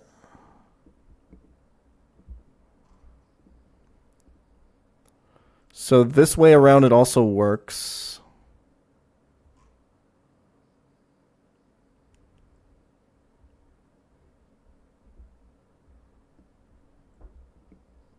You'll eventually get burned on Costa. And you're using like, how many fire punches are you? You're pivoting into heat waves and then also taking fire punches. Like it's.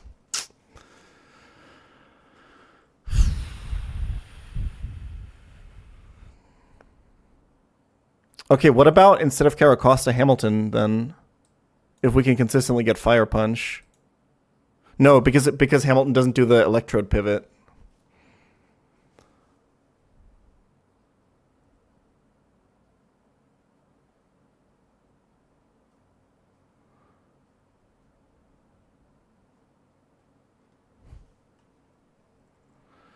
Pre-sleep goes kind of hard here, actually. You're not wrong.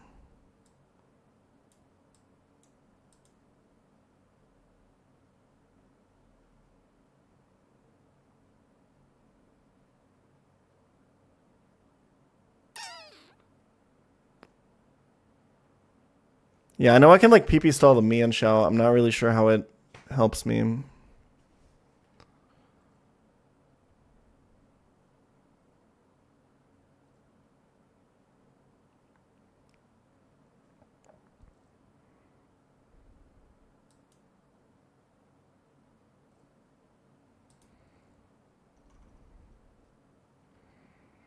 First rock slide takes some, so you need 3 rock slides for taking like 3 fire punches. I feel like there's a good chance you get brought into Scald range here.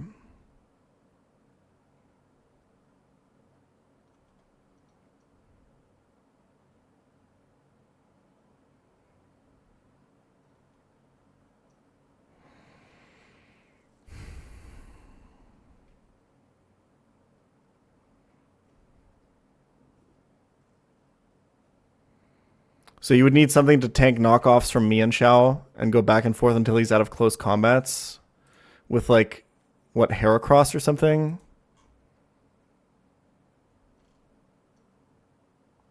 Danke Moxie.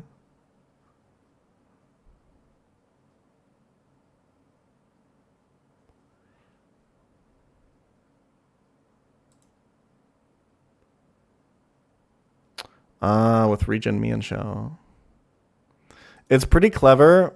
I think the issue is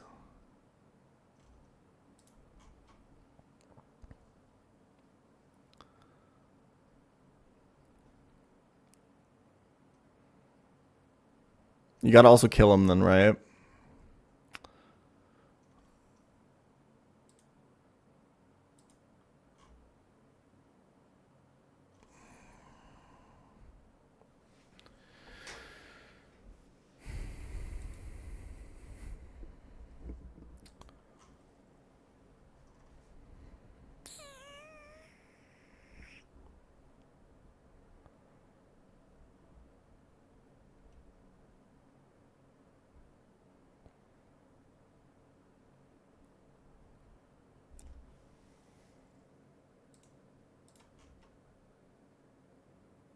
Do we ever get brought into acro range for this, by the way? I think it's possible. Well, that's fine with the current line, I guess. Although Caracosta doesn't love taking it. Yeah, but it's kind of fine.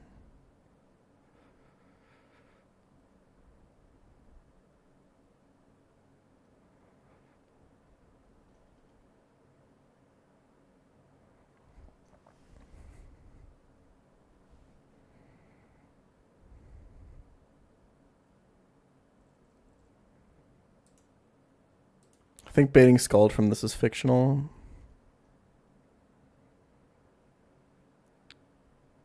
And now you can do pre-damaged Meganium to deal with Blastoise.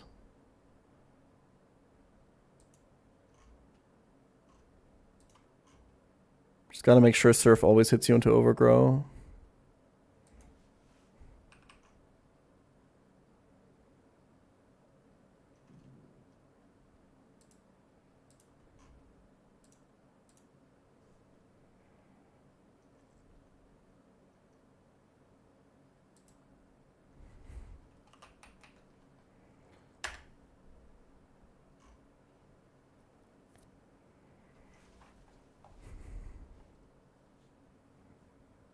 I think this works.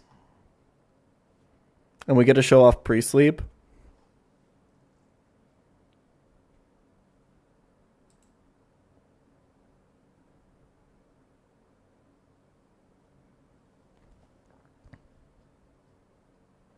I think as long as you go citrus with Costa, it's fine, right? Like, there's no way you're showing Scald here.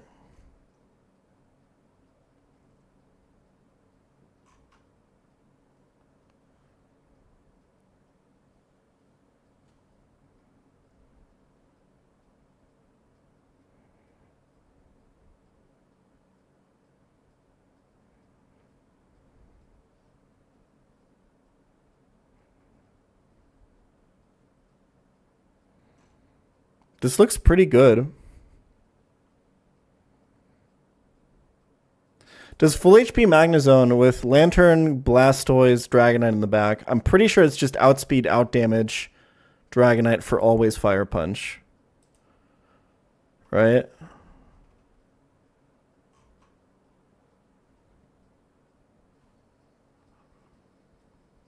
It's the Carlos Gatto remix of this song.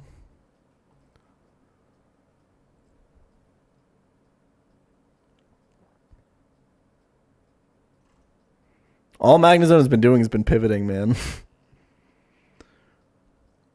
I mean, if that's all he's doing in this fight, maybe we can find something that backs up everything else a little bit more, but probably not. There's nothing else that only baits Fire Punch, right?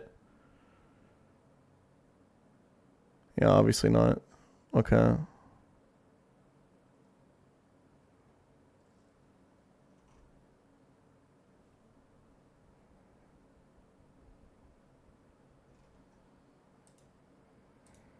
So the idea is you tank a Fake Out with Electrode,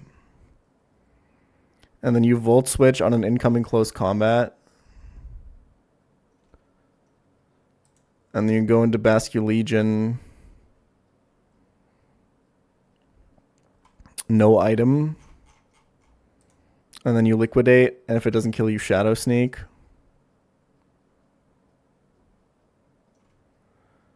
And then you're always baiting Meteor Beam Nihilego.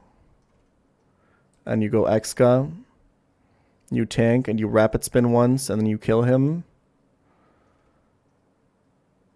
And then because you're faster than D-Knight, but not faster than Tornadus, AI will go Torn on what should be a guaranteed Heat Wave.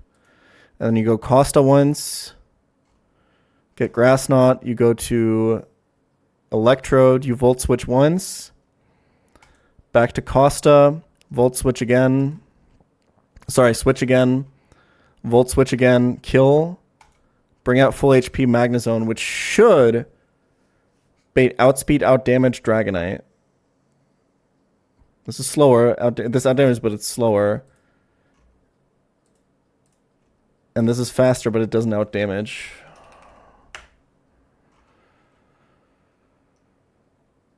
Or it doesn't kill, so, yeah.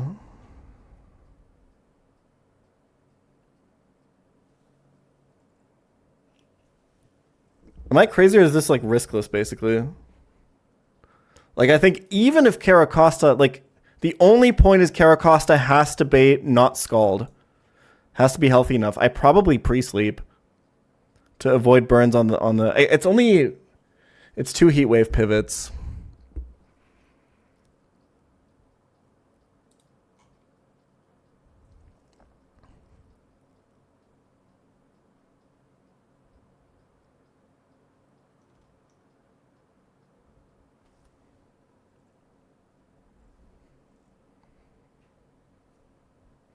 So at most, you're taking, like, before you wake up, you might sleep for 4 turns.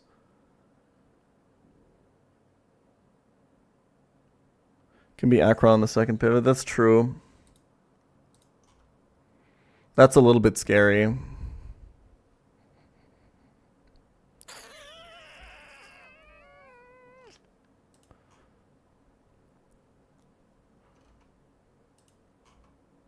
That's true. That's true.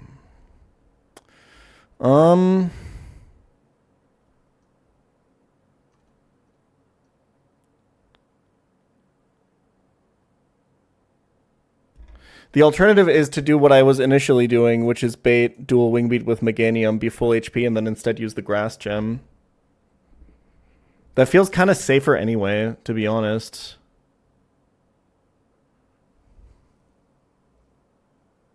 Do I even have Iapapa berries? I do.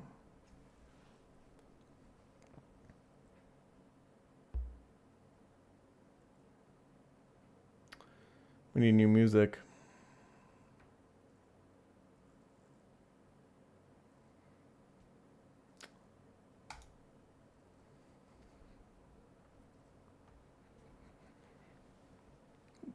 This is pretty riskless.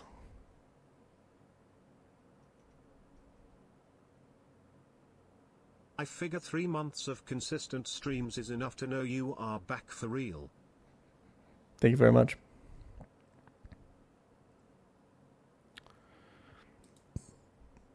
I think you pre-sleep and you rost. Oh, the acro makes it scary though. Iapapa heals 50, right? But like Iapapa and like wait for him to fire punch you down just means that like eventually you will get burned. But you have so much time to kill this though.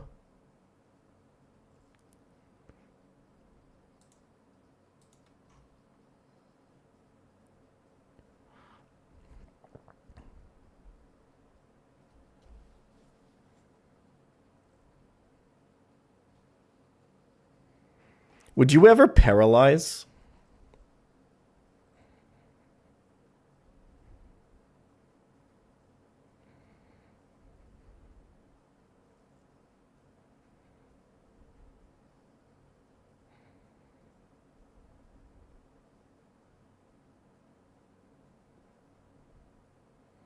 Iapapa heals 50 in this game, right? I'm pretty sure. We've had this discussion before.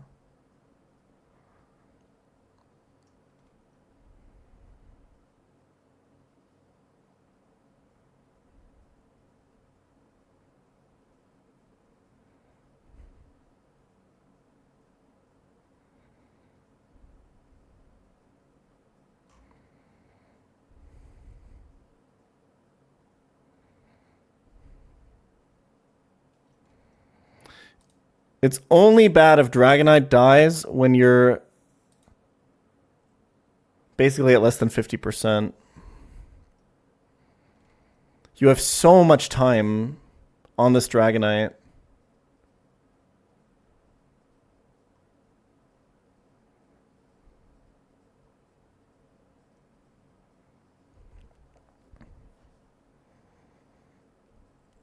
I think it's para.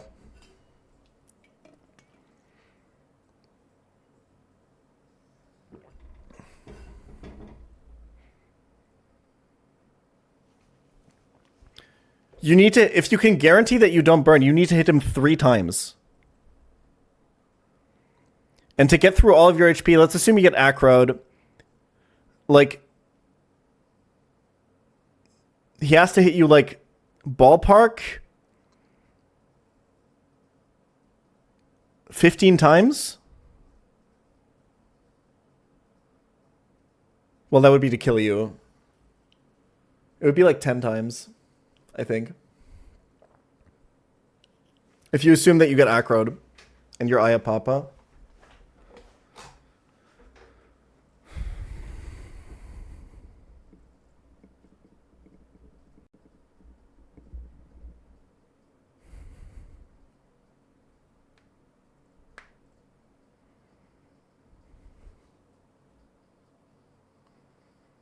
Because the thing is, if you get burned, you're also taking the residual damage, right? You're basically doubling his damage output.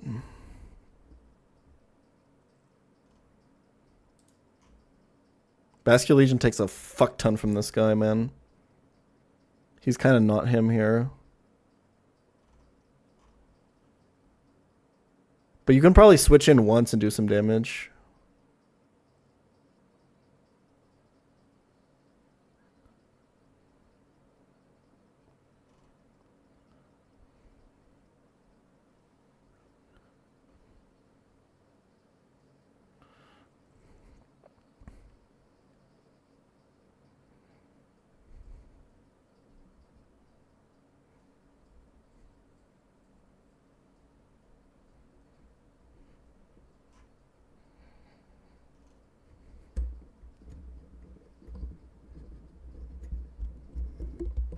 I think we'll save the grass gem. Candy Meganium.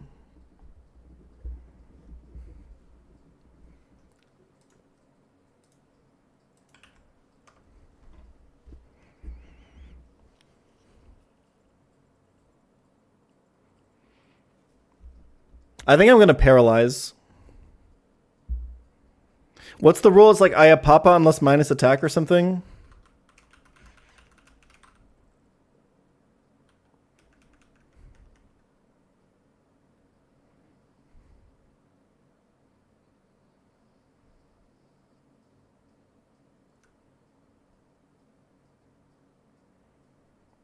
Ayapapa unless minus defense. Okay.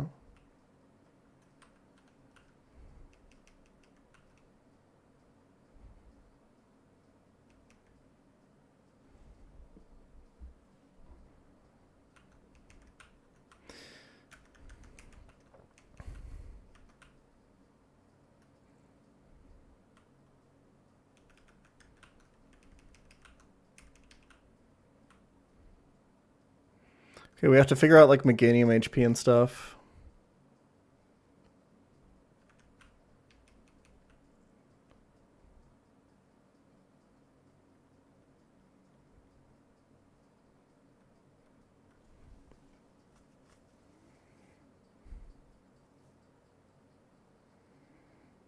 No, Breloom doesn't do enough damage to Blastoise.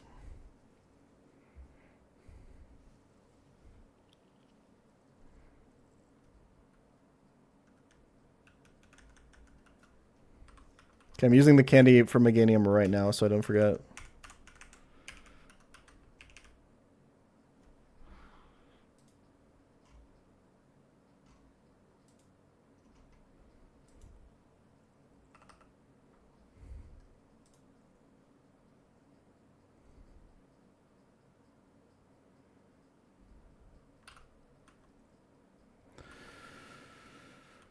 Okay.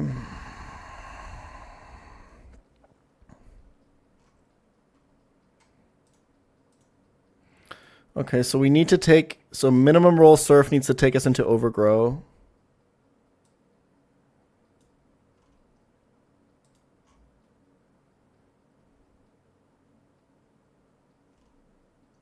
Bro, but... Oh yeah, he calcs with regular Blastoise. Yeah.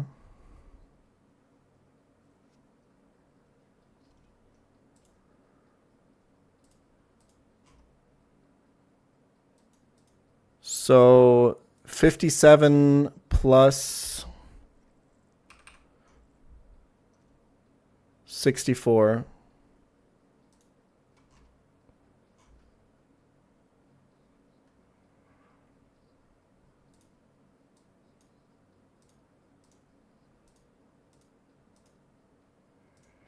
$121. I don't know what the optimal way to do this Caracosta thing is. I think Para sounds kind of crazy, right?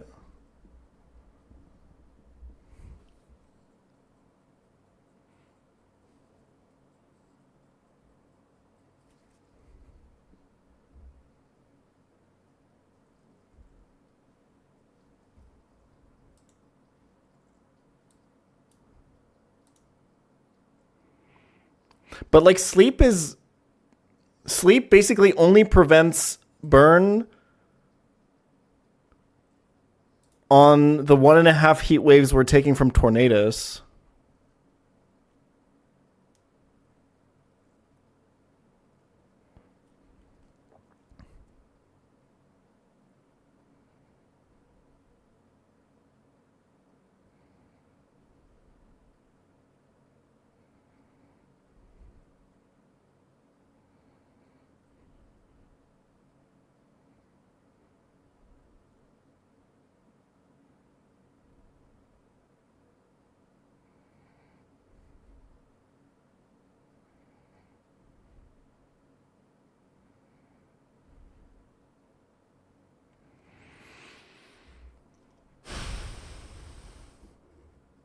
Like it prevents 2 burns on those switch-ins, and then it costs you however many turns it takes you to wake up times fire punch damage.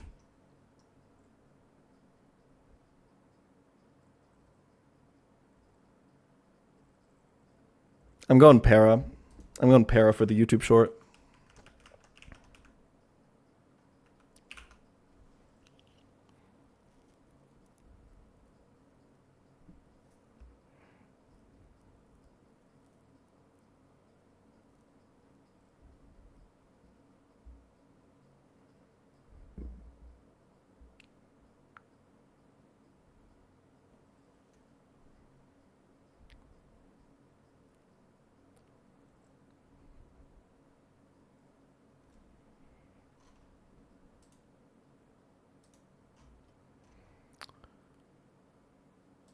Oh, also, I think I need to go no item electrode. Because I'm taking like a fake out and some grass knots. I think you can get into knockoff range. And you really don't want to switch in on knockoff. I think you go no item electrode, right? Because 2 volt switches still kill.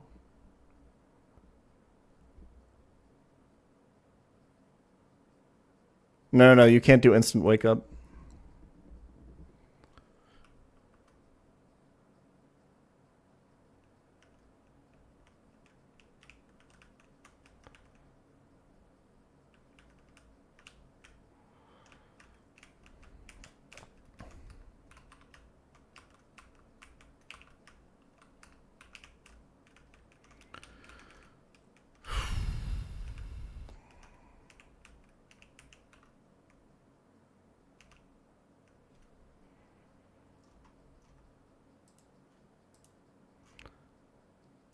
$64 plus 57. Okay.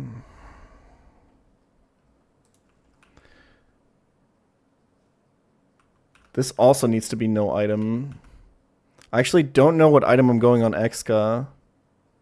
We're going Ayapapa on Kara. It basically means that at some point, when Caracosta gets fire punched too often, at some point, we're going to have to start stalling and not attacking until... How many fire punch PP does he have? Because it means we have to get us down to 25 before we kill. 15. Oh yeah, X-Guy needs soft sand, you're right.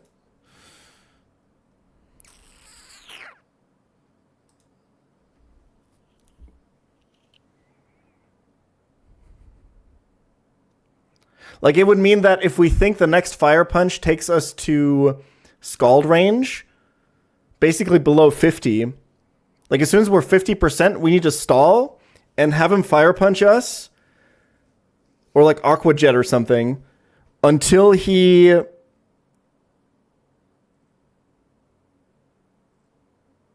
gets us into Ayapapa range, heals us back to 75, and then we need to start shooting for the kills. And then we have... How many turns do we have until we can get that kill?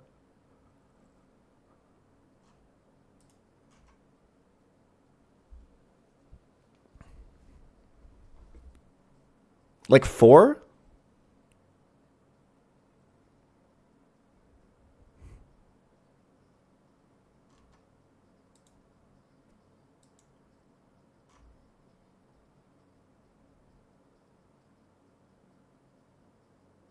Okay.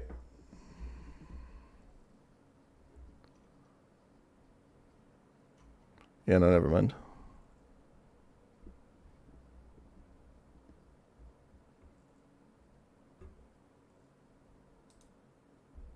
What do we do on random move lantern?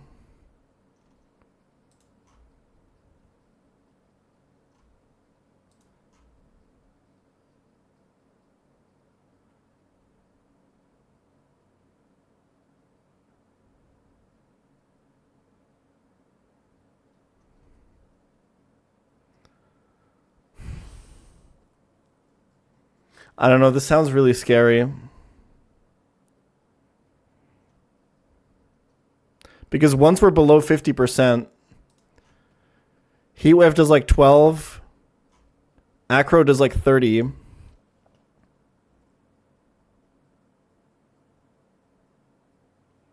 So once Ayapapa procs, we have to kill him within 4 turns.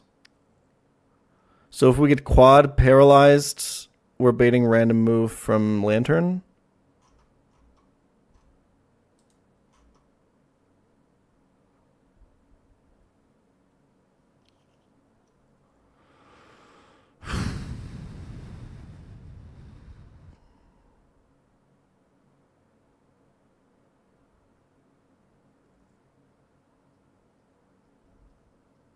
What do I do if it's a random move Lantern?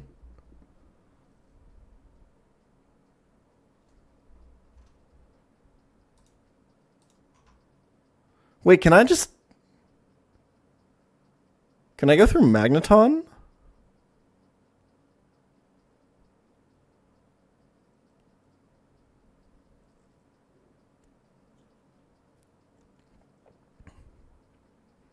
And if it's Scald or Thunderbolt, we just bait Scald again. We're full HP. And then what do we do? No, we need to find Thunderbolt. We bait Scald again. We go Bastio Legion. We get Electric move. We go Excadrill. Okay. And if it's Volt Switch on the Magneton switch in, and it's fucking... What the fuck do I do then? I probably just dodge crit with Zone and go for Electro Web into Thunderbolt.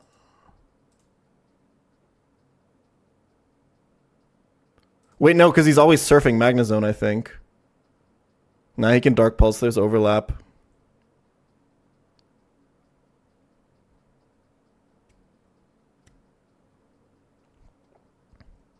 Oh, wait, no, there's not, because he's calculating his regular Blastoise.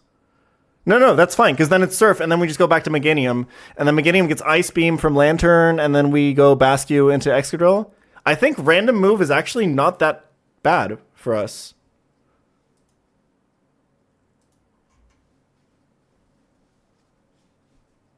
We want to avoid it. I think. Does it not matter? Am I crazy?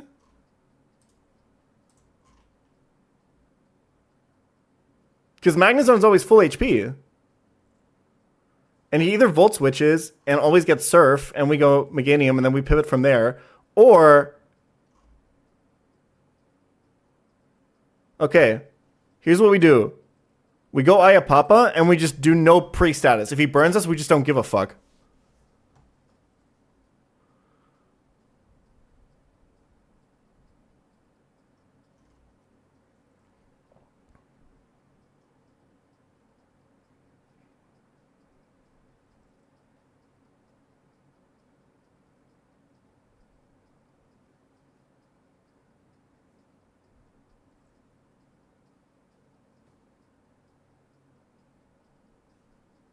Yeah, the only thing is... Bastio Legion is at, like...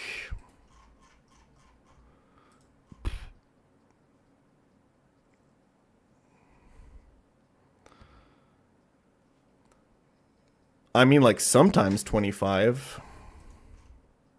Even that is fine.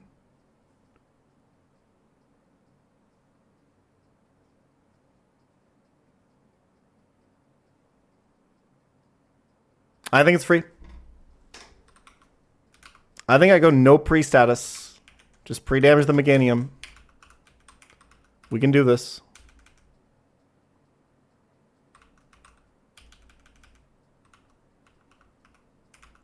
Meganium kind of also needs no item here.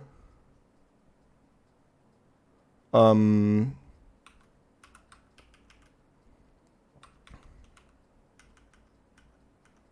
gonna go Citrus on Magnezone in case it needs to pivot.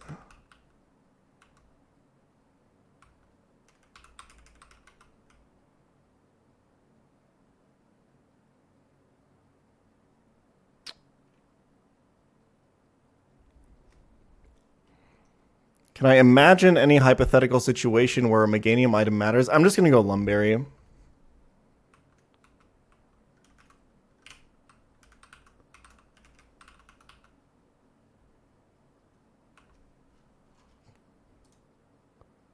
Right, because Overgrow Leaf Storm just kills, yeah.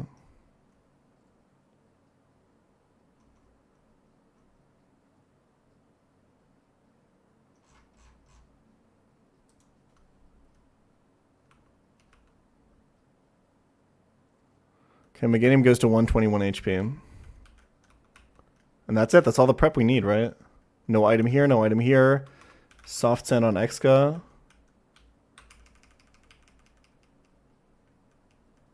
Because he's ass.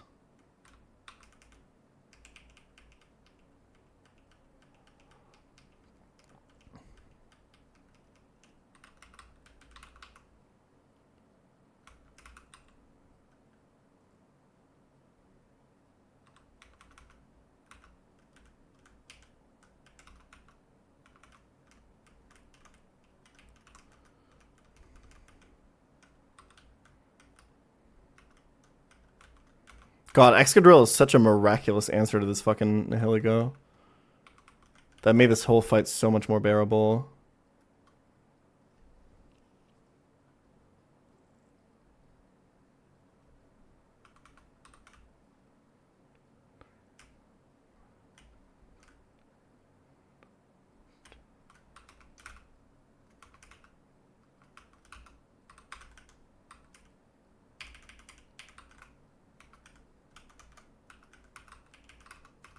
Okay.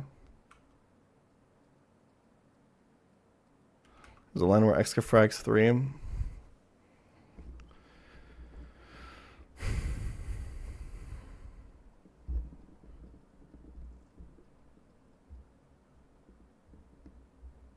Who else does he frag? Except for Nihilego and Lantern. I mean, he already frags 2 for this one.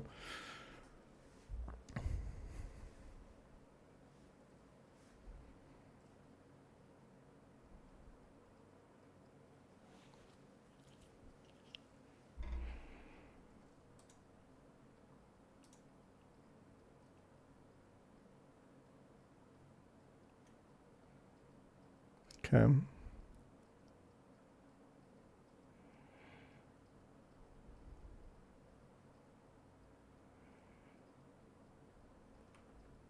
All right, tab in.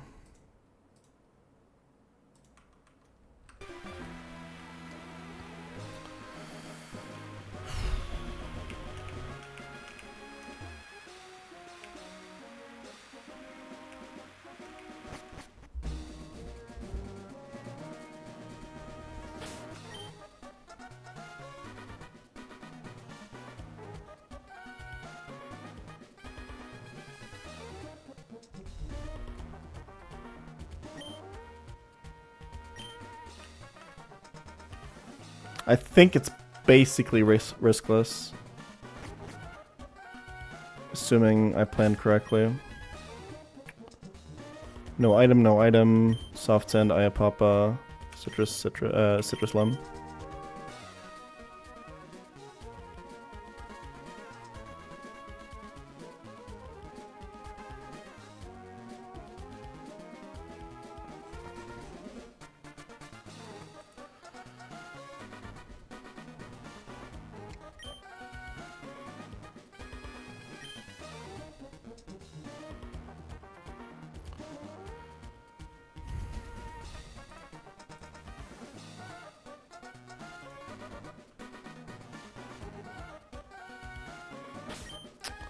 I'm stalling. I apologize.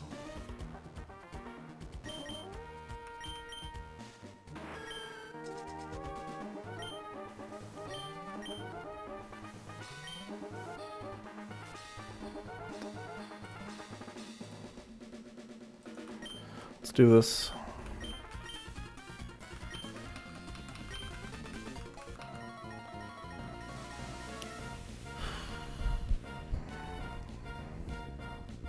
The central puzzle of this fight is the Choice Band Dragonite.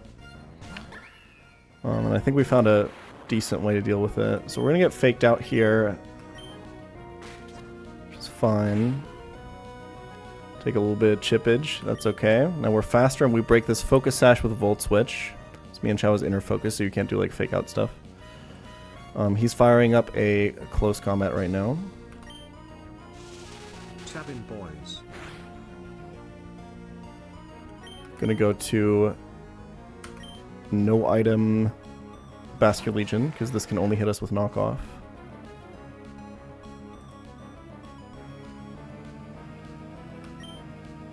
We're gonna liquidate once.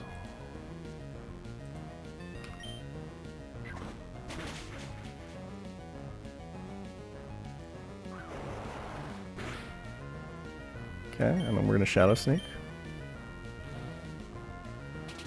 So this should bait Nihiligo.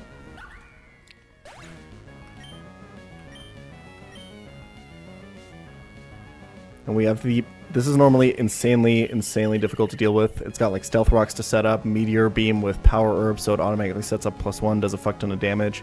But it's got Meteor Beam, Sludge Wave, Power Gem, which are all just completely resisted by Excadrill. Not just that, Excadrill has Rapid Spin to get rid of rocks. Not just that, that lets you set up to +1 to set up better baits. And not just that, you even one-shot him with Earthquake. It is... You could not think of a better counter to this.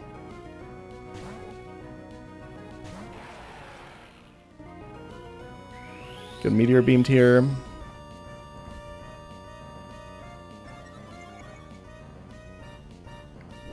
I think ideally we don't get crit here.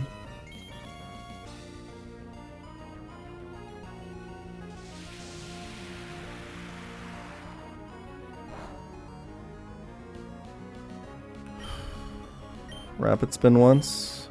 Perfect. Go to +1 attack. This is really important. Excadrill's bad IVs actually help us here to set up this line.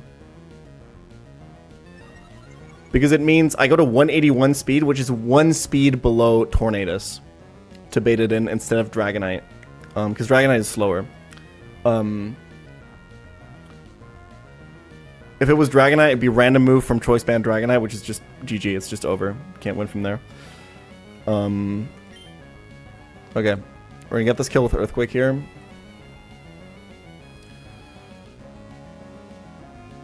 It's like the perfect speed for exactly this. I guess less speed would also work, but if it's like a lot less, I guess it's not really possible to have a lot less speed than this. So I think if it was minus speed nature, it would not outspeed Nihiligo after the first Rapid Spin. So this should be Tornadus. Perfect. Yep, and we're always baiting Heat Wave. Let's dodge some burns here. It's kind of important. I thought of some stuff where I pre-sleep or pre-para, but it all had its own problems. You'll see why it's relevant later. Let's just not get burned.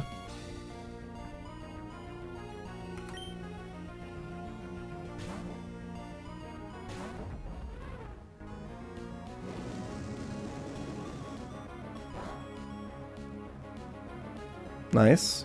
Always bait Grass Knot. The goal is to kill this with Electrode's Volt Switch, so that we can set up a free switch to something that baits in Dragonite, so we can bait like a consistent move from Dragonite. That's the idea here. So this is always Grass Knot.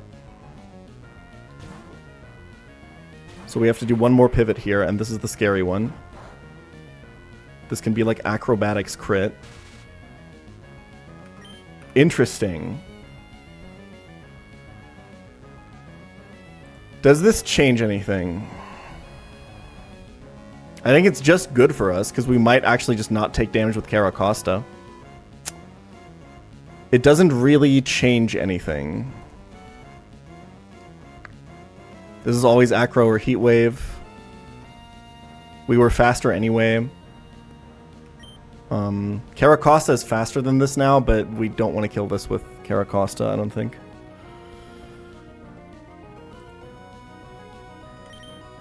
Yeah, the line just doesn't change at all, except we have a chance to dodge a hit on this Caracosta switch. And if this crit kills, which I think it can, it actually can't. Okay. Okay. Just don't Acro. Unlucky. Okay. It's getting interesting. At least that's no burn and no crit from Acro. That's really important. We're going to have to do some interesting stalling on the Dragonite, but we'll get there when we get there. This is still always Grass Knot, I'm pretty sure. Yeah.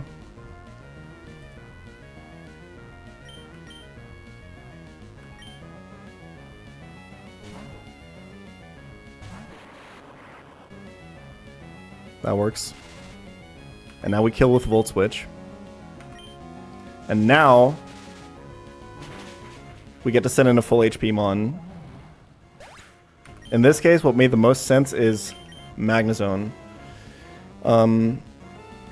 Magnezone doesn't get one-shot by the Dragonite, but it gets outsped and outdamaged, and nothing in the back outspeeds and kills it, which means that Dragonite will come out first. Or underspeeds and kills it either. So.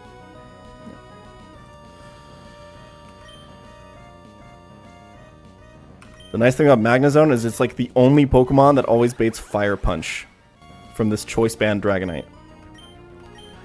The problem is, like, it has Outrage, but if you lock it into Outrage with the Choice Band and go into a Fairy type, AI will see that he's not doing damage and randomly switch at some point, messing up your entire line. So locking this into Outrage is like the easiest way to lose, unless you have a crazy good Steel type. So this should be Fire Punch.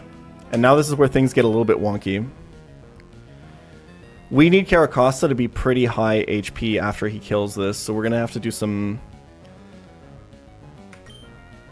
Basically, we want to be above 50%. We have an Aya Papa Berry, which means at 25%, we're going to heal 50, back up to 75, so we want to kill him basically after that Berry procs. Let's not get burned a couple times. He's dealing very little damage, so we can very precisely control when this Berry is going to proc. If it is random move from Lantern after this, we can still steer. It's like, okay.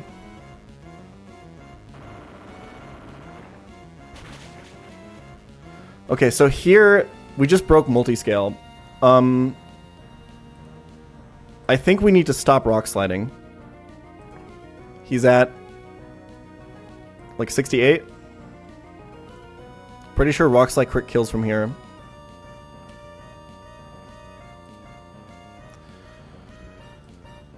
So I think we're going to start using Liquidation.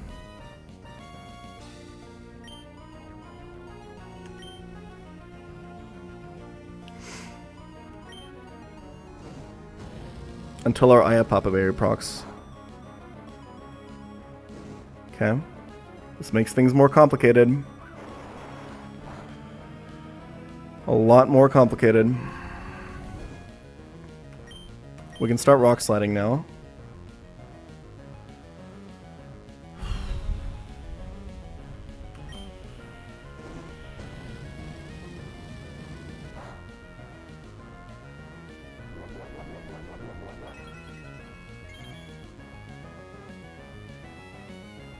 Okay. It's not a lot of damage. I think it's going to be random move Lantern.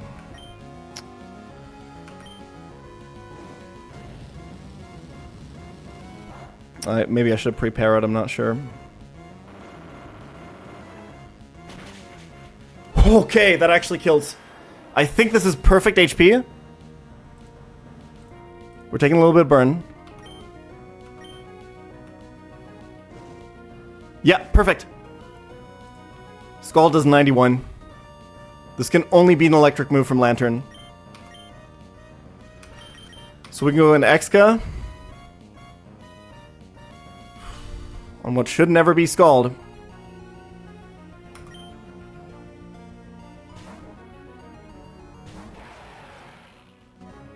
Yep. We outspeed and kill with Soft Sand Earthquake. And now this is Blastoise.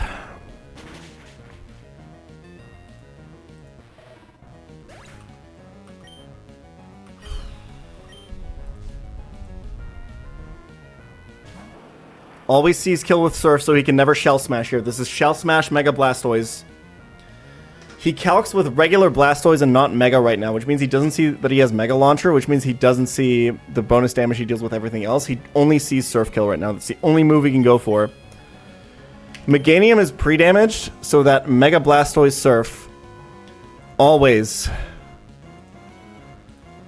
puts us into Overgrow. And we had to Candy so we would outspeed.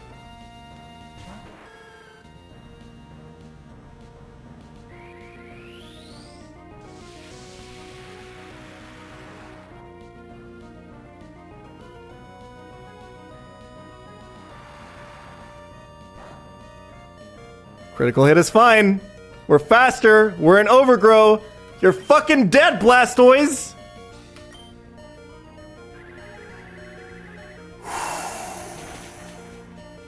Get the fuck out of my lobby.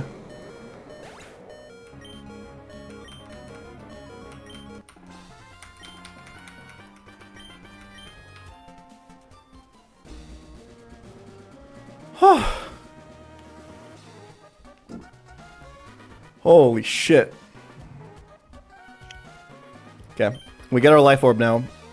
And we get to cook for one of the hardest fights in the game. Chef's kiss.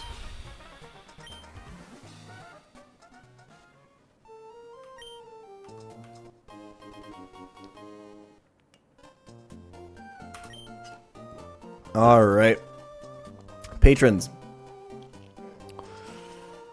Let's see what they got for us.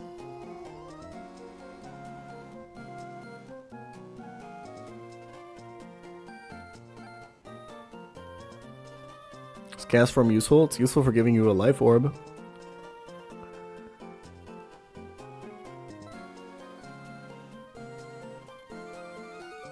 This is Ben Franklin.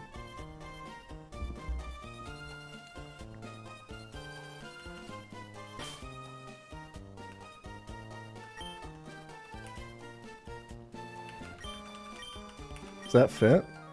No, so just Franklin.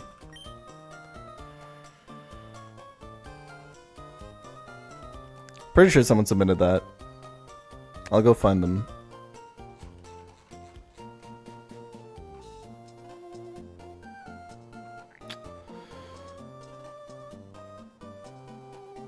I mean, if nobody submitted it... Wait, I can search, right? Yeah, there it is. Bazoo42, thank you for your patronage.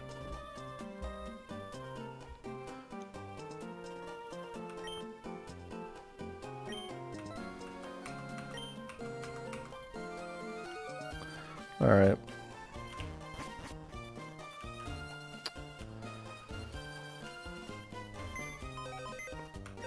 The IVs on this don't matter, but we'll check them.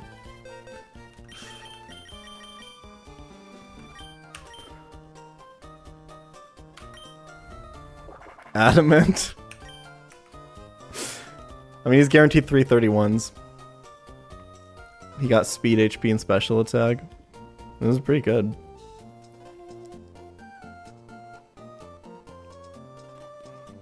It's not like we're ever using this, but yeah. Okay. New level cap, right? And then we gotta cook for rival. This rival fight is... Yeah, it's something, man. Really is something. I mean, I have Basket Legion at least. Alright. I think you now have less deaths than attempt 2 at the same point. It's huge. But we have a dead Corviknight, which I think makes... If Corviknight was alive, this run would be way better than 2. And it's about to be worse than 2 because we're about to get the encounter on 120, and it's not going to be the Hawlucha that we had on attempt 2, so...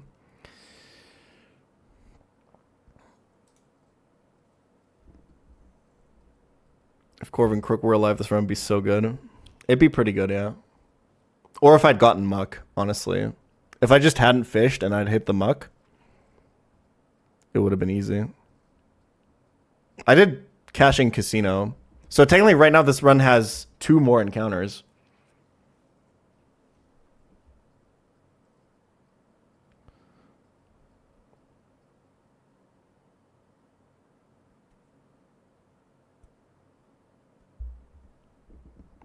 Dude, if this run had Muck, holy shit.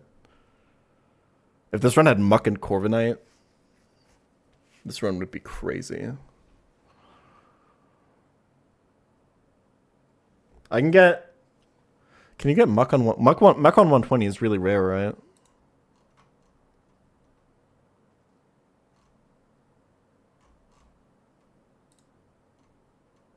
It's 5%. Oh, it's 20% if you surf, huh? Damn, surf on 120 looks really good. What makes Muck so good? I need a dark type. It's really, really important. I have no psychic type switch-ins, basically. And it makes your Mount Pyre fight so much easier.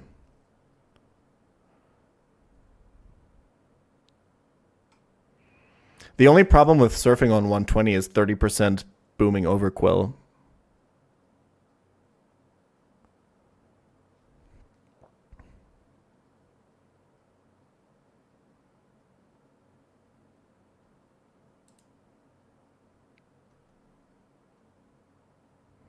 Okay, let me level up my guys.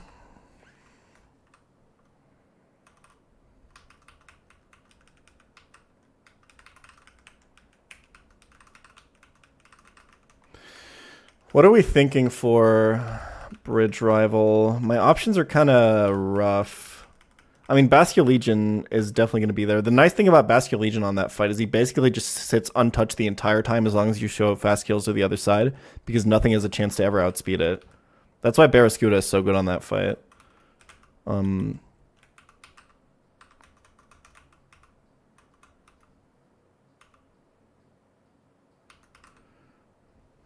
I think Bastion Legion is also really good, but probably only if it's Swift. Even if it's not Swift Swim's probably pretty good, right?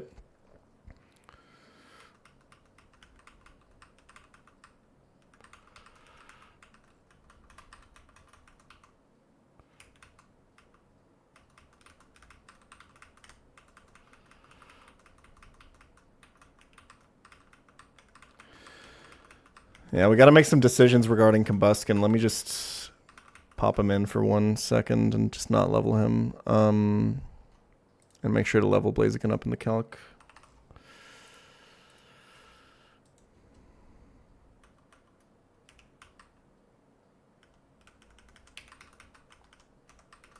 Alright, calm down, man. It's not fucking 2017 anymore.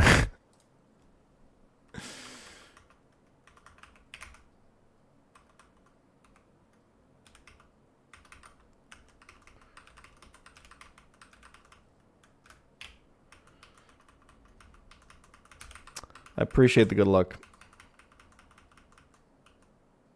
The route you skipped, 114? When did I skip 114? I mean, I have no delayed routes. Literally 0 delays, not even casino.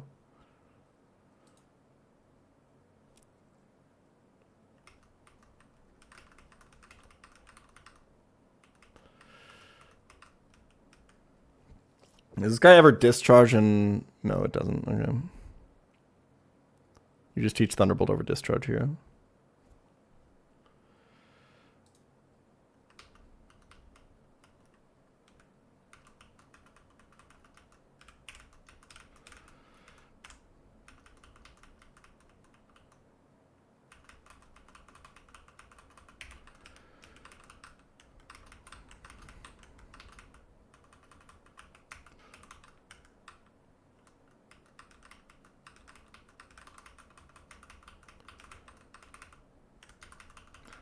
I think we get like no moves. What level is Barraskewda close combat?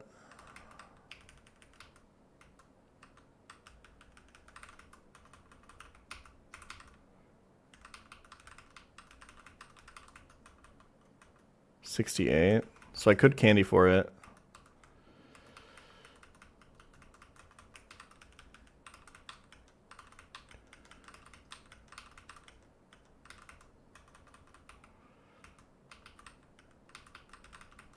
What's the final cast form moveset here?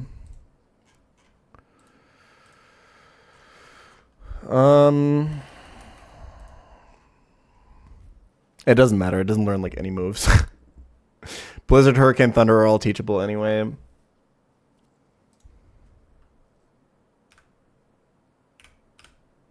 Oh yeah, true. You leave cast form at low level for the...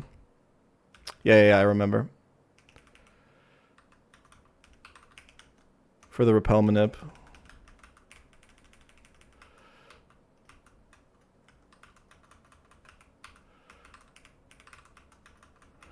All right.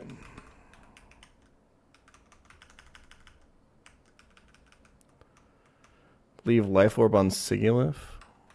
Why? What if I need it on literally anyone else because it's the best item in the game?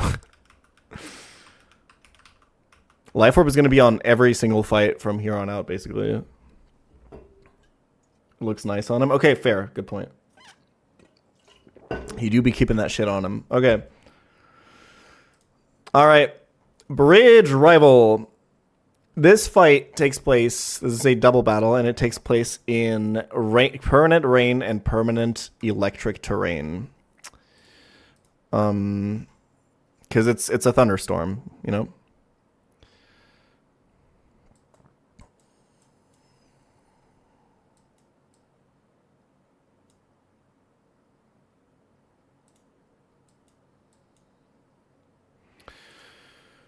Okay, regular Blaziken. So I think Barraskewda is almost certainly going to lead up here. Basically, I think the goal is to get the Metagross Blastoise endgame. Because Blastoise early means like fake out and stuff. You're trying to get like... Yeah. So obviously you can like turn one kill Blaziken with Barraskewda.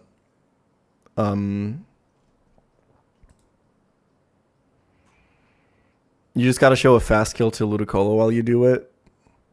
But there's also like stuff you can do where you don't even take this kill right away.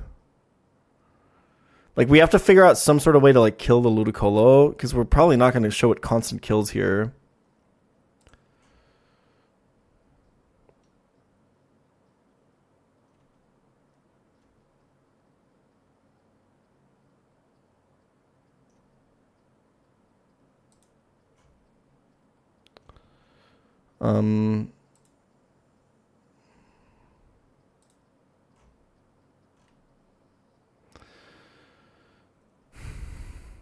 Because, like, really, Basculegion, right now, if I don't scale, like, combat, it really only kills Blaziken.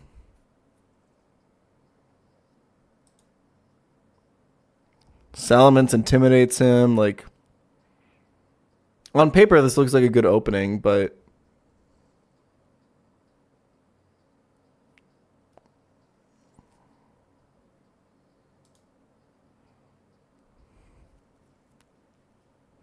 Who can even kill this Salamence?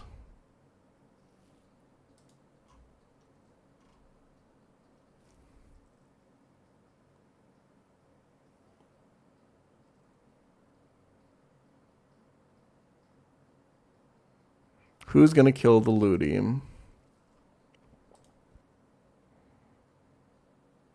This is gonna be really hard. I can already see. Yeah, Ice Beam Kingdra really fucking shines here. Like, Barraskewda really, it really does only kill... like, one thing.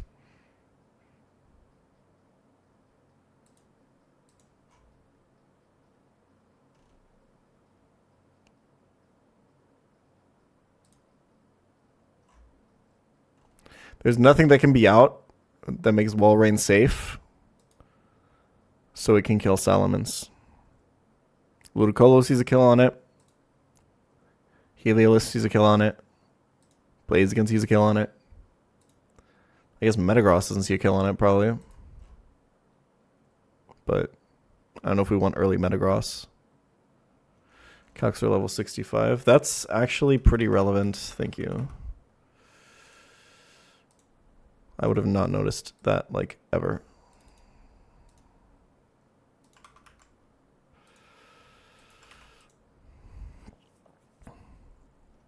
Biggest disappointment in the run?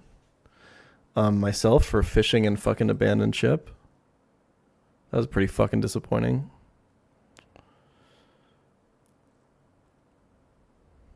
Yeah, I mean, like, I have no other Swift swimmers. It's kind of fucking ass. I'm not gonna lie. It's really frustrating. Oh, it still has kill with energy ball. Life Orb is so good in this game specifically, aren't all Nuzlocks? I mean, if it's a style like this where you're like planning every fight, then Life Orb is one of the best items in the game. Maybe not the best. Choice items are really good, but how the fuck am I killing anything, bro?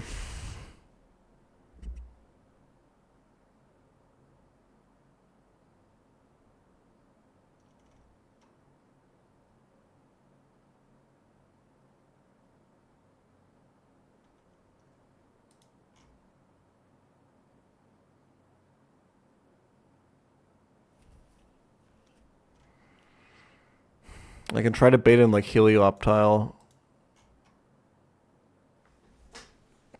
and like crunch into Double Edge or something. Maybe that's a start.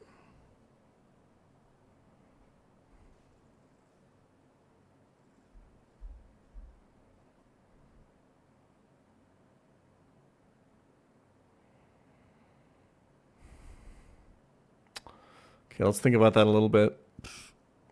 Let's think on that. So if we went like, let's just say Caracosta doing business. It's not good because it baits Energy Ball or Weather Ball, unless you want to go Ludi. I think Ludi scale fake out is maybe going to be a thing at some point here. This will bait in Heliolisk, right? For Thunder or Grass Knot. That's pretty ass.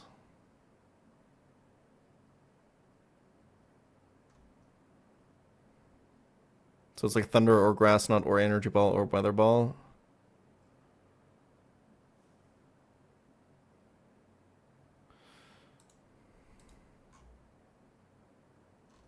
Could you lead, like, let's just say Blaziken.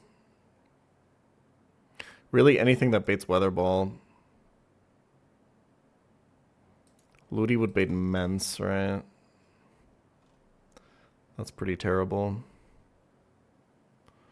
Holy fuck, this fight is... Yeah, I thought that this would happen. We're kind of Omega fucked.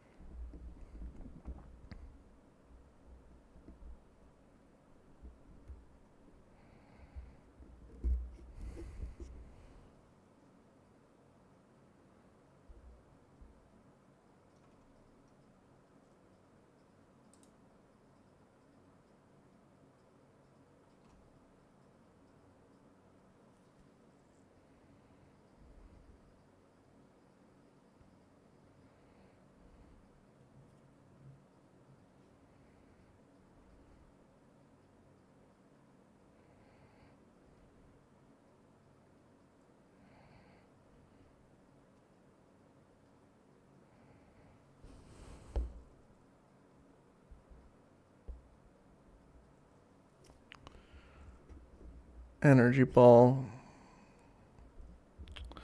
Let's say we try to bait an Energy Ball turn 1.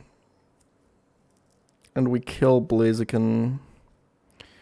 And then I guess we would just protect, right? Yeah, the problem with Costa is it also baits Weather Ball, right? Does anyone not bait Weather Ball?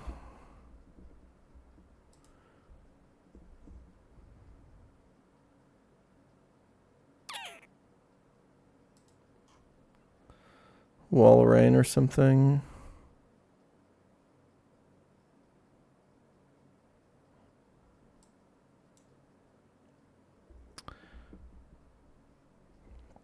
What does the Barraskewda slot bait? Just slow kill Salamence, right?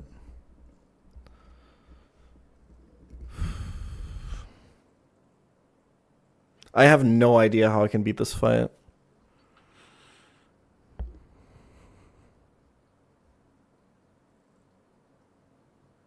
I think you don't kill Blaziken in turn 1, though.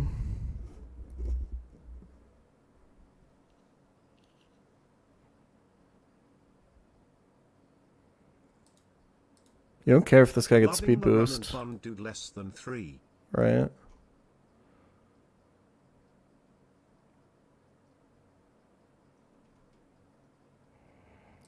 Because you could chip the Ludicolo a little bit.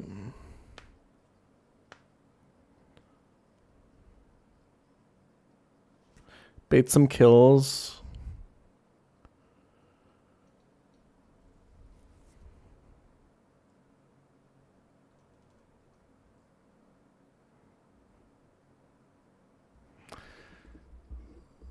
I have no idea when I would ever set up a Tailwind during this fight. It's completely impossible, I think.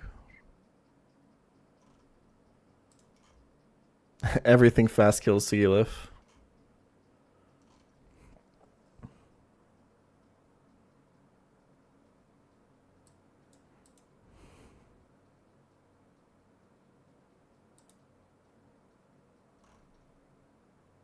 No, Walrein cannot kill the Salamence ever. Because everything that would be on the other side of the field could kill Walrein before it can do anything to Mens.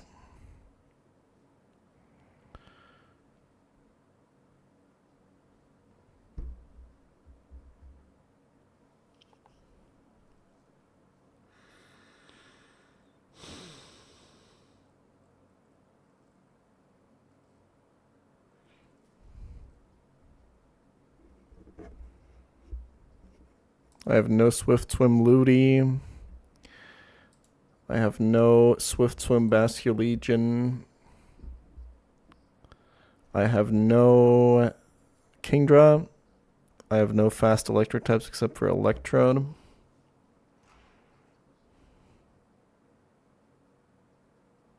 Electrode also underspeeds this Ludi. It's a little fucking awkward.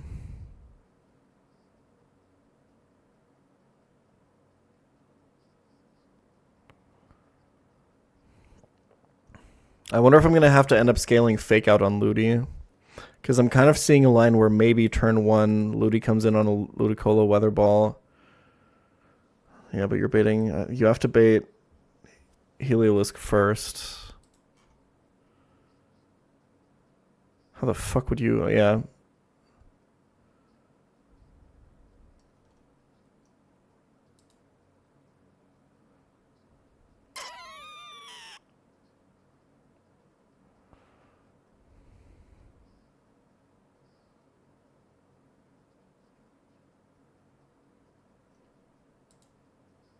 Use special needs. I have the special need to get the fuck out of a chat with people like you. So I guess, yeah, pretty special needs.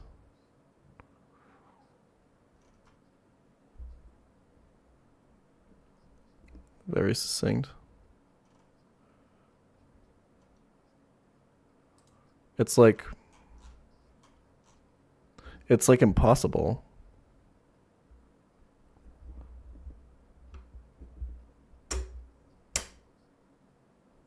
Yeah, this fight is permanent electric terrain.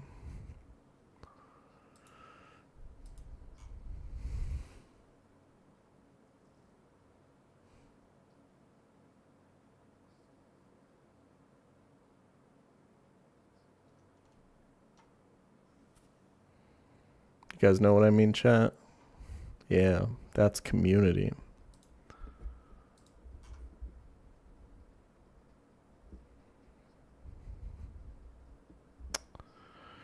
Okay, is there like a weird encore line?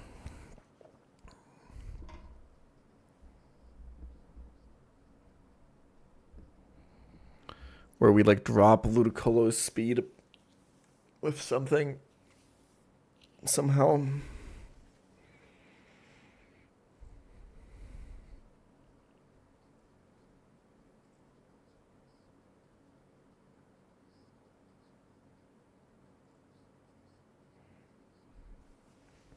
Because like Salazzle obviously just baits fast kills into itself.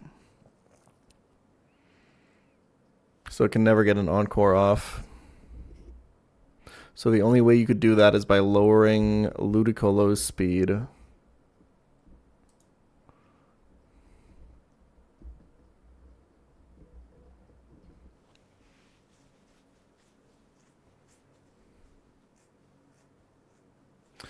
Dude, my first bridge rival was so fucking free. And this one is... I don't even know where to start. Like...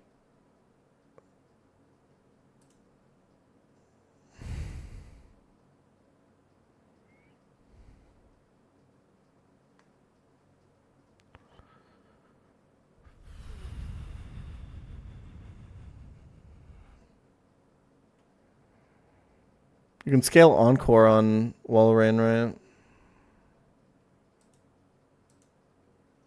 It doesn't matter, he's dead to Energy Ball. I guess you could Candy.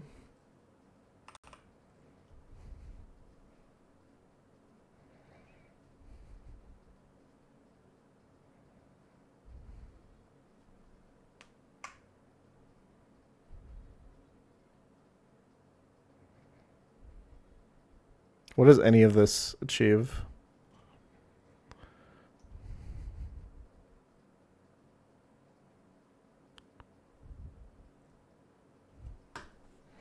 I mean, nothing in my death box would help me here right now.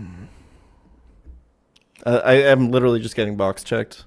Well, there was one decision that fucked me. Well, no. It's not like Muck would help me.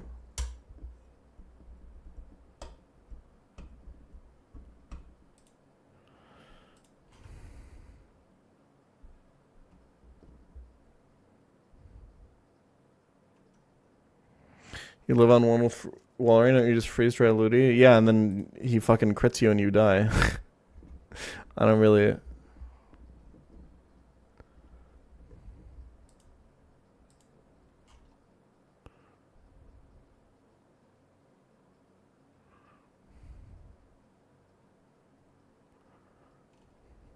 I can't do any speed control.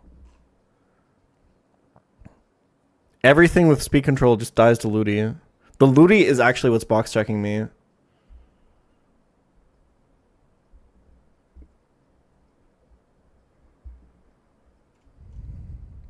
I think Araquanid is going to help in this fight somehow. I just have not figured out how.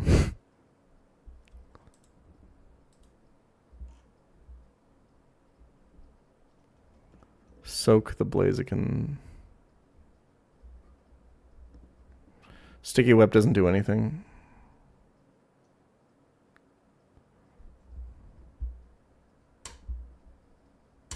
It doesn't drop Ludi's speed. It's like Stealth Rocks. It drops whatever switches in.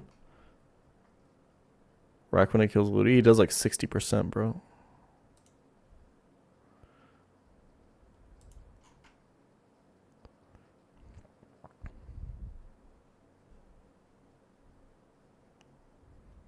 How's the line looking so far? Awful. I have nothing. I don't even know where to start. Like, I have no idea how I'm ever killing this Ludicolo. I have no idea how I'm ever killing the Salamence. I have no idea.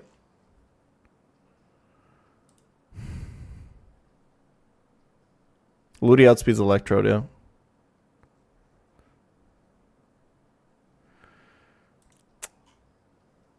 Well, true. Barraskewda does get Poison Gem.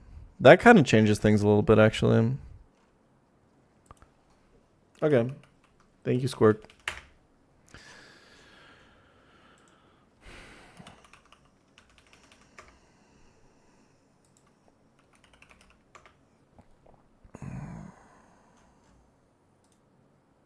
All right, this helps a little bit.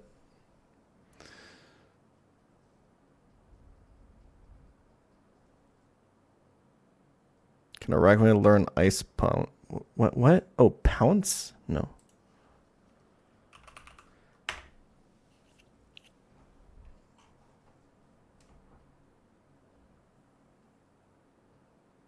I think...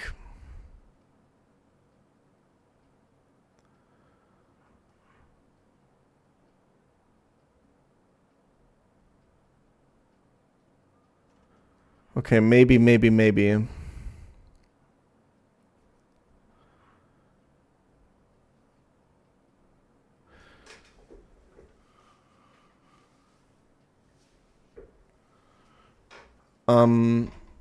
Well, I'm trying to avoid killing this with crit.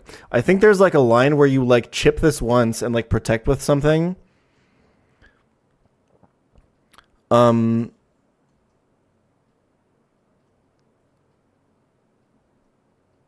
then the next turn you kill Blaziken, switch something else in on a Ludi attack, and then whatever switches in is like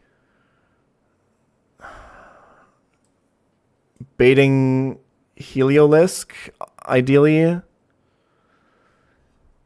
And you kill like Ludi while you like fucking I don't know, man. I don't know. Me and Chao cannot come into any move from Ludi.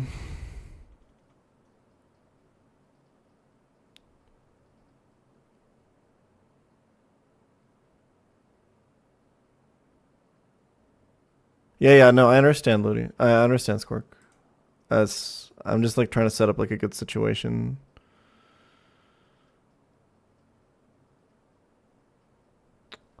Let's see. Okay, what if we... Oh no, you're good, Squirk. Thank you. 182 speed. I have nothing that outspeeds this. Except for Basque Legion and Electrode. 2 candies gives me close combat on Basque Legion. That's really good. Okay, we need to... Hurricane is spread, right? Wait, is it? I've asked this before. It's not. Okay, it's single target.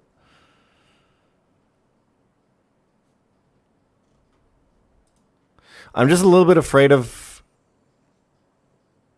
Here's my issue.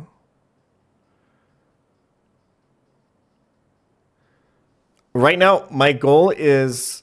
I'm trying to find if I can set up, like, turn 1, chip Ludi. And then turn 2, kill Blaziken. While switching to something that maybe deals with Mence, you know? Nothing deals with Mence.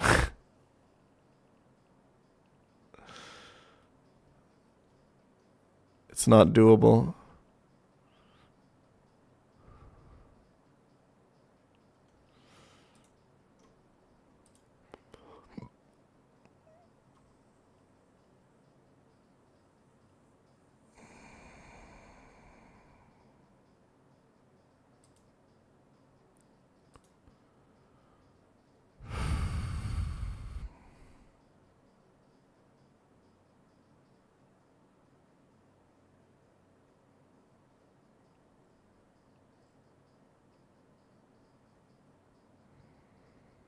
Basque Legion Aurora's lead. Chip Ludi, protect Auroras. Bro, what is with these? Why do you write out like a elaborate line of suggestions if you have never played this game before? I'm genuinely curious. Bro, nothing in this game gets protect. If I could just teach protect to everyone in this game, I would, and then every double battle would be free as fuck. There's like 7 Pokemon in this game that get protect, bro.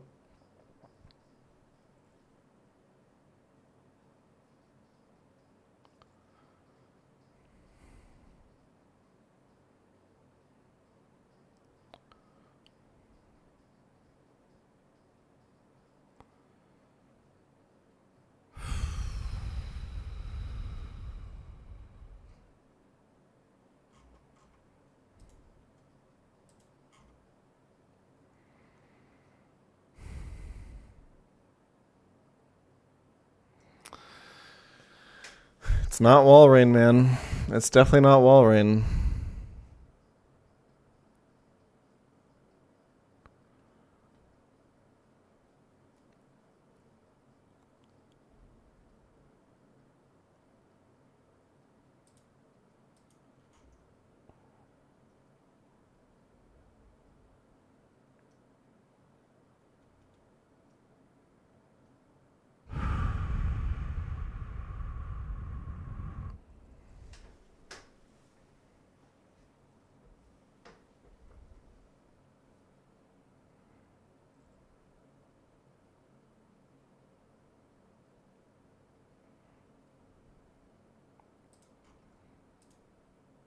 Yeah, you do outspeed Blaziken at +2.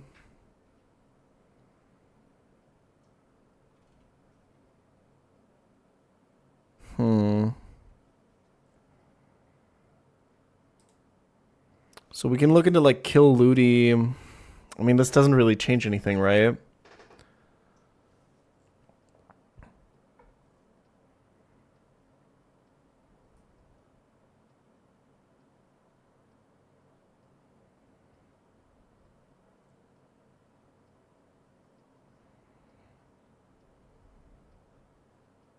Like you can kill the Ludi and bait something in.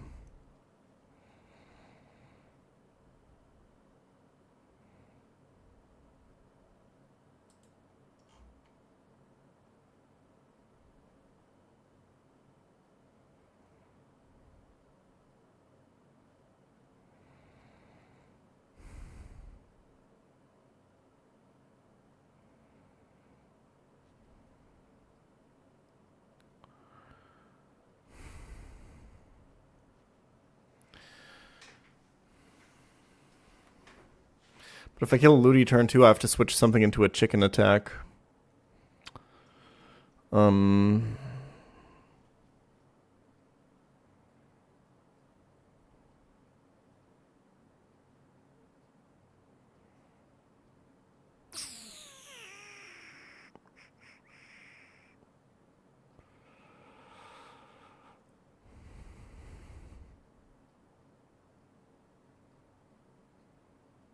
Dude, I have nothing. It's actually so insane. You could go like Bascule Legion on a close combat, baiting Heliolisk. Is that anything? Because now he's baiting Thunderkill.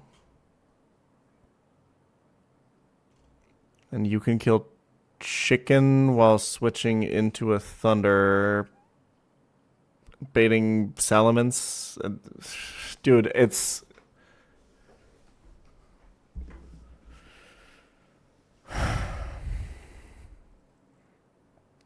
This is I think this might be the most lost I've felt cooking for a fight in this game so far. The Salamence is just never gonna die. Can we get like a Salamence endgame?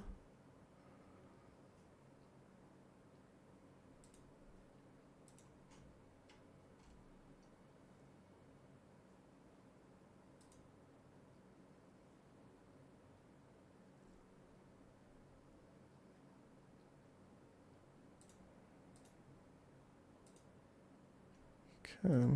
You have to kill it +2.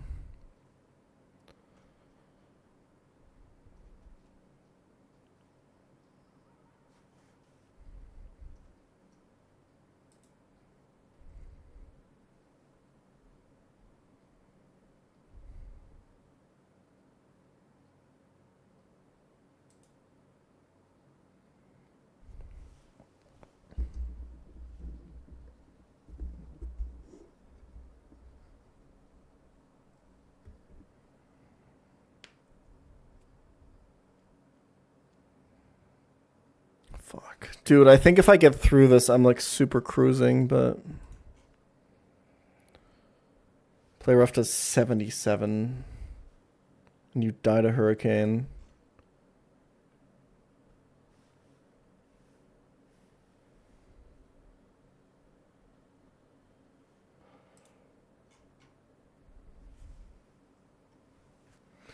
So Aurora's doesn't bait fast kill from men's. If you show your kill to it.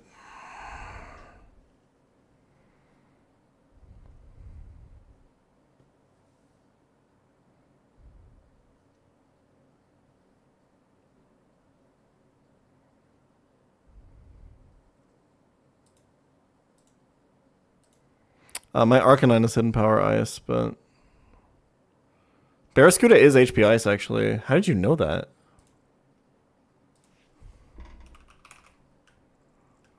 It's not gonna do shit. It's got 60 special attack.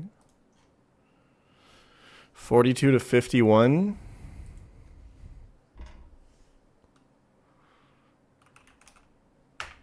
Never Melt Ice is a safe 2 at KO.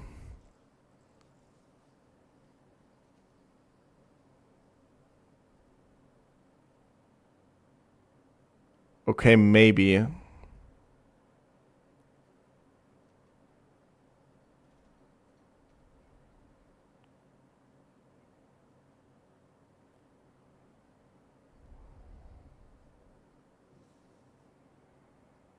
Okay.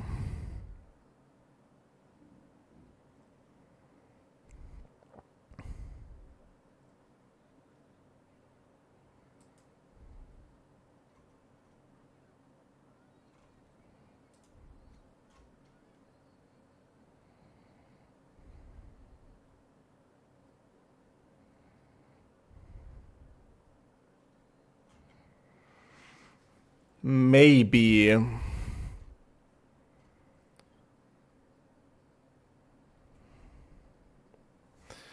Okay, let's think about that. So, kill the Blaziken and just bait Mence and get yourself intimidated. Fuck it, who cares? How much does -1 poison jab do to Ludi? Fuck it, we'll worry about it later.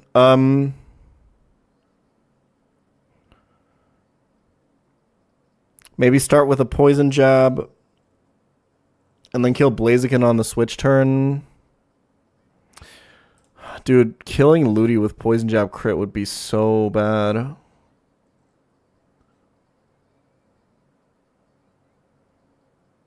He takes Life Orb recoil, huh?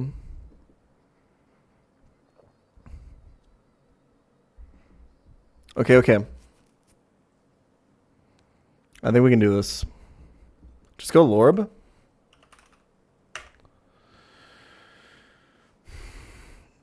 No, don't go Lorb. Maybe go Lorb.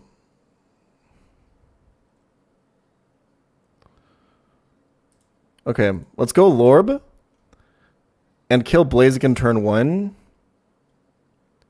and bait in Salamence.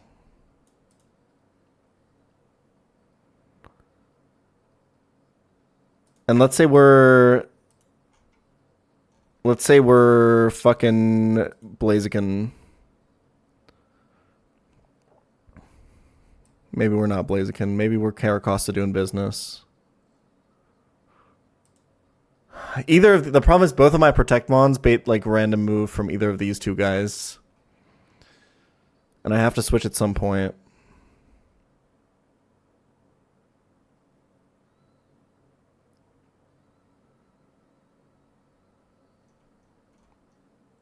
I think Word Ear is probably maybe more useless than Cast Form. I'm not sure.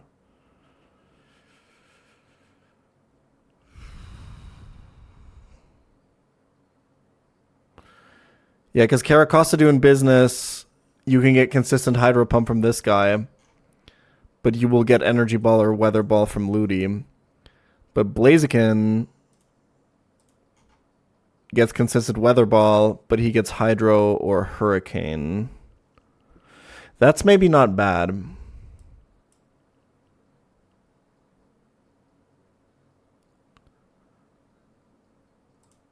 I don't think Life Orb kills, right? Not quite.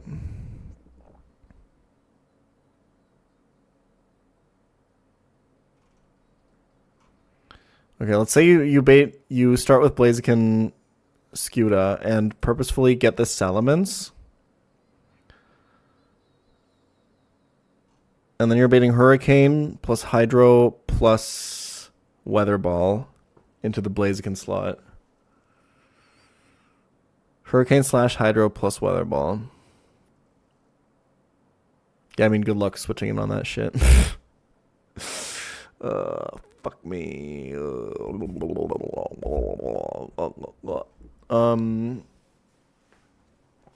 Okay, so maybe Caracosta doing business instead, so you can switch on Energy Ball slash Weather Ball slash Hydro.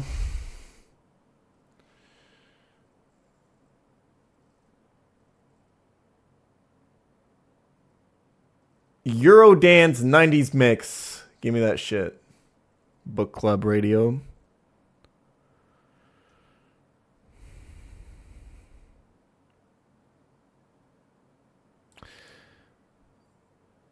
How much does Caracosta doing business have to be pre-damaged? Not at all. Okay. Wait, no, it's regular Blaziken. So we got to go to like 83 with Caracosta doing business.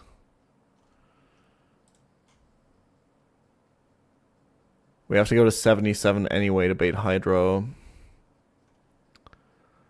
Okay.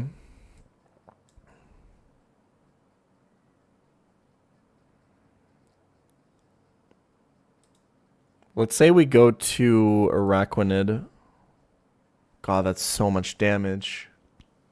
This Ludi is a monster.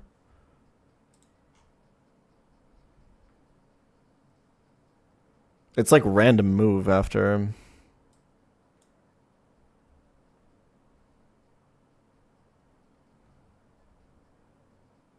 Okay, maybe just switch your protecting mon on turn 1 then. Don't protect turn 1. Yeah, of course. That way you're only baiting Energy Ball, for example. Or no, sorry. That way you're only baiting Weather Ball with Blaziken, for example. Let's just say it's something that only baits. What's the ideal setup?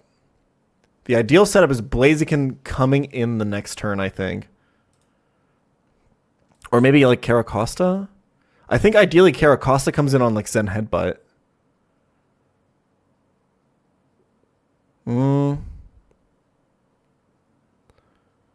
No. You want the random move to come from Mence. So let's find something that baits. Sorry. Yeah, I think you try to get Energy Ball out of Ludi. And go Blaziken?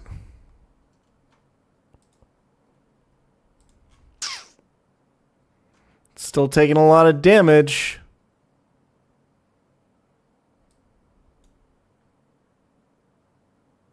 Holy fuck. Not bad. Okay.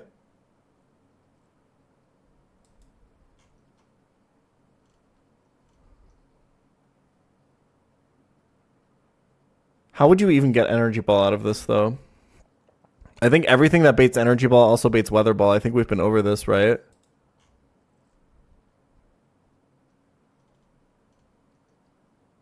I guess Wall Rain, if you pre-damage.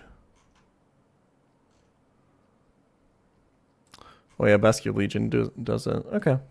Let's say you go Bascule Legion. You get Energy Ball into this. You go to like 60. Fuck it. You're baiting random move here. And it's like sometimes, okay, it can be Zen Headbutt. Usually it's like Weather Ball from Ludi. You detect once. You chip the Mence with HP Ice from Skeezy. And then the next turn, you only have to worry about the Ludi attack. So I think you can go back to Bascule Legion even.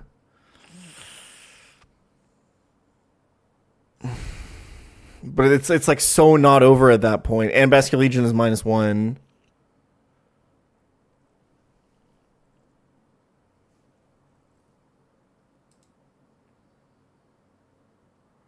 The Salamence slot is... It can be either slot, because either slot baits Mence, right? So you should be able to get Heliolisk out of this.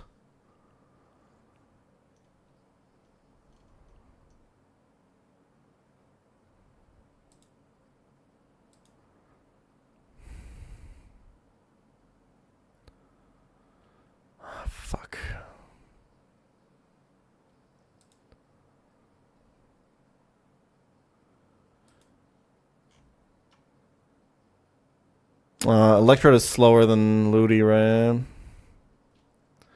But I think you could do something where the random Ludi move Electrode comes in.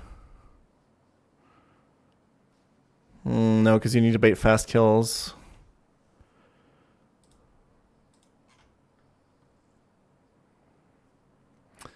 I feel like this mix is going to be 290s for me, but we'll see. We'll let him play this one.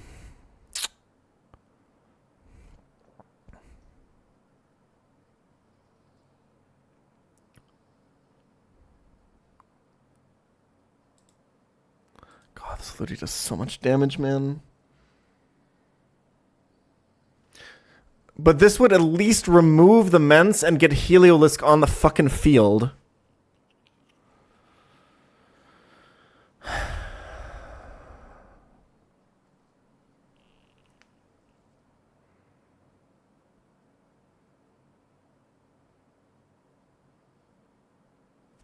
Okay, what if you killed...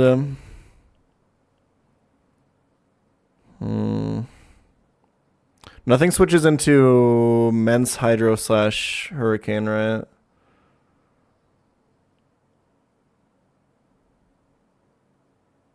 Because I'm kind of thinking about maybe I want to kill the Ludi first or something. Because at -1 life orb, I can do it with 2 poison jabs.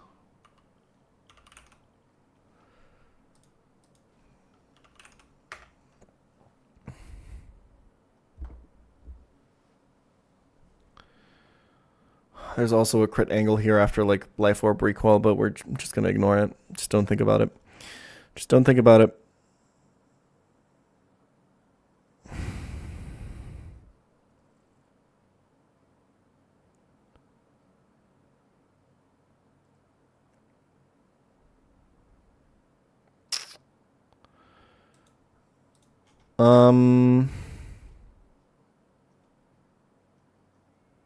Well, we can think about how bad the crit KO is when we have a finished line, right? It's probably fine.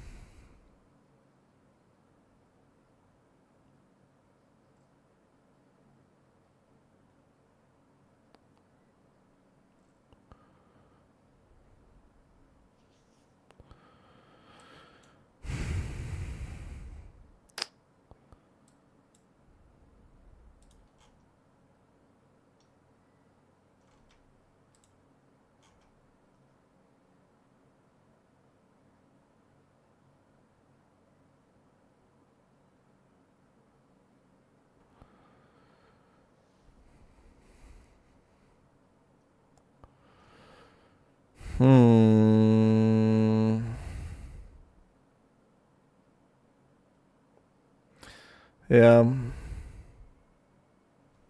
Yeah, the fundamental problem right now is that both of my protect mons bait like random move from like everything.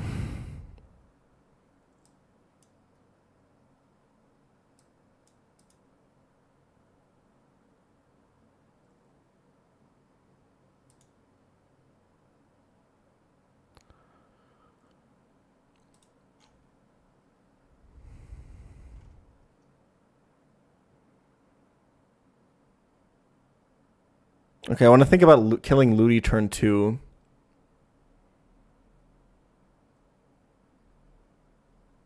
And killing Blaziken turn 3.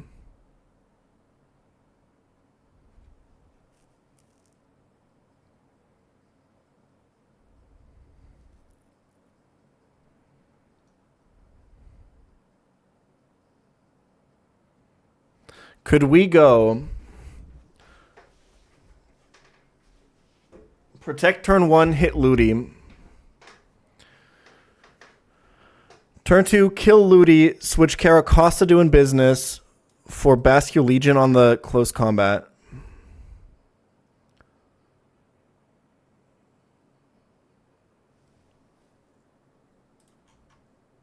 Bait in Heliolisk.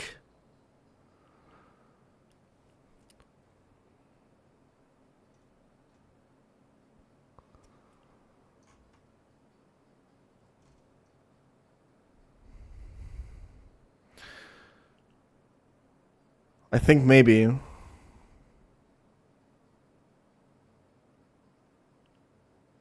Because it's always Thunder because we're full HP.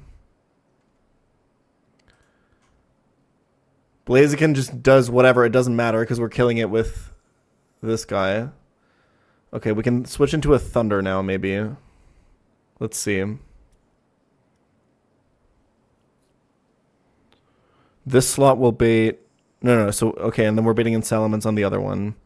So, kill Blaziken and switch this for a Thunder switch in. What does the Thunder switch in want to do? It wants to bait kills from both Heliolisk and from Salamence.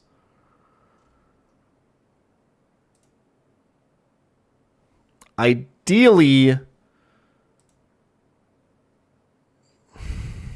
I mean... We're never getting our Protect Mon. The problem is we're never getting either of the Protect Mons in on Heliolisk, right?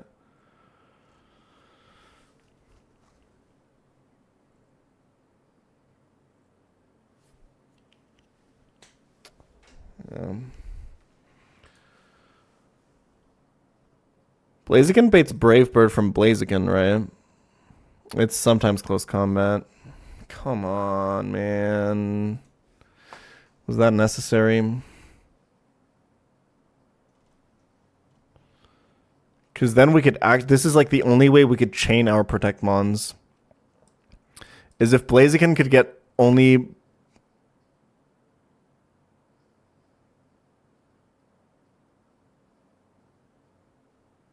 Well, I'm thinking... I'm not even thinking... I'm thinking turn 2.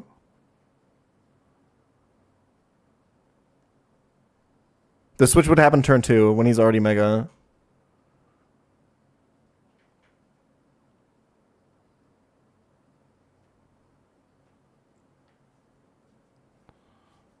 I'm thinking about like leaving Blaziken up and like chipping Ludi right now.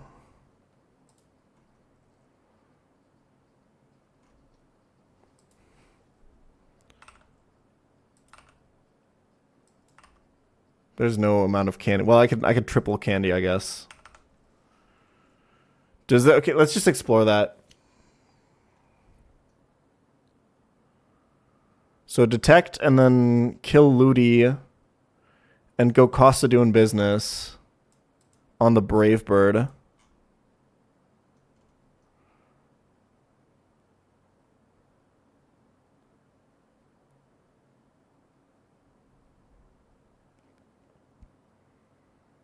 Okay.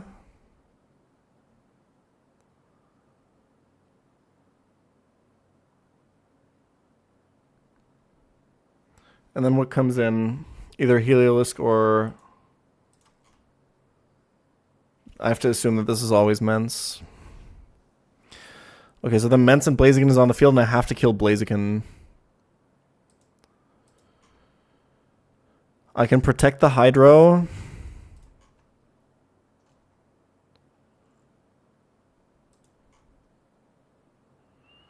If I don't get crit, we're always baiting Hydro at least. We'll just assume that that's the case.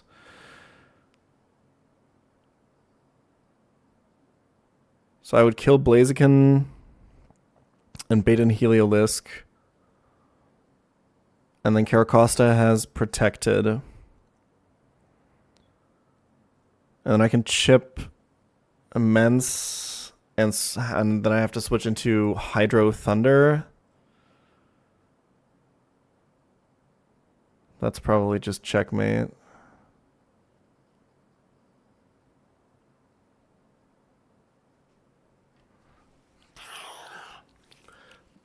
It's like, the problem is Barraskewda has to get every kill. Nothing can kill like anything else. It's so cringe.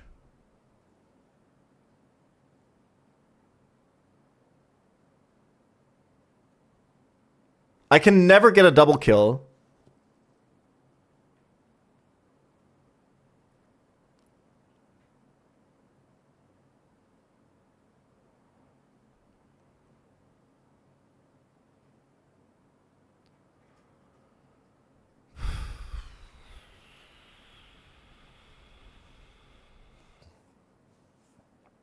Every single kill he has to get.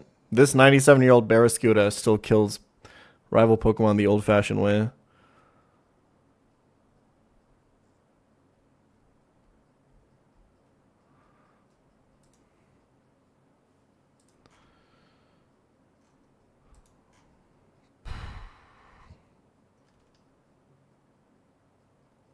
Lantern would go kind of hard.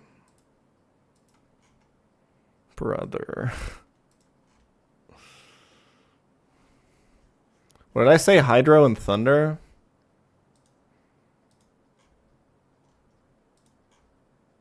I mean, how does this help me? I've lost count of what turn this is, too.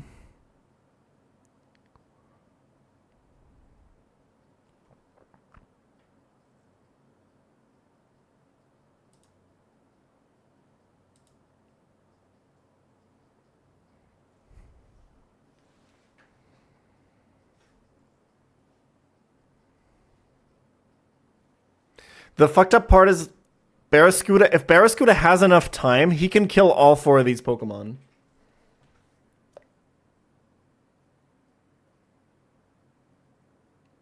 It'll take 5 turns.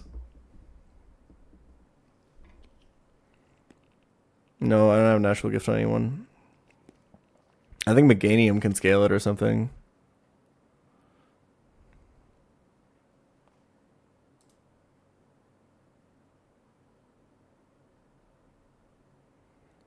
If I can stall for 5 turns, Barraskewda can kill all these guys. I probably set it up in a way where Heliolisk gets into Focus Sash, and then the last switching can take out Heliolisk while Barraskewda frags Salamence. That's probably the endgame position I'm looking for. Or like Ludi or not Blaziken, because Blaziken has to die on turn 3 at the latest, but yeah.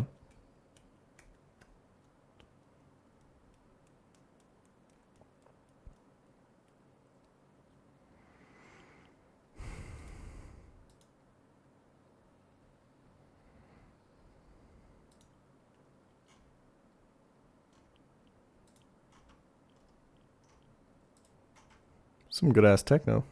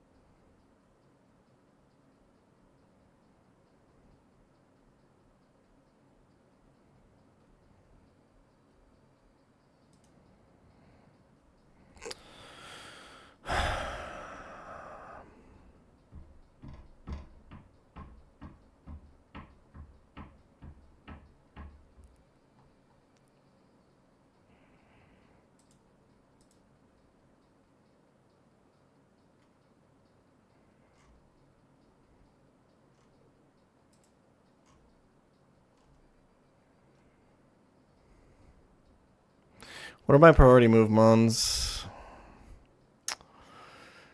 I'm checking them all right now to see who can come in at the end. I'm trying to work backwards because I know what my end game position looks like. Yeah, it's probably something with Electrode. Okay. I think to achieve the desired end game, we end up in a position where Mence is chipped by Skewda. Heliolisk is chipped by Skewda.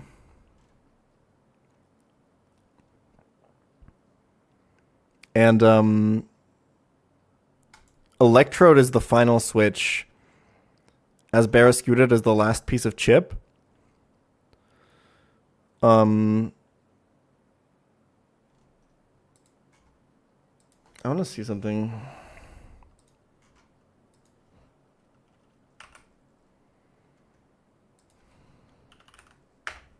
I have 4 candies, right?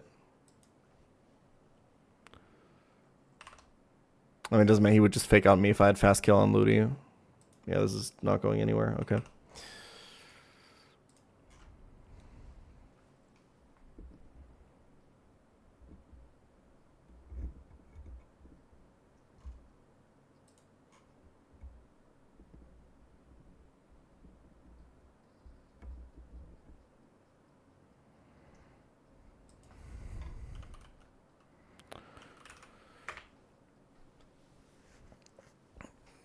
56.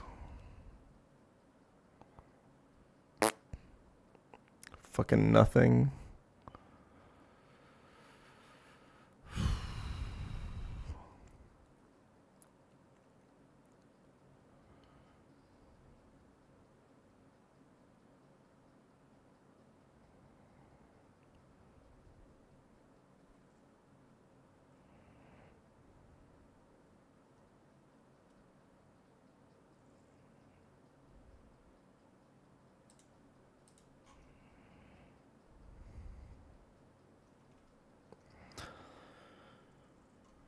Um,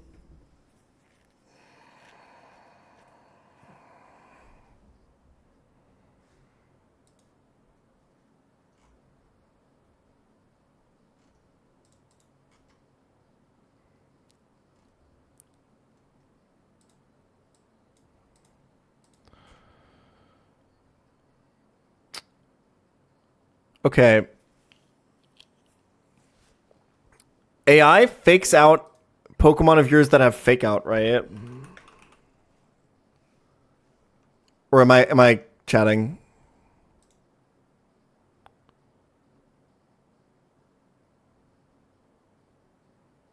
If Mienshao shows a Fasteel is Ludi, does he chatting? If Mienshao is out here turn 1, Ludicolo goes for Weather Ball, yes?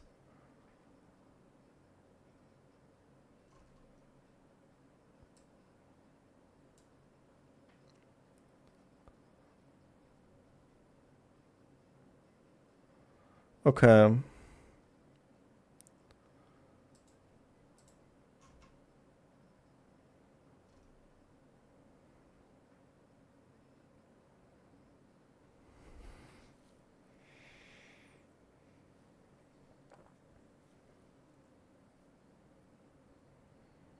I don't think this gets me anything.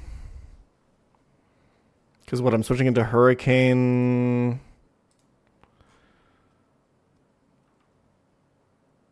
I'm switching into Hurricane Weather Ball next.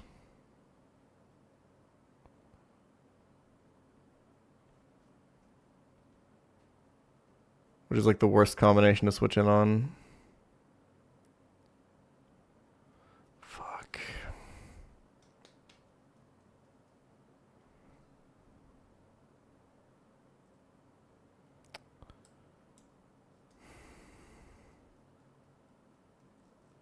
Good luck on Rival, we'll see the VOD tomorrow.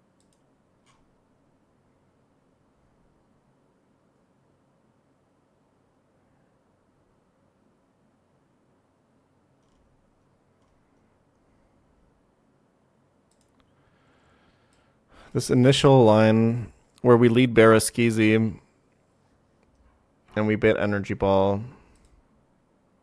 Sorry, Basculeezy.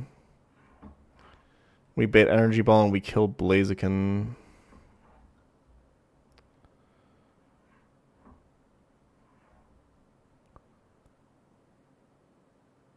And go into our own Blaziken. We'll just ignore drops and all that bullshit.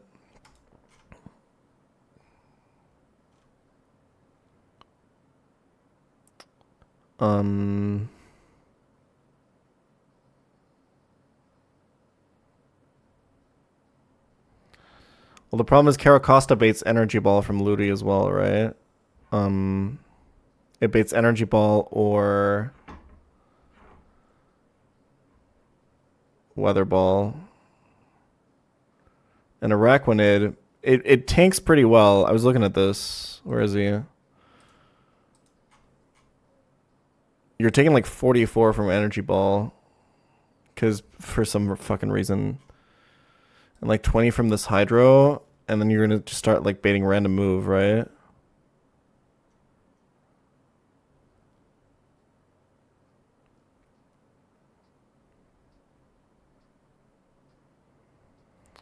So it would be like kill Blaziken and protect and get Men's Hurricane. Get Men's Hydro. and just live with Araquanid. Just don't die. And the turn that you switch to Araquanid, you've poison jabbed Ludi. So then you kill Ludi the next turn, and you're only baiting... What are you baiting with Araquanid? Are you really only baiting Hurricane? Because you can go Citrus.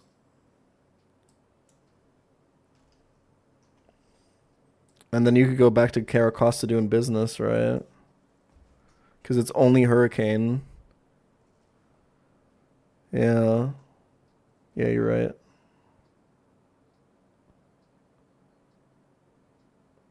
This fight is so hard.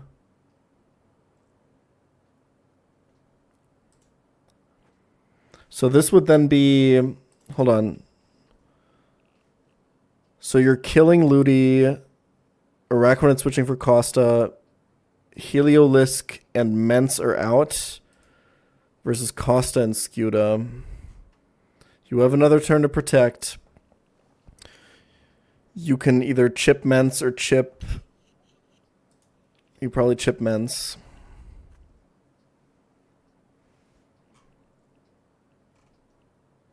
And you've protected. And now you're baiting. You've taken a Hurricane. Yo, tell me why Caracosta takes 58 to 68 from this fucking Mence. Because he has a flying gem, huh?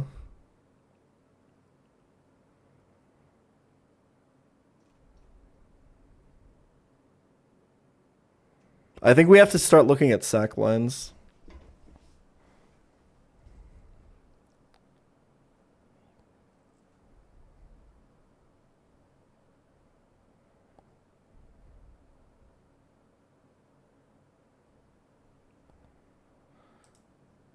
Well, like, you would have to pre-damage also to even always bait Hydro the first time you switch out of Costa, right?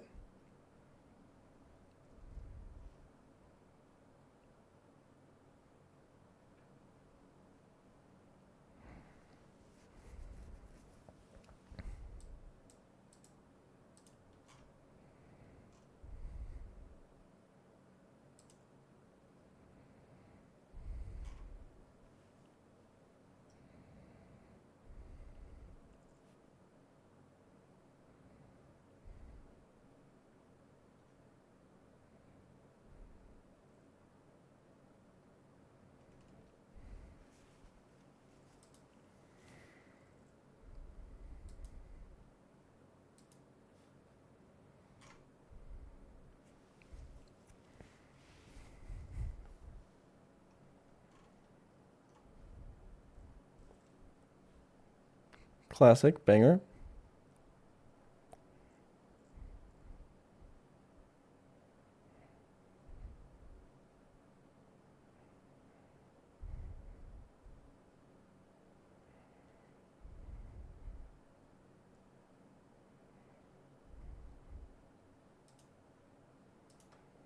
What if you fucking put your computer in the washing machine and just went off for the weekend? Thoughts?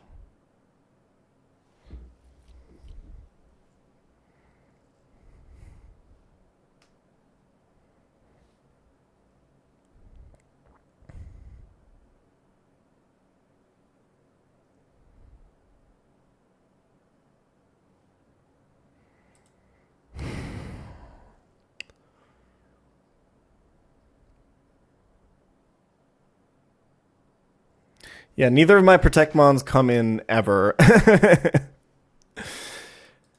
Even Blaziken on Ludi Energy Ball is sus. Costa can come in on Brave Bird, I guess.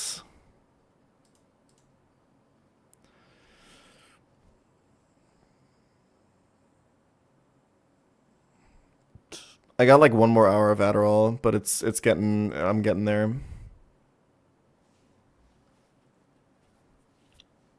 Gramble for an Intim turn.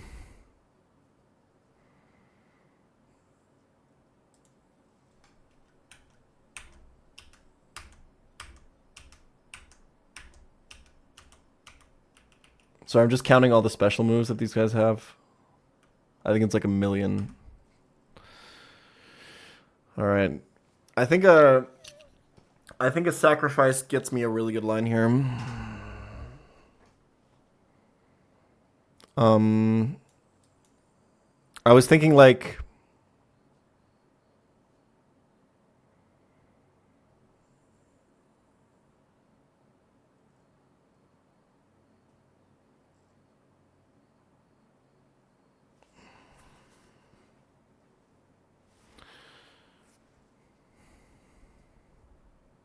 I need to keep Castform for the low HP stuff, right? For repel manipping.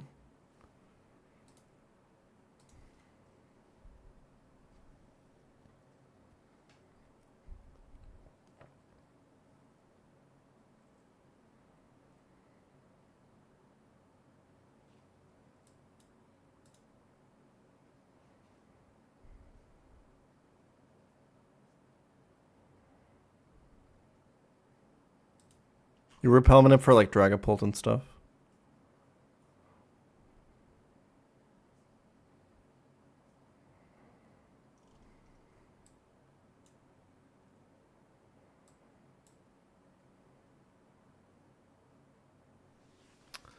Um,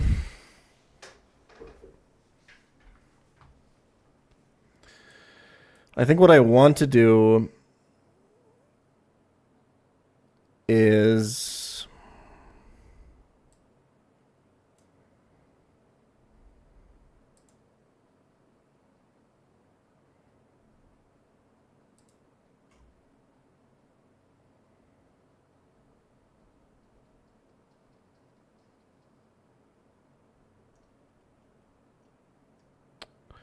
I think what I want to do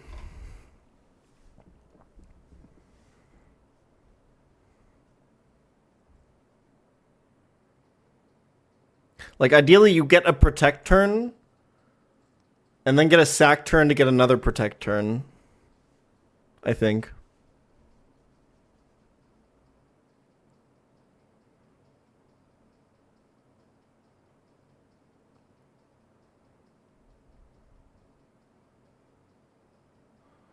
Or like a protect turn, a switch turn, and then a sack turn.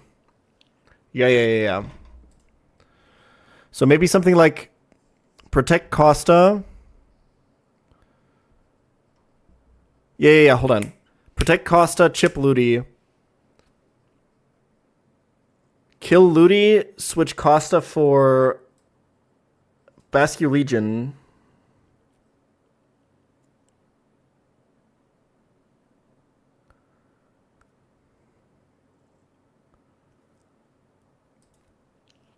Try to get Mence.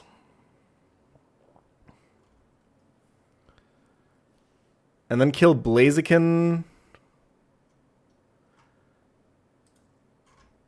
And sack something to Mence Hurricane. I mean, ideally, your sack switches in on one turn and lives. The way I found here was like coming into Ludi Energy Ball.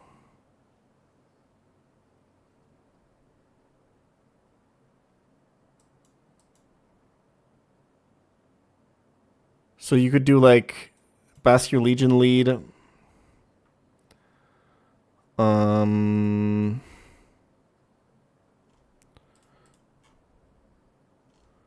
Kill Blaziken. Wordier comes in on Energy Ball.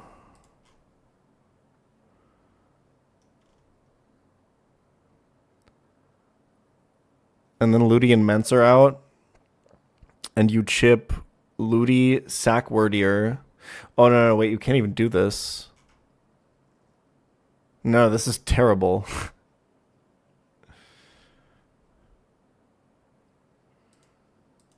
Yeah, that's awful. All right, I think I'm cooked. I think this is as far as we're gonna get with this.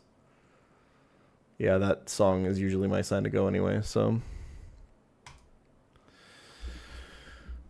This is probably the hardest fight I've ever had to cook for this game. This feels so much harder than Flannery on Attempt 2 or Mount Pyre. And Mount Pyre was probably this hard.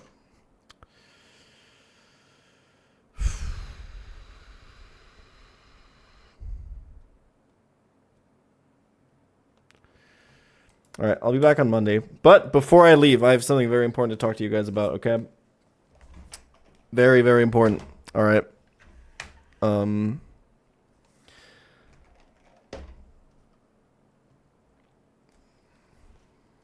Now, listen. Listen.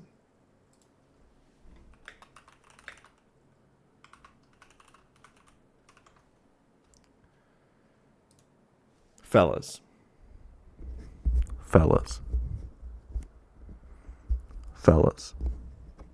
Okay. You may be going into the weekend frustrated like me. I'm going to be leaving off today very frustrated because I can't figure this puzzle out. I can't beat this battle. I can't get through it. But there's ways to boost your confidence and make yourself feel better, especially going into the weekend, okay? And one of the most important parts of that is being nice and well-groomed and feeling nice and clean. Doing some spring cleaning on your face, if you will. And what better to do that with than with the sponsor of today's stream, Manscaped.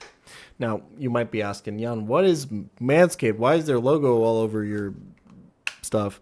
Well, listen, if you're looking for men's grooming products, not just for your balls, but also for your face, Manscaped is the way to go for you, okay? First of all, there's 2 products that I want to talk to you guys about from Manscaped to keep your face a little bit clean this spring. I know all of you are going on dates right now. You guys are going out. I know you guys have a social life. Don't pretend that you don't. I know it's not cool to admit in these gamer circles, but I promise you it is, okay? You can admit it. You're going out on dates. It's springtime. It's the perfect time. We're all out there. Well, if you want to keep that beard nice and trimmed, maybe the Manscaped beard hedger is exactly the right thing for you. This thing is incredible, all right? First of all, we're charging via USB-C. That's the most important part of any piece of technology nowadays because who wants to buy a million cables for anything, okay? Completely safe to use, okay? Very sharp blades. And the best feature, it's got this like zoom wheel. Look, and you can set it to the perfect length that you want to trim/hedge your beard to.